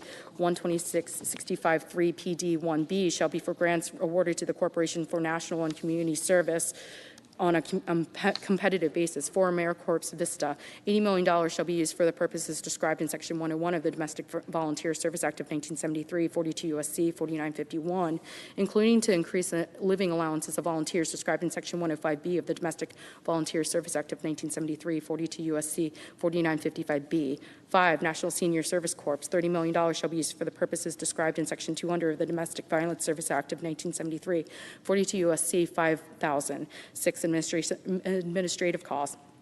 $73 million shall be used for the Corporation for National and Community Service for administrative expenses to carry out programs and activities funded by subsection A. 7, Office of Inspector General, $9 million shall be used for the Office of Inspector General for the Corporation for National and Community Services for salaries and expenses necessary for oversight and audit of programs and activities funded by subsection A. C, National Service Trust, in addition to amounts otherwise made available, there is appropriated for fiscal year 2021 out of any money in the Treasury not otherwise appropriated $148 million to remain available until expended for administration of the National Service Trust and for payments of the trust for the provision of educational awards pursuant to Section 145A1A of the National and Community Service Act of 1990, 42 U.S.C.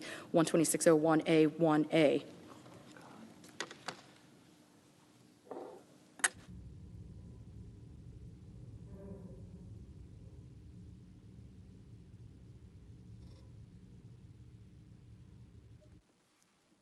Subtitle D, Public Health. Section 2301, Funding for COVID-19 Vaccine Activities at the Centers for Disease Control and Prevention. A, in general, in addition to the amounts otherwise available, there is appropriated to the Secretary of Health and Human Services in this subtitle referred to as the Secretary for fiscal year 2021, out of any money in the Treasury not otherwise appropriated, $7,500 million to remain available until expended to carry out activities to plan, prepare for, promote, distribute, administer, and monitor and track COVID-19 vaccines. 79B, use of funds. The Secretary, acting through the Director of the Centers for Disease Control and Prevention and in consultation with other agencies as applicable, shall, in conducting activities referred to in subsection A, 1, conduct activities to enhance, expand, and improve nationwide COVID-19 vaccine distribution and administration, including activities related to the distribution of ancillary medical products and supplies related to vaccines, and 2, provide technical assistance, guidance, and support to, and award grants or cooperative agreements to state, local, tribal, and territorial public health departments for enhancement of COVID-19 vaccine distribution and administration capabilities, including A, the distribution and administration of vaccines licensed under Section 351 of the Public Health Service Act, 42 U.S.C. 262, or authorized under Section 564 of the Federal Food, Drug, and Cosmetic Act, 21 U.S.C. 360 BBB3, and ancillary medical products and supplies related to vaccines. B, the establishment and expansion, including staffing support of community vaccination centers, particularly in underserved areas. C, the deployment of mobile vaccination units, particularly in underserved areas. D, information technology standards-based data and reporting enhancements, including improvements necessary to support standards-based sharing of data related to vaccine distribution and vaccine systems that enhance vaccine safety, effectiveness, and uptake, particularly among underserved populations.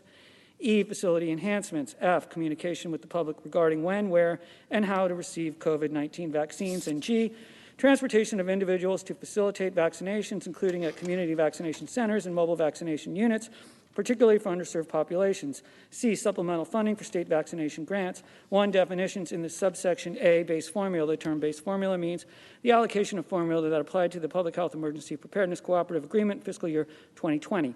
B, alternative allocation. The term alternative allocation means an allocation to each state, territory, or locality, calculating use of the percentage derived from the allocation received by such state, territory, or locality of the aggregate amount of fiscal year 2020 Public Health Emergency Preparedness Cooperative Agreement awards under Section 319C1 of the Public Health Service Act, 42 U.S.C. 247D3A, 2, supplemental funding, A, in general, not later than 21 days after the date of the enactment of this act. The Secretary shall use amounts described in subsection A to provide supplemental funding to any state, locality, or territory that received less of the amounts that were appropriated under Title III of Division M of Public Law 116260 for vaccination grants to be issued by the Centers of Disease Control and Prevention than such state, locality, or territory would have received had such amounts been allocated using the alternative allocation. B, amount. The amount of supplemental funding provided under this subsection shall be equal to the amount between 1, the amount of state, locality, or territory received or would receive under the base formula, and 2, the amount of state, locality, or territory would receive under the alternative allocation. Section 2302, funding for vaccine confidence activities. In addition to amounts otherwise available, there is appropriated to the Secretary for fiscal year 2021, out of any money in the Treasury not otherwise appropriated, $1 billion to remain available until expended, and carry out activities acting through the Director of the Centers for Disease Control and Prevention. 1, to strengthen vaccine confidence in the United States, including its territories and possessions. 2, to provide further information and education with respect to vaccines licensed under Section 351 of Public Health Service Act, 42 U.S.C. 262, or authorized under Section 564 of the Federal Drug and Cosmetic Act, 21 U.S.C. 360 BBB. 3, and 3, to improve rates of vaccination throughout the United States, including its territories and possessions, including through activities described in Section 313 of the Public Health Service Act, as amended by Section 311 of Division BB of the Consolidated Appropriations Act, 2021, Public Law 116-260. Section 2303, funding for supply chain for COVID-19 vaccines, therapeutics, and medical supplies. In addition to amounts otherwise available, there is appropriated to the Secretary for fiscal year 2021, out of any money in the Treasury not otherwise appropriated, $6.05 billion to remain available until expended for necessary expenses with respect to research, development, manufacturing, production, and purchases of vaccines, therapeutics, and ancillary medical products, supplies to prevent, prepare, and respond to SARS-CoV-2 or any viral variant mutating their form with the pandemic potential, and 2, COVID-19 or any disease with potential to create a pandemic. Section 2304, funding for COVID-19 vaccine, therapeutic, and device activities at the Food and Drug Administration. In addition to amounts otherwise available, there is appropriated to the Secretary for fiscal year 2021, out of any money in the Treasury not otherwise appropriated, $500 million to remain available until expended to be used for evaluation of the continued performance, safety, and effectiveness, including with respect to emerging COVID-19 variants, of vaccines, therapeutics, and diagnostics approved, cleared, licensed, or authorized for use for treatment, prevention, or diagnosis of COVID-19.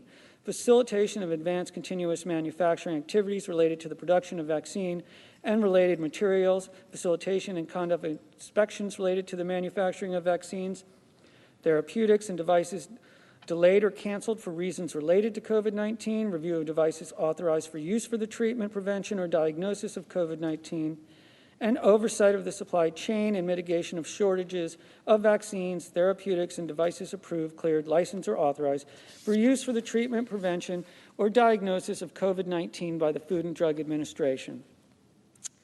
Section 2305, reduced cost sharing, A, in general. Section 1402 of the Patient Protection and Affordable Care Act is amended by redesignating subsection F and subsection G, and by inserting after subsection E, the following new subsection. F, special rule for individuals who receive unemployment compensation during 2021.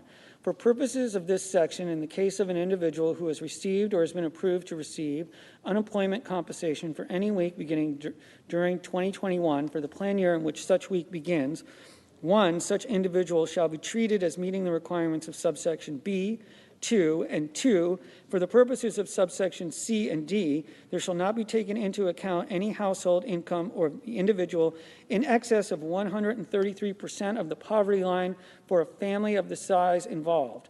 B, effective date. The amendment made by this section shall apply to plan years beginning after December 31st, 2020. Subtitle E, testing. Section 2401, funding for COVID-19 testing, contact tracing, and mitigation activities. A, in general, in addition to amounts otherwise available, there is appropriated to the Secretary of Health and Human Services, in the subtitle referred to as Secretary, for fiscal year 2021, out of any money in the Treasury not otherwise appropriated, $47.8 billion to remain available until expended to carry out activities to detect, diagnose, trace, and monitor SARS-CoV-2 and COVID-19 infections and related strategies to mitigate the spread of COVID-19. B, use of funds from amounts appropriated by subsection A. The Secretary shall, 1, implement a national evidence-based strategy for testing, contact tracing, surveillance, and mitigation with respect to SARS-CoV-2 and COVID-19, including through activities authorized under Section 319A of the Public Health Service Act.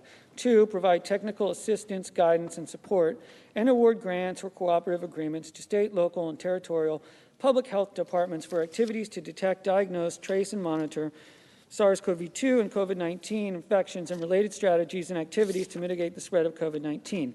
3, support the development, manufacturing, procurement, distribution, and administration of tests to detect or diagnose SARS-CoV-2 and COVID-19, including through A, support for the development, manufacture, procurement, and distribution of supplies necessary for administering tests such as personal protective equipment, and B, support for the acquisition, construction, alteration, or renovation of non-federally owned facilities for the production of diagnostics and ancillary medical products and supplies where the Secretary determines that such an investment is necessary to ensure the production of sufficient amount of such supplies. 4, establish and expand federal, state, local, and territorial testing, contact tracing capabilities, including A, through investments in laboratory capacity, such as 1, academic and research laboratories or other laboratories that could be used for processing of COVID-19 testing. 2, community-based testing sites and community-based organizations. Or 3, mobile health units, particularly in medically underserved areas. And B, with respect to quarantine and isolation of contacts.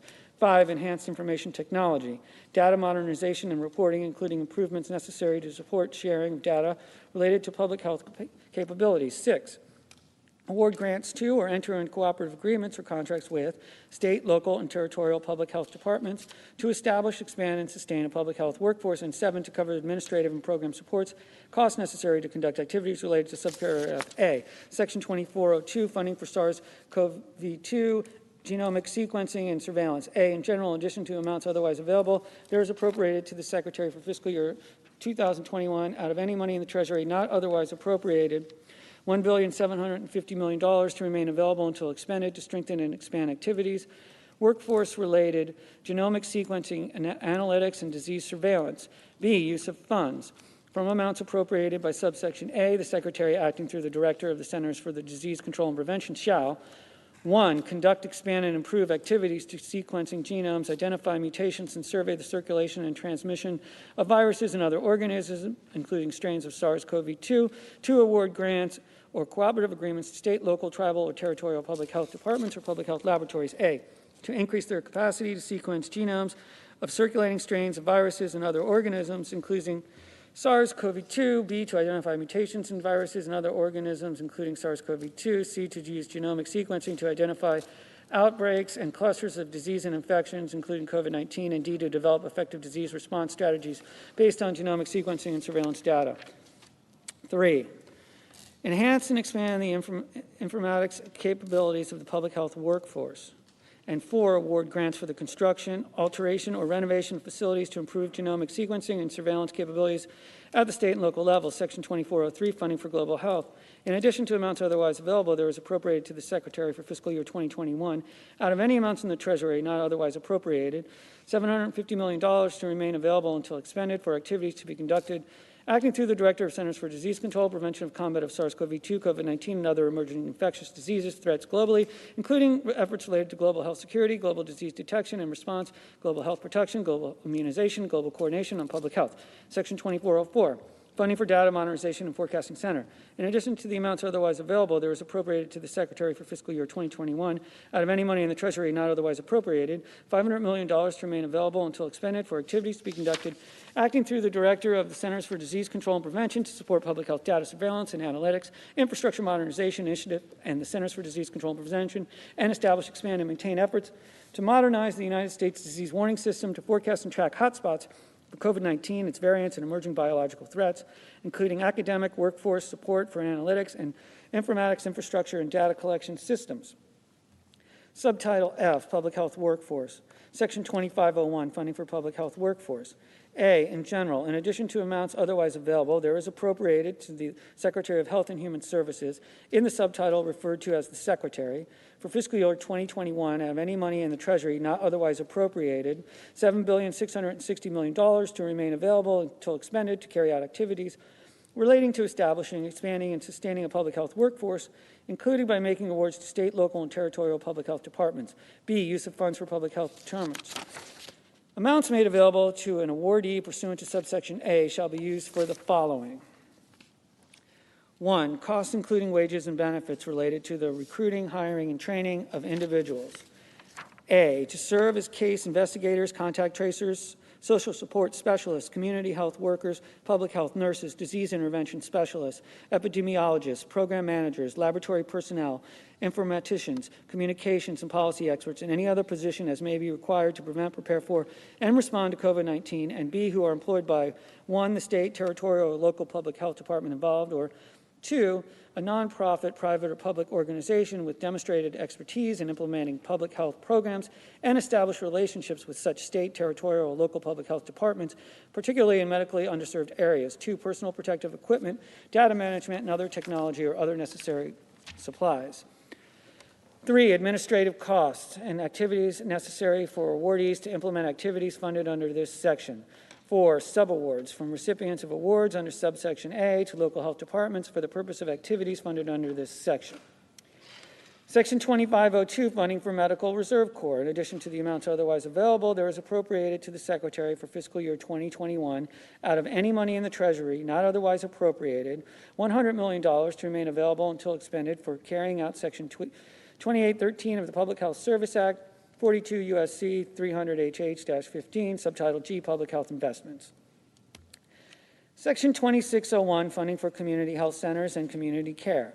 A, in general, in addition to amounts otherwise available, there is appropriated to the Secretary of Health and Human Services in this subtitle referred to as the Secretary for fiscal year 2021 out of any money in the Treasury not otherwise appropriated, $7,600 million to remain available until expended for necessary expenses for awarding grants and cooperative agreements under Section 330 of the Public Health Service Act, 42 U.S.C. 254B, to be awarded with regard to time limitation in subsection E3 and subsections E6A3, E6B3, and R2B of subsection 30, and for necessary expenses for awarding grants to federally qualified health centers as described in sections 1861 AA 4B of the Social Security Act, 42 U.S.C. 1395 XAA 4B, and for awarding grants or contracts to Papaola Lakani and to qualified entities under Section 4 and 6 of the Native Hawaiian Health Care Improvement Act, 42 U.S.C. 11703, 11705, of the total amount appropriated by the preceding sentence, not less than $20 million shall be grants or contracts to Papaola Lakahi and to qualified entities under Section 4 and 6 of the Native Hawaiian Health Improvement Act, 42 U.S.C. 11703, 11705, B, use of funds. Amounts made available to an awardee pursuant to subsection A shall be used, 1, to plan, prepare for, promote, distribute, administer, and track COVID-19 vaccines, and to carry out other vaccine-related activities. 2, to detect, diagnose, trace, and monitor COVID-19 infections and related activities necessary to mitigate the spread of COVID-19, including activities related to and equipment or supplies purchased for testing, contact tracing, surveillance, mitigation, and treatment of COVID-19. 3, To purchase equipment and supplies to conduct mobile testing or vaccinations for COVID-19, to purchase and maintain mobile vehicles, equipment to conduct such testing or vaccinations, and to hire and train laboratory personnel and other staff to conduct such mobile testing or vaccinations, particularly in medically underserved areas. 4, to establish, expand, and sustain the healthcare workforce to prevent, prepare for, and respond to COVID-19, and to carry out other health workforce-related activities. 5, to modify, enhance, and expand healthcare services and infrastructure. And 6, to conduct community outreach and education activities related to COVID-19. C, past expenditures. An awardee may use amounts awarded pursuant to subsection A to cover the costs of the awardee carrying out any activities described in subsection B during the period beginning on the date of the declaration of the public health emergency by the Secretary under Section 319 of Public Health Service Act, 42 U.S.C. 247D on January 31st, 2020, with respect to COVID-19 and ending on the date of such award. Section 2602, funding for National Health Service Corps. A, in general, in addition to the amounts otherwise available, there is appropriated to the Secretary for fiscal year 2021 out of any money in the Treasury not otherwise appropriated, $800 million to remain available until expended for carrying out sections 338A, 338B, 338I of the Public Health Service Act, 42 U.S.C. 254L, 254L1, 25Q1 with respect to the health workforce. B, state loan repayment programs. 1, in general, of the amount made available pursuant to Section A, $100 million shall be made available for providing primary health services through the grants to states under Section 338IA of the Public Health Service Act, 42 U.S.C. 254Q1A. 2, conditions with respect to grants described in paragraph 1 using funds made available under such paragraph. A, Section 338IB of the Public Health Service Act, 42 U.S.C. 254Q1B shall not apply. B, notwithstanding Section 338ID2 of the Public Health Service Act, 42 U.S.C. 254Q1D2, not more than 10% of an award to a state from such amounts may be used by the state for costs of administering the state loan repayment program. Section 2603, funding for Nurse Corps. In addition to the amounts otherwise available, there is appropriated to the Secretary for fiscal year 2021 out of any money in the Treasury not otherwise appropriated, $200 million to remain available until expended for carrying out Section 846 of the Public Health Service Act, 42 U.S.C. 297N. Section 2604, funding for the teaching health centers that operate graduate medical education. A, in general. In addition to amounts otherwise available and notwithstanding the capped amount referenced in subsections 340HB2 and 340HD2 of the Public Health Service Act, 42 U.S.C. 256HB2 and D2, there is appropriated to the Secretary for fiscal year 2021 out of any money in the Treasury not otherwise appropriated, $330 million to remain available until September 30th, 2023 for the program of payments to teaching health centers that operate graduate medical education under subsection 340H of the Public Health Service Act, 42 U.S.C. 256H, and for teaching health center development grants authorized under Section 749A of the Public Health Service Act, 42 U.S.C. 291B, use of funds. Amounts available pursuant to subsection A shall be used for the following activities. 1, for making payments to establish new approved graduate medical residency training programs pursuant to Section 340HA1C of the Public Health Service Act, 42 U.S.C. 256HA1C. 2, to provide an increase to the per resident amount described in Sections 340HA2 of the Public Health Service Act, 42 U.S.C. 256HA2 of $10,000. 3, for making payments under Section 340HA1A of the Public Health Service Act, 42 U.S.C. 256HA1A, to qualified teaching health centers for maintenance of filled positions at existing approved graduate medical residency training programs. 4, for making payments under Section 340HA1B of the Public Health Service Act, 42 U.S.C. 256A1B for the expansion of approved graduate medical residency training programs.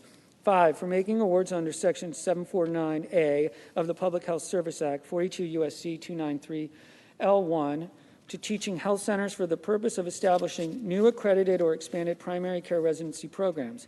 6, to cover administrative costs and activities necessary for qualified teaching health centers receiving payments under Section 340H of the Public Health Service Act, 42 U.S.C. 256H, to carry out activities under such section. Section 2605, funding for family planning. In addition to amounts otherwise available, there is appropriated to the Secretary for fiscal year 2021, out of any money in the Treasury not otherwise appropriated, $50 million to remain available until expended for necessary expenses for making grants and contracts under Section 1001 of the Public Health Service Act, 42 U.S.C. 300. Subtitle H, Mental Health and Substance Use Disorder, Section 2701, Funding for Block Grants for Community Mental Health Services. In addition to amounts otherwise available, there is appropriated to the Secretary of Health and Human Services in the subtitle referred to as the Secretary for fiscal year 2021 out of any money in the Treasury not otherwise appropriated, $1,500,000,000 to remain available until expended for carrying out Subpart 1 of Part B of Title 19 of the Public Health Service Act, 42 U.S.C. 300X, Subpart 3 of Part B of Title 19 of such Act, 42 U.S.C. 300X 51, and Section 505C of such Act, 42 U.S.C. 290AA-4C, with respect to mental health, notwithstanding Section 1952 of the Public Health Service Act, 42 U.S.C. 300X 62, any amount awarded to a state out of amounts appropriated by this section shall be expended by the state by September 30th, 2025. Section 2702, Funding for Block Grants for Prevention and Treatment of Substance Abuse. In addition to amounts otherwise available, there is appropriated to the Secretary for fiscal year 2021 out of any money in the Treasury not otherwise appropriated, $1,500,000,000 to remain available until expended for carrying out Subpart 2 of Part B of Title 19 of the Public Health Service Act, 42 U.S.C. 300X 21, Subpart 3 of Part B of Title 19 of such Act, 42 U.S.C. 300X 51, Section 505D of such Act, 42 U.S.C. 290AA 41D, with respect to substance abuse, and Section 515D of such Act, 42 U.S.C. 290BB-21D, notwithstanding Section 1952 of the Public Health Service Act, 42 U.S.C.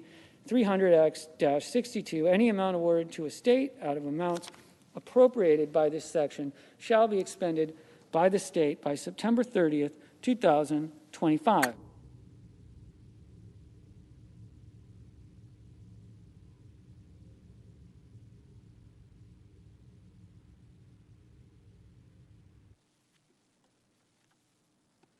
Section 2703, Funding for Mental Health and Substance Use Disorder Training for Healthcare Professionals, Paraprofessionals, and Public Safety Officers. A, in general, in addition to amounts otherwise available, there is appropriated to the Secretary for fiscal year 2021 out of any money in the Treasury not otherwise appropriated, $80 million to remain available until expended for the purpose described in subsection B.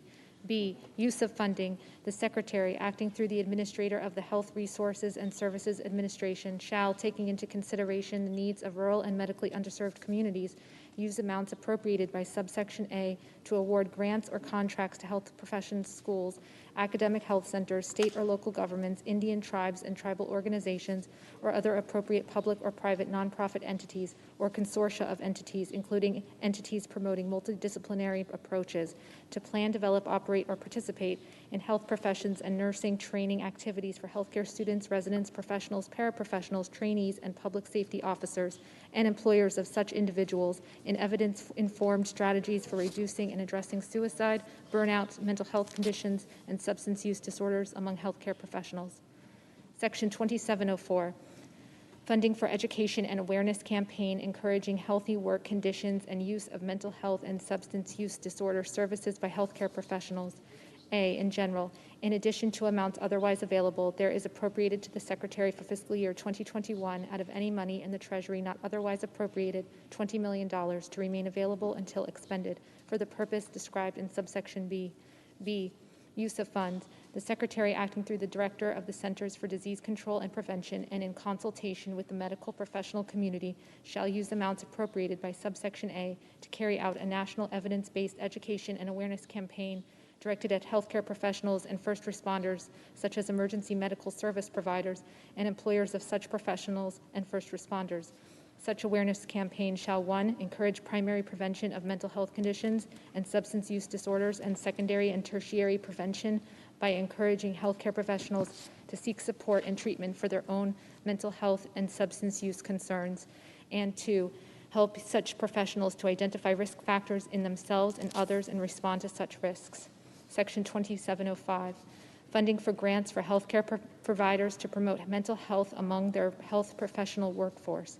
A, in general, in addition to amounts otherwise available, there is appropriated to the Secretary for fiscal year 2021 out of any money in the Treasury not otherwise appropriated $40 million to remain available until expended for the purpose described in subsection B.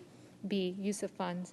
The Secretary, acting through the Administrator of the Health Resources and Services Administration, shall, taking into consideration the needs of rural and medically underserved communities, use amounts appropriated by subsection A to award grants or contracts to entities providing health care, including healthcare providers, associations, and federally qualified health centers, to establish, enhance, or expand evidence-informed programs or protocols to promote mental health among their providers, other personnel, and members. Section 2706, funding for community-based funding for local substance use disorder services. A, in general, in addition to amounts otherwise available, there is appropriated to the Secretary for fiscal year 2021 out of any money in the Treasury not otherwise appropriated $30 million to remain available until expended to carry out the purpose described in subsection B. B, use of funds. 1, in general, the Secretary, acting through the Assistant Secretary for Mental Health and Substance Use and in consultation with the Director of the Centers for Disease Control and Prevention, shall award grants to support states, local, tribal, and territorial governments, tribal organizations, nonprofit, community-based organizations, and primary and behavioral health organizations to support community-based overdose prevention programs, syringe services programs, and other harm reduction services. 2, use of grants. Grant funds awarded under this section to eligible entities shall be used for preventing and controlling the spread of infectious diseases and the consequences of such diseases for individuals with substance use disorder. Distributing opioid overdose reversal medication to individuals at risk of overdose, connecting individuals at risk for or with a substance use disorder to overdose education, counseling, and health education, and encouraging such individuals to take steps to reduce the negative personal and public health impacts of substance use or misuse. Section 2707, funding for community-based funding for local behavioral health needs. A, in general, in addition to amounts otherwise available, there is appropriated to the Secretary for fiscal year 2021 out of any money in the Treasury not otherwise appropriated $50 million to remain available until expended to carry out the purpose described in subsection B. B, use of funds. 1, in general, the Secretary, acting through the Assistant Secretary for Mental Health and Substance Use, shall award grants to state, local, tribal, and territorial governments, tribal organizations, nonprofit community-based entities, and primary care and behavioral health organizations to address increased community behavioral health needs worsened by the COVID-19 public health emergency. 2, use of grants. Grant funds awarded under this section to eligible entities shall be used for promoting care coordination among local entities, training the mental and behavioral health workforce, relevant stakeholders, and community members, expanding evidence-based integrated models of care, addressing surge capacity for mental and behavioral health needs, providing mental and behavioral health services to individuals with mental health needs, including co-occurring substance use disorders, as delivered by behavioral and mental health professionals, utilizing telehealth services, and supporting, enhancing, or expanding mental and behavioral health preventive and crisis intervention services. Section 2708, funding for the National Child Traumatic Stress Network.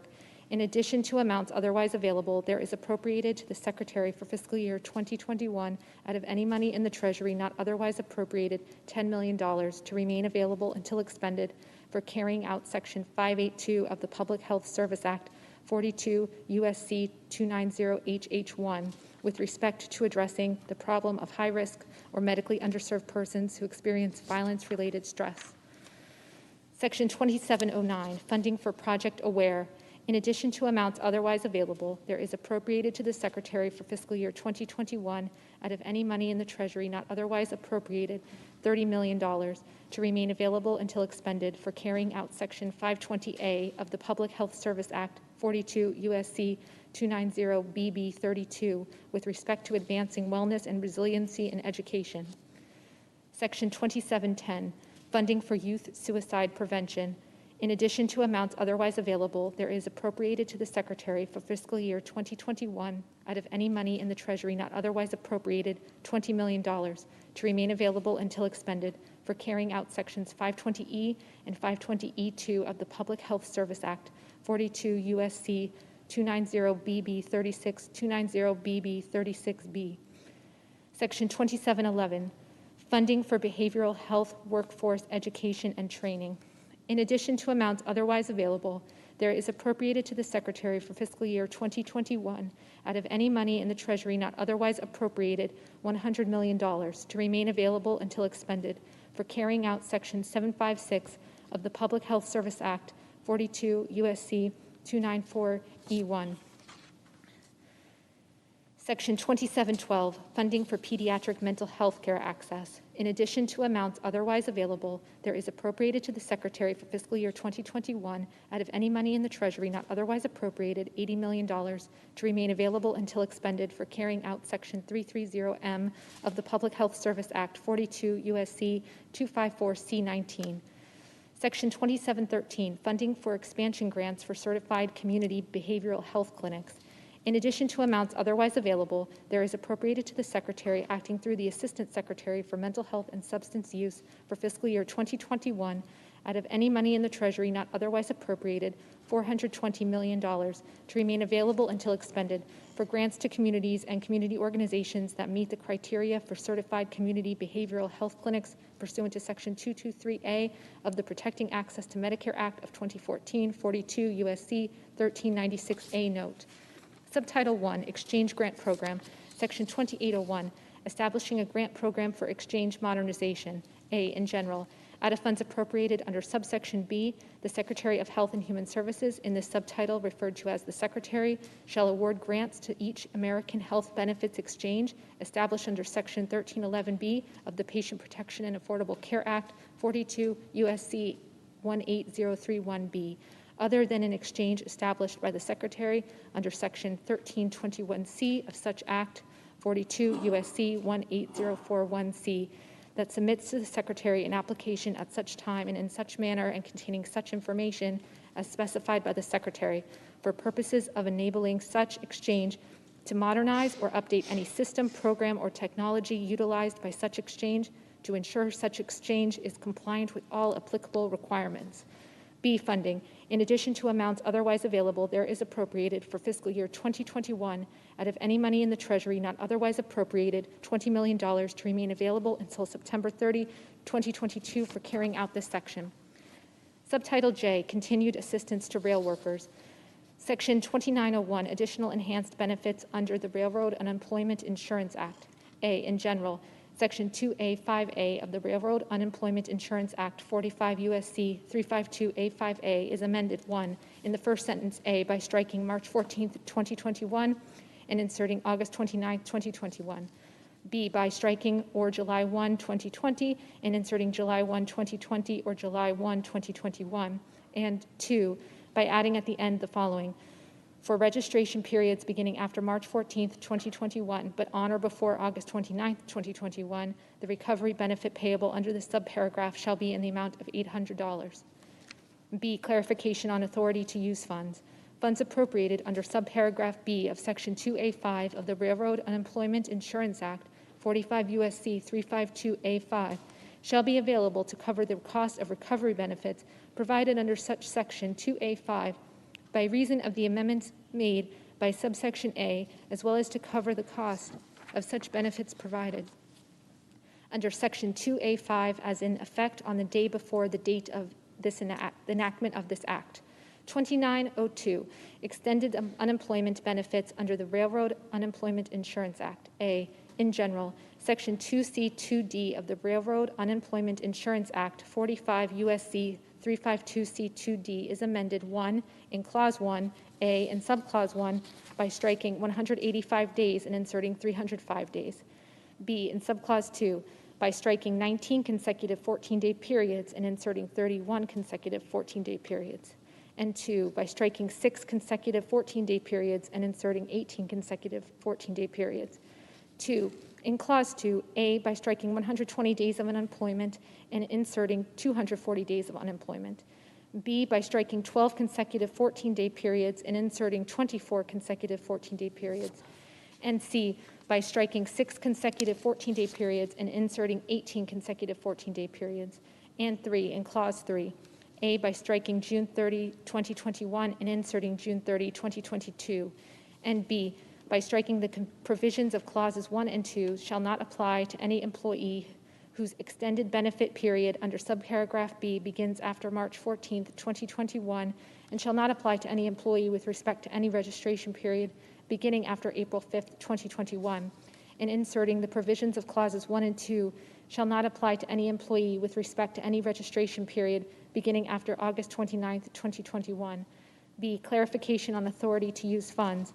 Funds appropriated under either the first or second sentence of Clause 5 of Section 2C2D of the Railroad Unemployment Insurance Act shall be available to cover the cost of additional extended unemployment benefits provided under Section 2C2D by reason of the amendments made by subsection A, as well as to cover the cost of such benefits provided under Section 2C2D as an effect on the day before the date of enactment of this Act. Section 2903, extension of waiver of the 7-day waiting period for benefits under the Railroad Unemployment Insurance Act. A, in general, Section 2112A of the CARES Act 15 U.S.C. 9030A is amended by striking March 14, 2021 and inserting August 29, 2021. B, clarification on authority to use funds. Funds appropriated under Section 2112C of the CARES Act 15 U.S.C. 9030C shall be available to cover the cost of additional benefits payable due to Section 2112A of such act by reason of the amendments made by subsection A, as well as to cover the cost of such benefits payable due to Section 2112A as in effect on the day before the date of enactment of this Act. Section 2904, Railroad Retirement Board and Office of the Inspector General funding.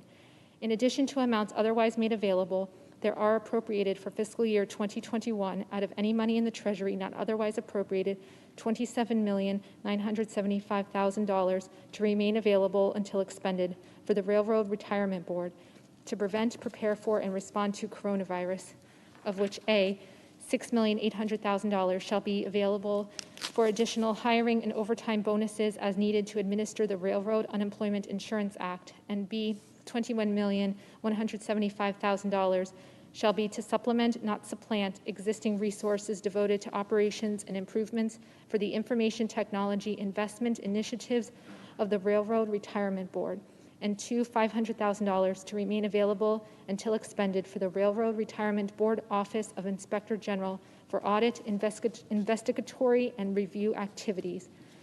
Subtitle K, Ratepayer Protection. Section 2911, Funding for LIHEAP.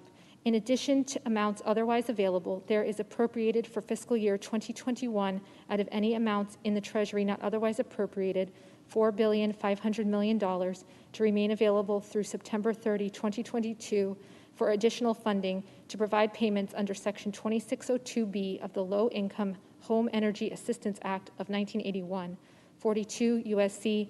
8621B, except that $2,250,000,000 of such amounts shall be allocated as though the total appropriation for such payments for fiscal year 2021 was less than $1,975,000,000, and two, Section 2607B2B of such Act, 42 U.S.C. 8626B2B, shall not apply to funds appropriated under this section for fiscal year 2021.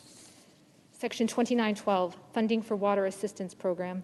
A, in general, in addition to amounts otherwise available, there is appropriated to the Secretary of Health and Human Services, in this section referred to as the Secretary, for fiscal year 2021 out of any amounts in the Treasury not otherwise appropriated $500 million to remain available until expended for grants to states and Indian tribes to assist low-income households, particularly those with lowest incomes that pay a high proportion of household income for drinking water and wastewater services, by providing funds to owners or operators of public water systems or treatment works to reduce arrearages of and rates charged to such households for such services.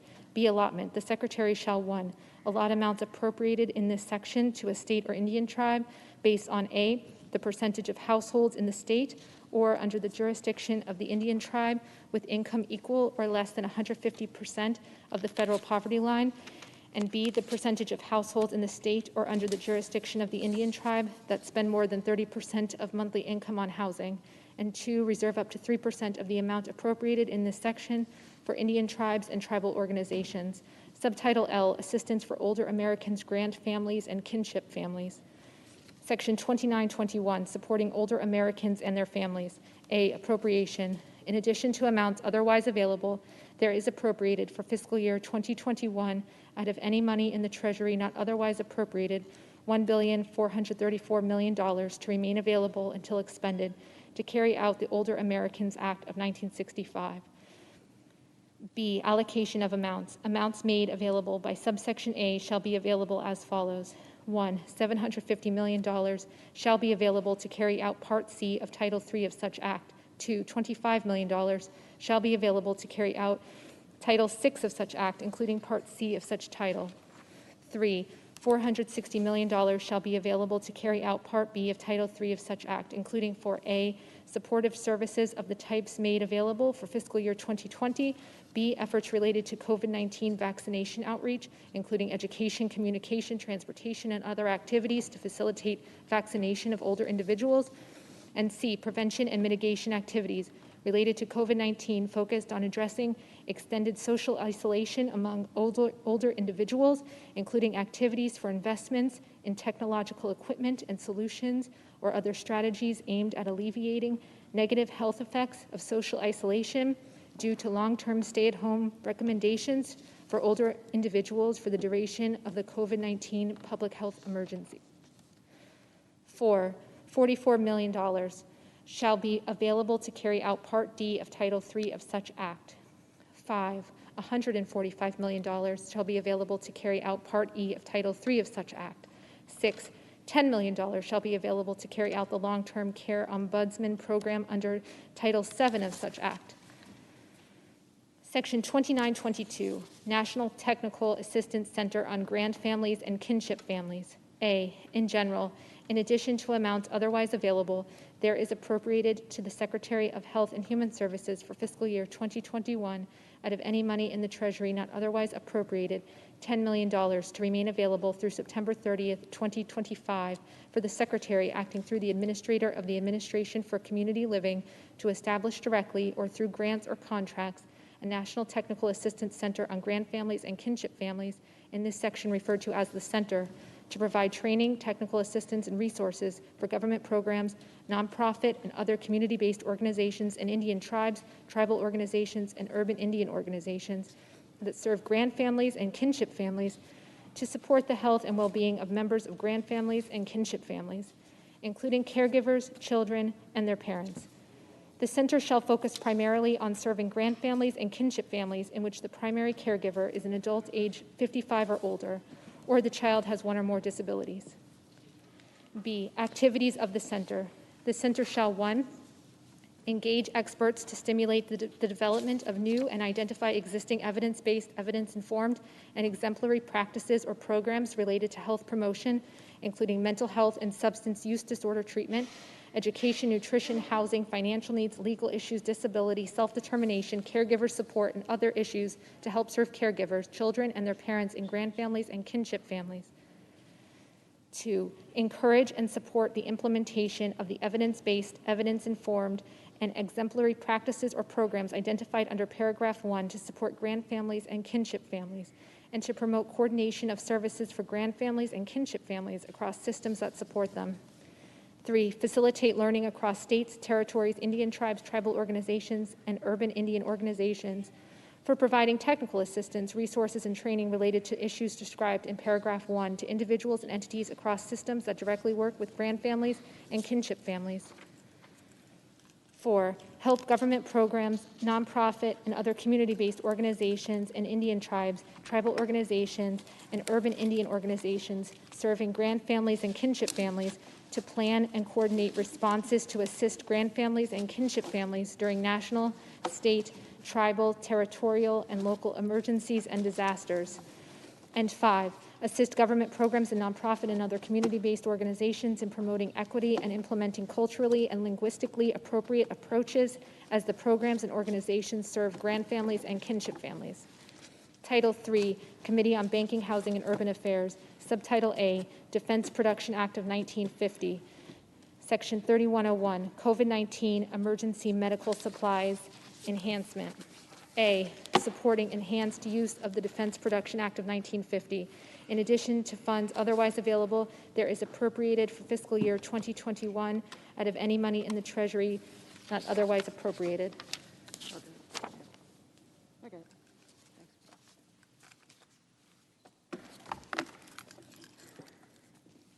$10 billion notwithstanding Section 304E of the Defense Production Act of 1950, 50 U.S.C. 4534E to remain available until September 30, 2025, to carry out Titles 1, 3, 7 and such act in accordance with subsection B. B, medical supplies and equipment. 1, testing PPE, vaccines, and other materials except it is provided in paragraph 2. Amounts appropriated in subsection A shall be used for the purchase, production, including the construction, repair, and retrofitting of government-owned or private facilities as necessary, or distribution of medical supplies and equipment, including durable medical equipment relating to combating the COVID-19 pandemic, including A, in vitro diagnostic products for the detection of SARS-CoV-2 or the diagnosis of the virus that causes COVID-19, and the reagents and other materials necessary for producing, conducting, and administering such products, and the machinery, equipment, laboratory capacity, or other technology necessary to produce such products. Face masks, B, face masks and personal protective equipment, including face shields, nitrile gloves, N95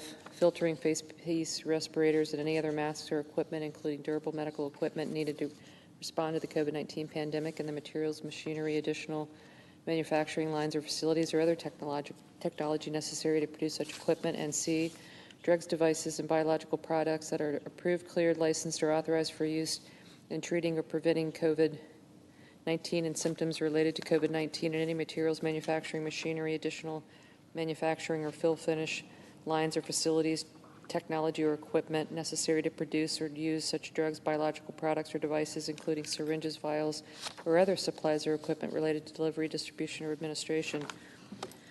2, responding to public health emergencies after September 30, 2022, amounts appropriated in subsection A may be used for any activity authorized by paragraph 1 or any other activity necessary to meet critical public health needs of the United States with respect to any pathogen that the President has determined has the potential for creating a public health emergency.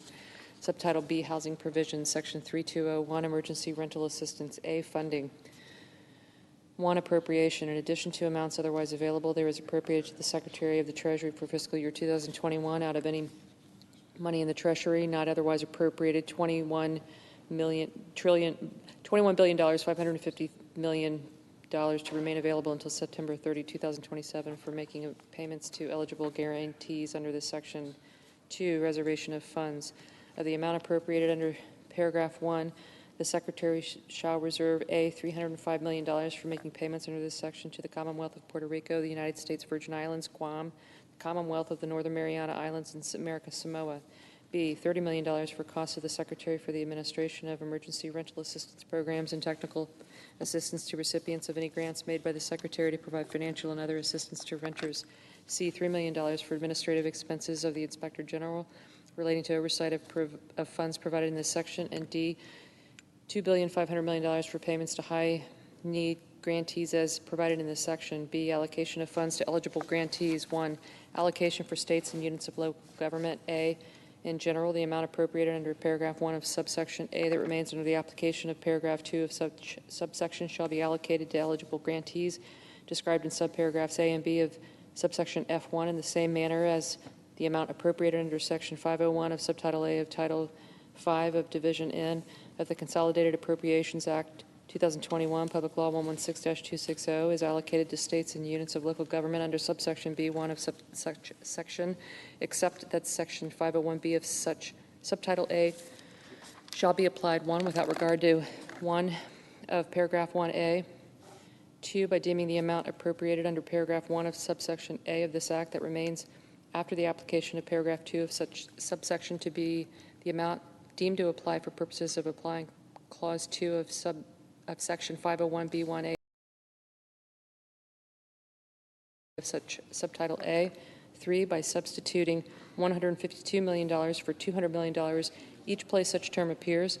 4, in the subclause 1 of such subsection 501B1AV, by substituting under section 3201 of the American Rescue Plan Act of 2021 for under section 501 of the subtitle A of Title 5 of Division N of the Consolidated Appropriations Act 2021, and 5, in subclause 2 of such section 501B1A5 by substituting local government elects to receive funds from the Secretary under section 3201 of the American Rescue Plan Act of 2021, and will use the funds in a manner consistent with such section for local government elects to receive funds from the Secretary under Section 501 of Subtitle A of Title V of Division N of the Consolidated Appropriations Act 2021, and will use the funds in a manner consistent with such section.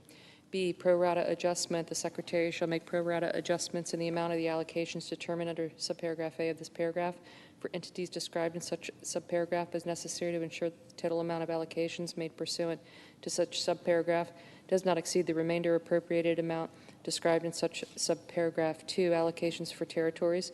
The amount reserved for under subsection A2A shall be allocated to eligible grantees guaranteed in subsection F1C in the same manner as the amount appropriated under section 501A2A of subtitle A of Title V of Division N of the Consolidated Appropriations Act 2021, Public Law 116-260, is allocated under section 501B3 of such subtitle A to eligible grantees described under subparagraph C of such section 501B3, except that section 501B3 of such subtitle A shall be applied A in paragraph A by inserting of section 3201 of the American Rescue Plan Act of 2021 after the amount reserved under subsection A2A, and B in clause 1 of paragraph B by substituting the amount equal to 0.3% of the amount appropriated under subsection A1 with the amount equal to 0.3% of the amount appropriated under subsection A1 of section 3201 of American Rescue Plan of 2021.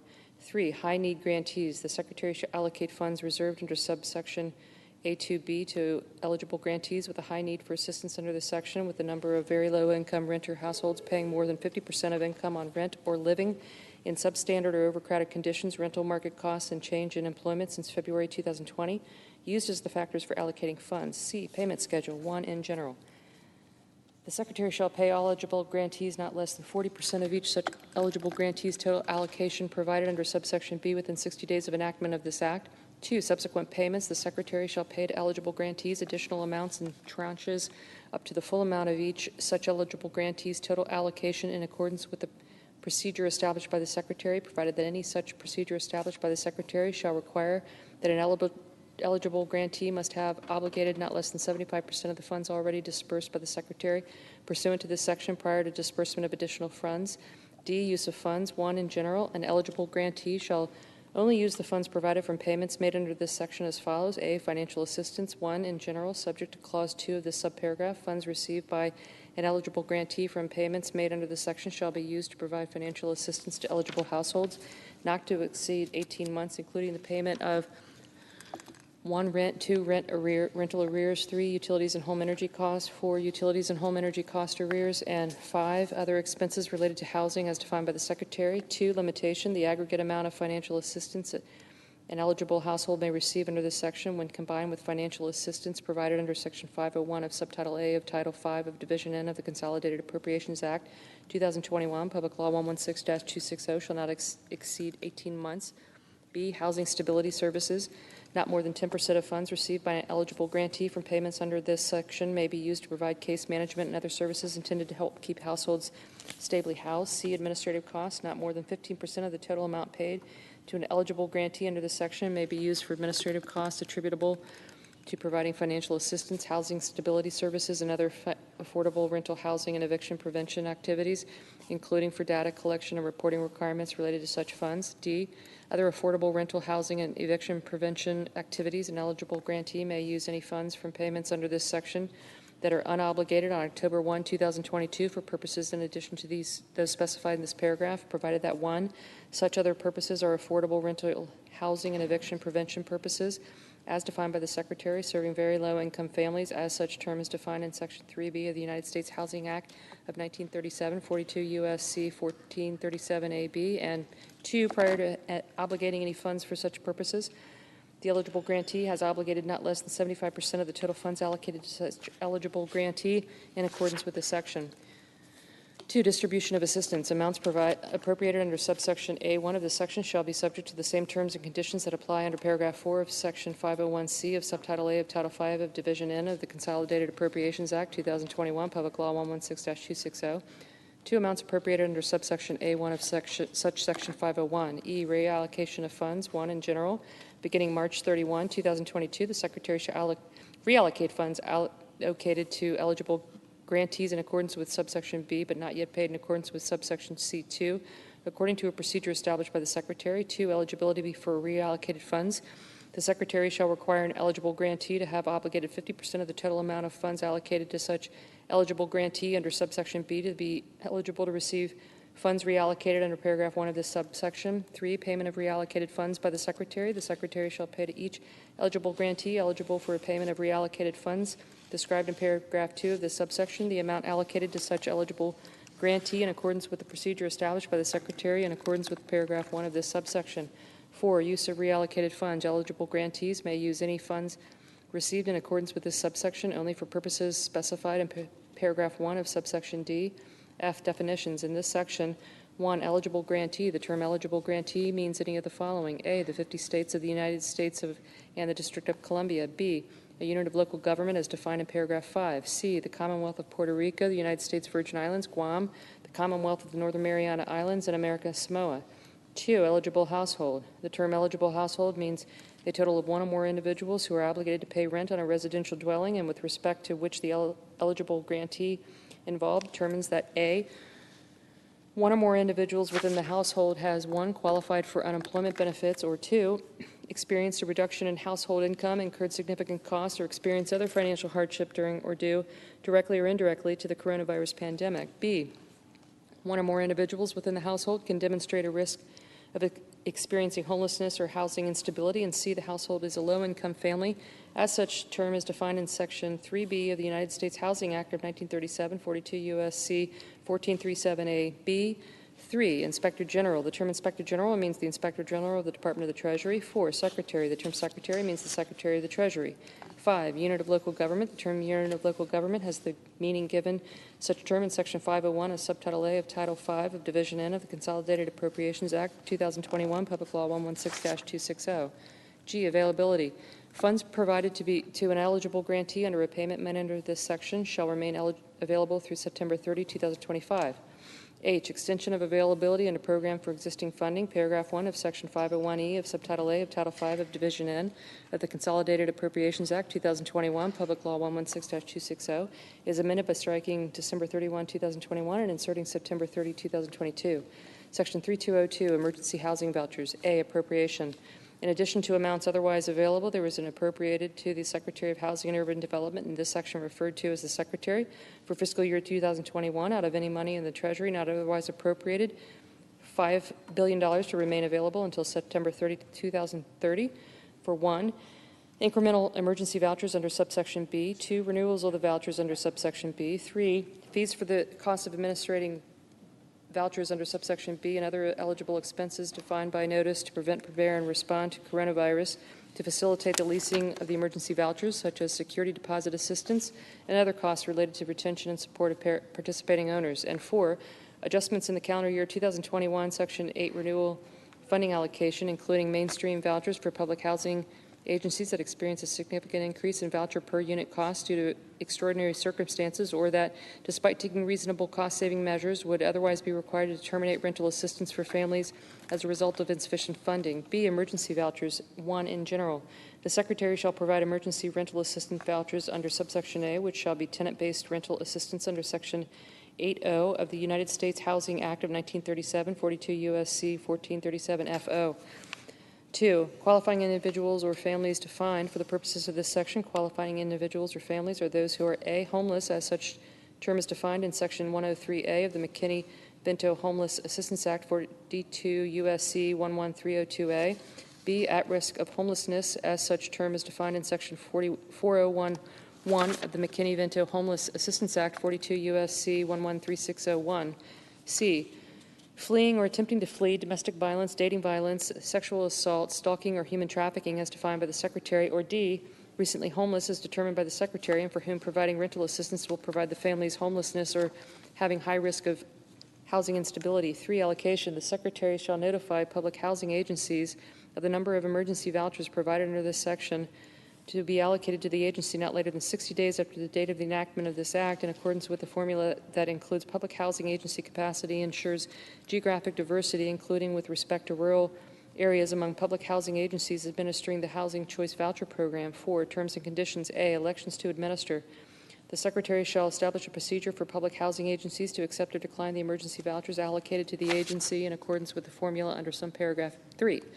B, failure to use vouchers promptly. If a public housing agency fails to lease its authorized vouchers under subsection B on behalf of eligible families within a reasonable period of time, the Secretary may revoke and redistribute any unleased vouchers and associated funds, including administrative fees and costs referred to in subsection A3 to other public housing agencies according to the formula under paragraph 3. 5, waivers and alternative requirements. The Secretary may waive or specify alternative requirements for any provision of the United States Housing Act of 1937, 42 U.S.C. 1437, or regulation applicable to such statute other than requirements related to fair housing, non-discrimination, labor standards, and the environment upon a finding that the waiver or alternative requirement is necessary to expedite or facilitate the use of amounts made available in this section.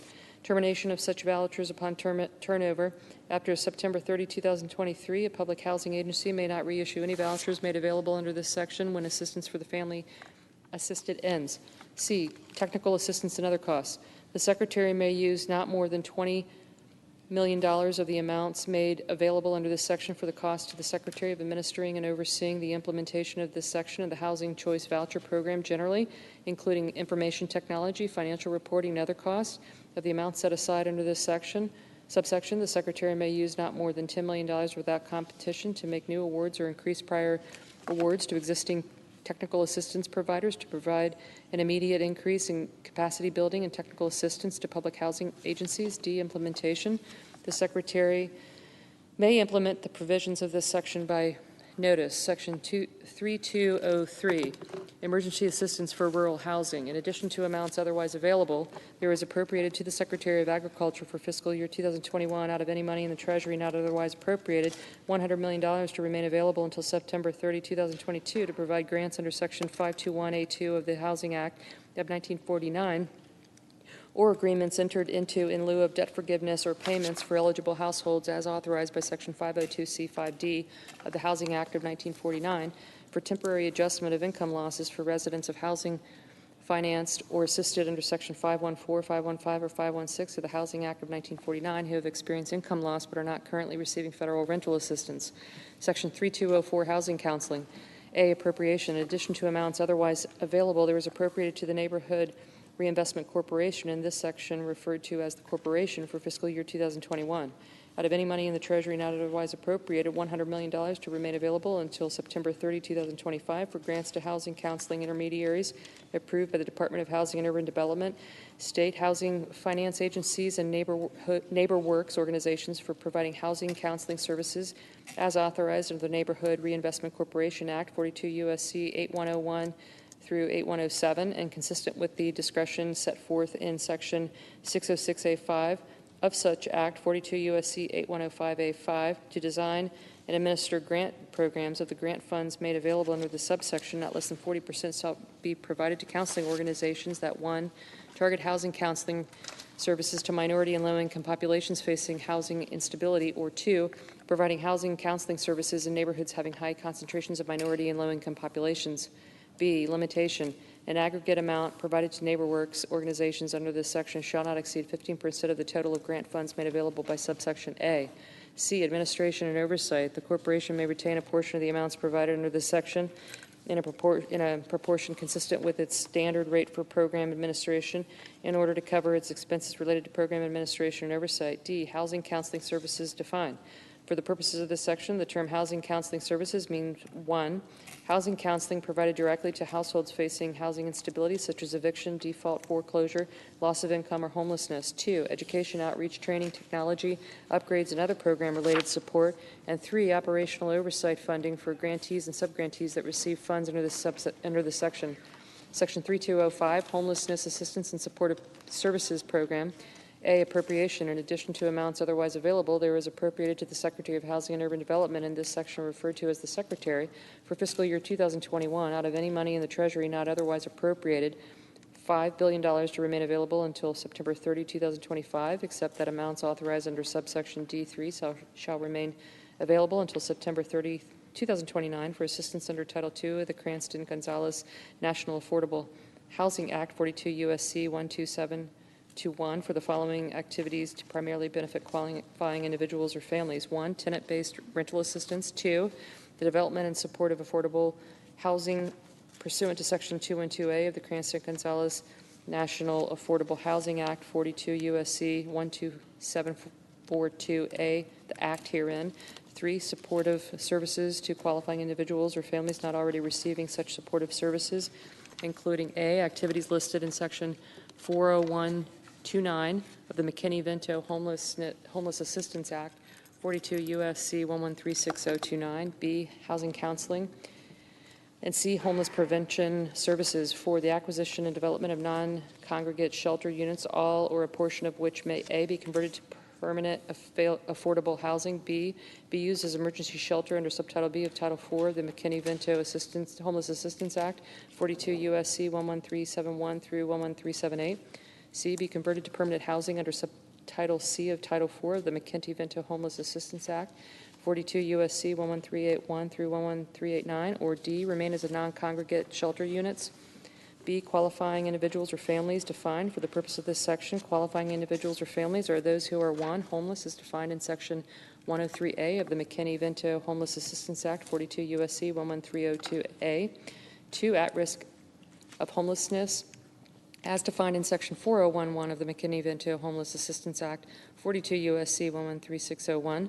Three, fleeing or attempting to flee domestic violence, dating violence, sexual assault, stalking, or human trafficking as defined by the Secretary. Four, in other populations where providing supportive services or assistance under Section 212A of the Act, 42 U.S.C. 12742A, would prevent the family's homelessness or would serve those with the greatest risk of housing instability. Or two, veterans and families that include a veteran family member that meet one of the preceding criteria. C, terms and conditions. One, funding restrictions. The cost limits in Section 212E, 42 U.S.C. 12742E, the commitment requirements in Section 218G, 42 U.S.C. 12748G, the matching requirements in Section 220, 42 U.S.C. 12750, and the set-aside for housing developed, sponsored, or owned by community housing development organizations required in Section 231 of the Act, 42 U.S.C. 12771, shall not apply for amounts made available in this section. Two, administrative costs, notwithstanding Sections 212C and D1 of the Act, 42 U.S.C. 12742C and D1 of the funds made available in this section for carrying out activities authorized by this section. A grantee may use up to 15% of its allocation for administrative and planning costs. Three, operating expenses, notwithstanding Sections 212A and G of the Act, 42 U.S.C. 12742A and G, a grantee may use up to additional 5% of its allocation for the payment of operating expenses of community housing development organizations and nonprofit organizations carrying out activities authorized under this section, but only if A, such funds are used to develop the capacity of the community housing development organization or nonprofit organization in the jurisdiction or insular area to carry out activities authorized under this section, and B, the community housing development organization or nonprofit organization complies with the limitation on assistance in Section 234B of the Act, 42 U.S.C. 12774B. 4, contracting. A grantee, when contracting with service providers engaged directly in the provision of services under paragraph A3, shall, to the extent practicable, enter into contracts in amounts that cover the actual total program cost and administrative overhead to provide the services contracted. D, allocation. 1, formula assistance. Except as provided in paragraphs 2 and 3, the Secretary shall allocate amounts made available under this section pursuant to Section 217 of the Act, 42 U.S.C. 12747, to grantees that receive allocations pursuant to that same formula in fiscal year 2021, and shall make such allocations within 30 days of enactment of this Act. 2, technical assistance. Up to $25 million of the amounts made available under this section shall be used without competition to make new awards or increasing prior awards to existing technical assistance providers to provide an immediate increase in capacity building and technical assistance available to only any grantees implementing activities or projects consistent with this section.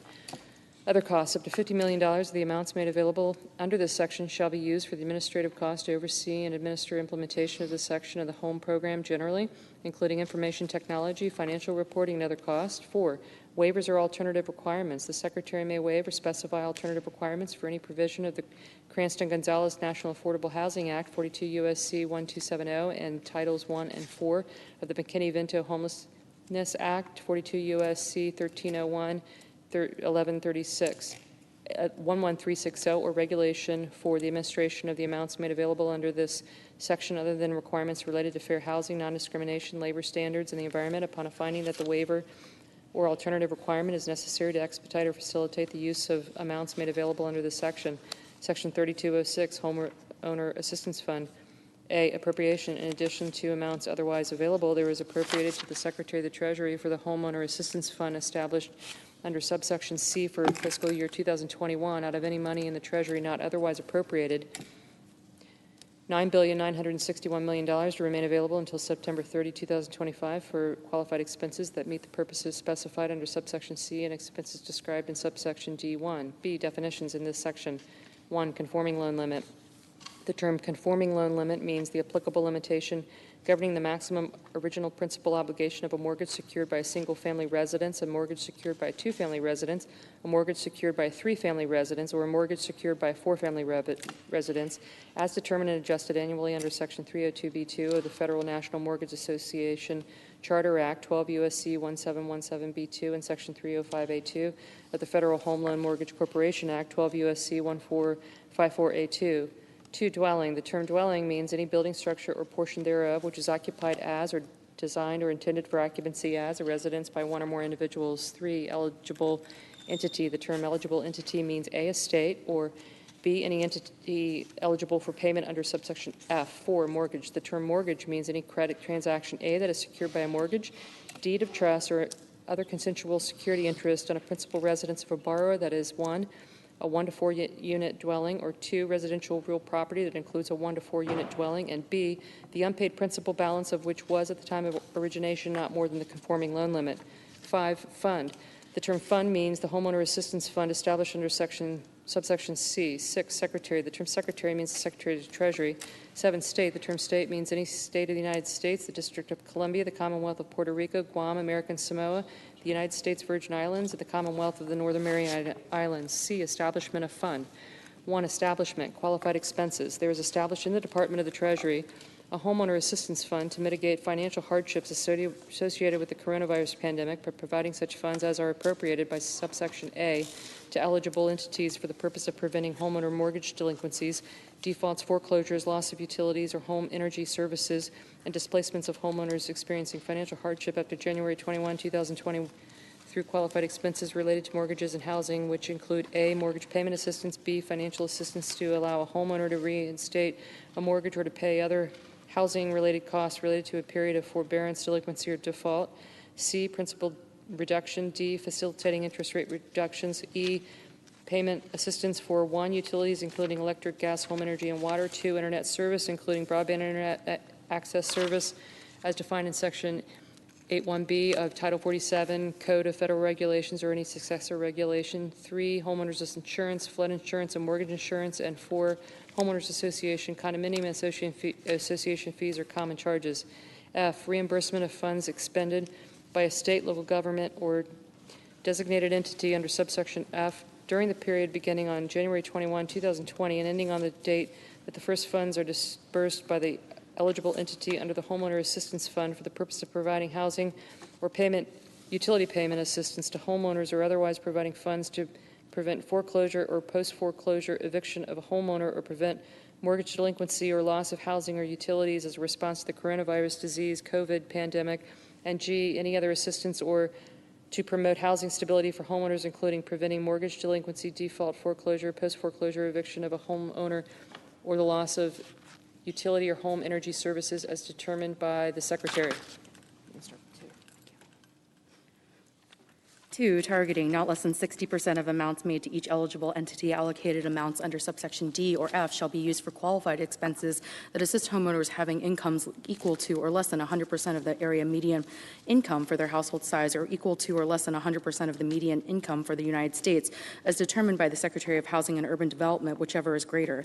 The eligible entity shall prioritize remaining funds to socially disadvantaged individuals.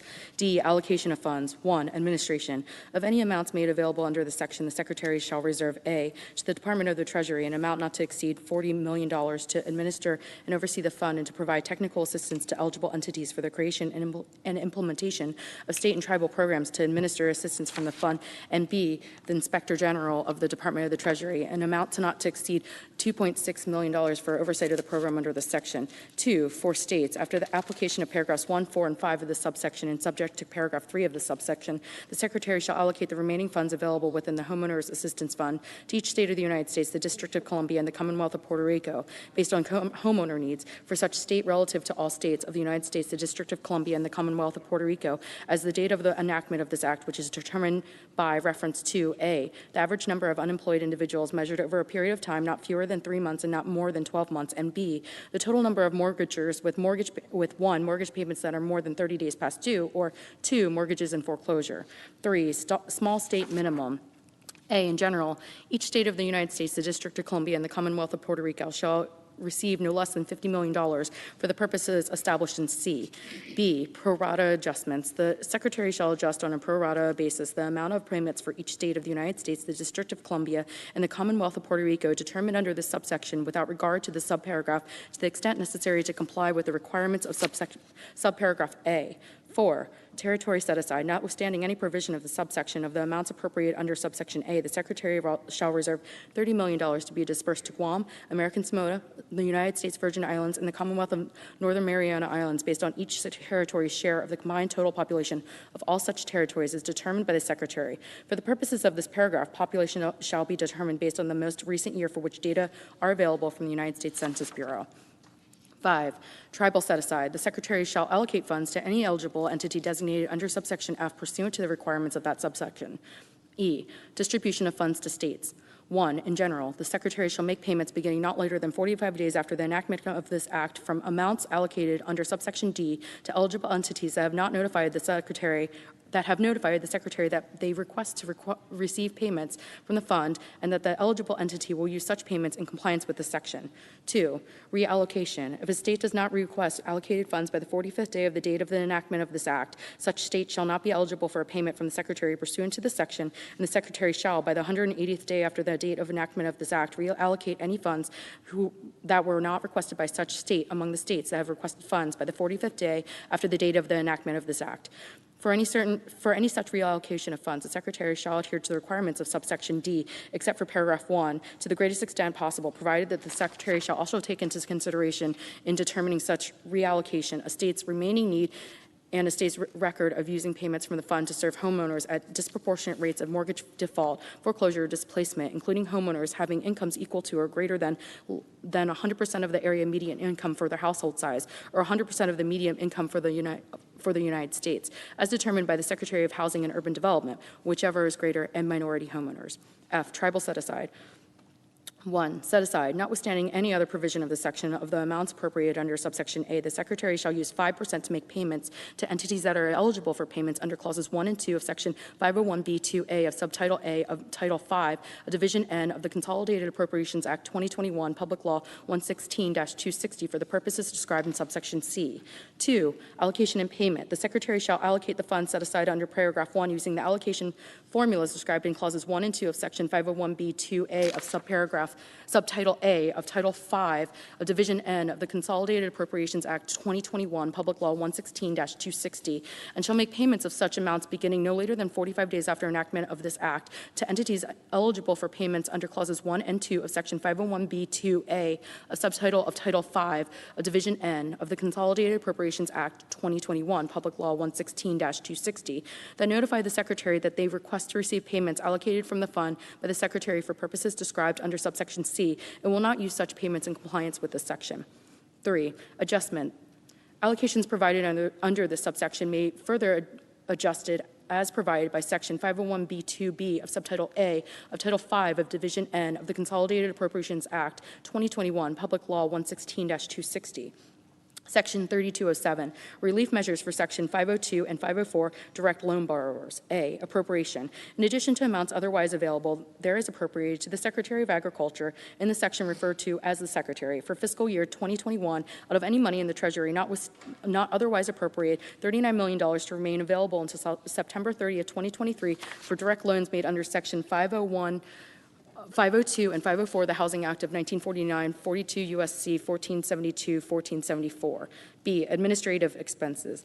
The Secretary may not use more than 3% of the amounts appropriated under this section for administrative purposes.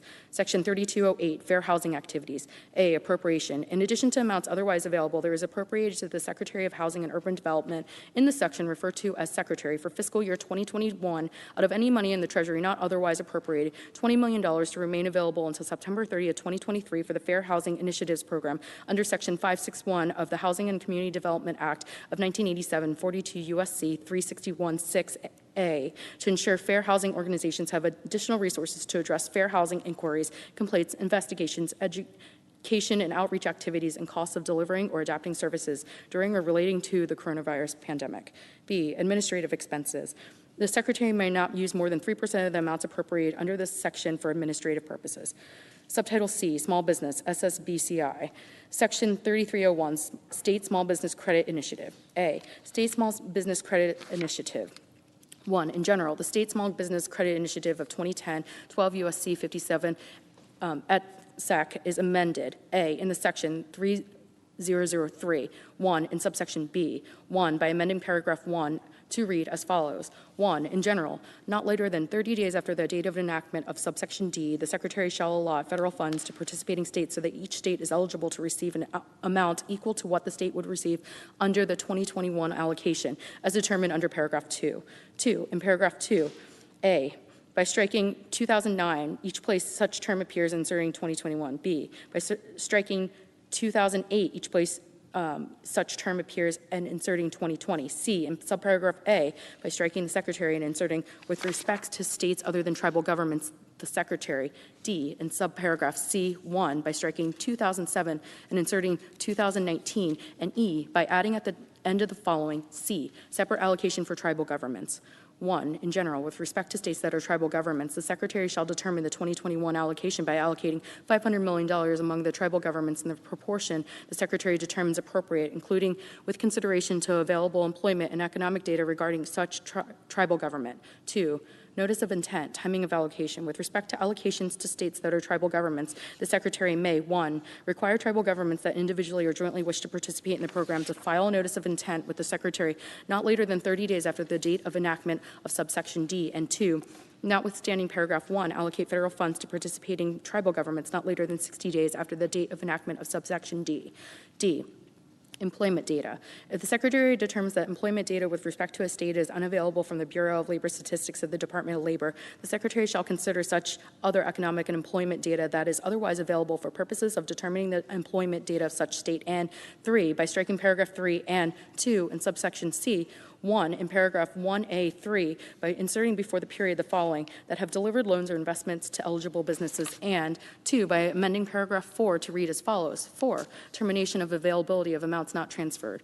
A, in general, any portion of a participating state's allocated amount that has not been transferred to the state under the section may be deemed by the Secretary to be no longer allocated to the state and no longer available to the state, and shall be returned to the general fund of the Treasury or reallocated as described under subparagraph B if 1, the second 1/3 of a state's allocated amount has not been transferred to the state before the end of the 3-year period beginning on the date that the Secretary approves the state for participation, or 2, the last third of a state's allocated amount has not been transferred to the state before the end of the 6-year period beginning on the date that the Secretary approves the state for participation.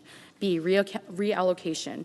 Any amount deemed by the Secretary to no longer be allocated to a state and no longer available to such state under subparagraph A may be reallocated by the Secretary to other participating states. In making such a reallocation, the Secretary shall not take into account the minimum allocation requirements under subsection 2B2B or the specific allocation for tribal governments described under subsection B2C. B, in section 3004D, by striking date of enactment of this act each place it appears and inserting the date of the enactment of section 303D. C, in section 3005B by striking date of enactment of this date, each place it appears, and inserting date of enactment of Section 3003D. D, in Section 3006B4 by striking date of enactment of this act and inserting date of the enactment of Section 3003D. E, in Section 3007B by striking March 31, 2011 and inserting March 31, 2022.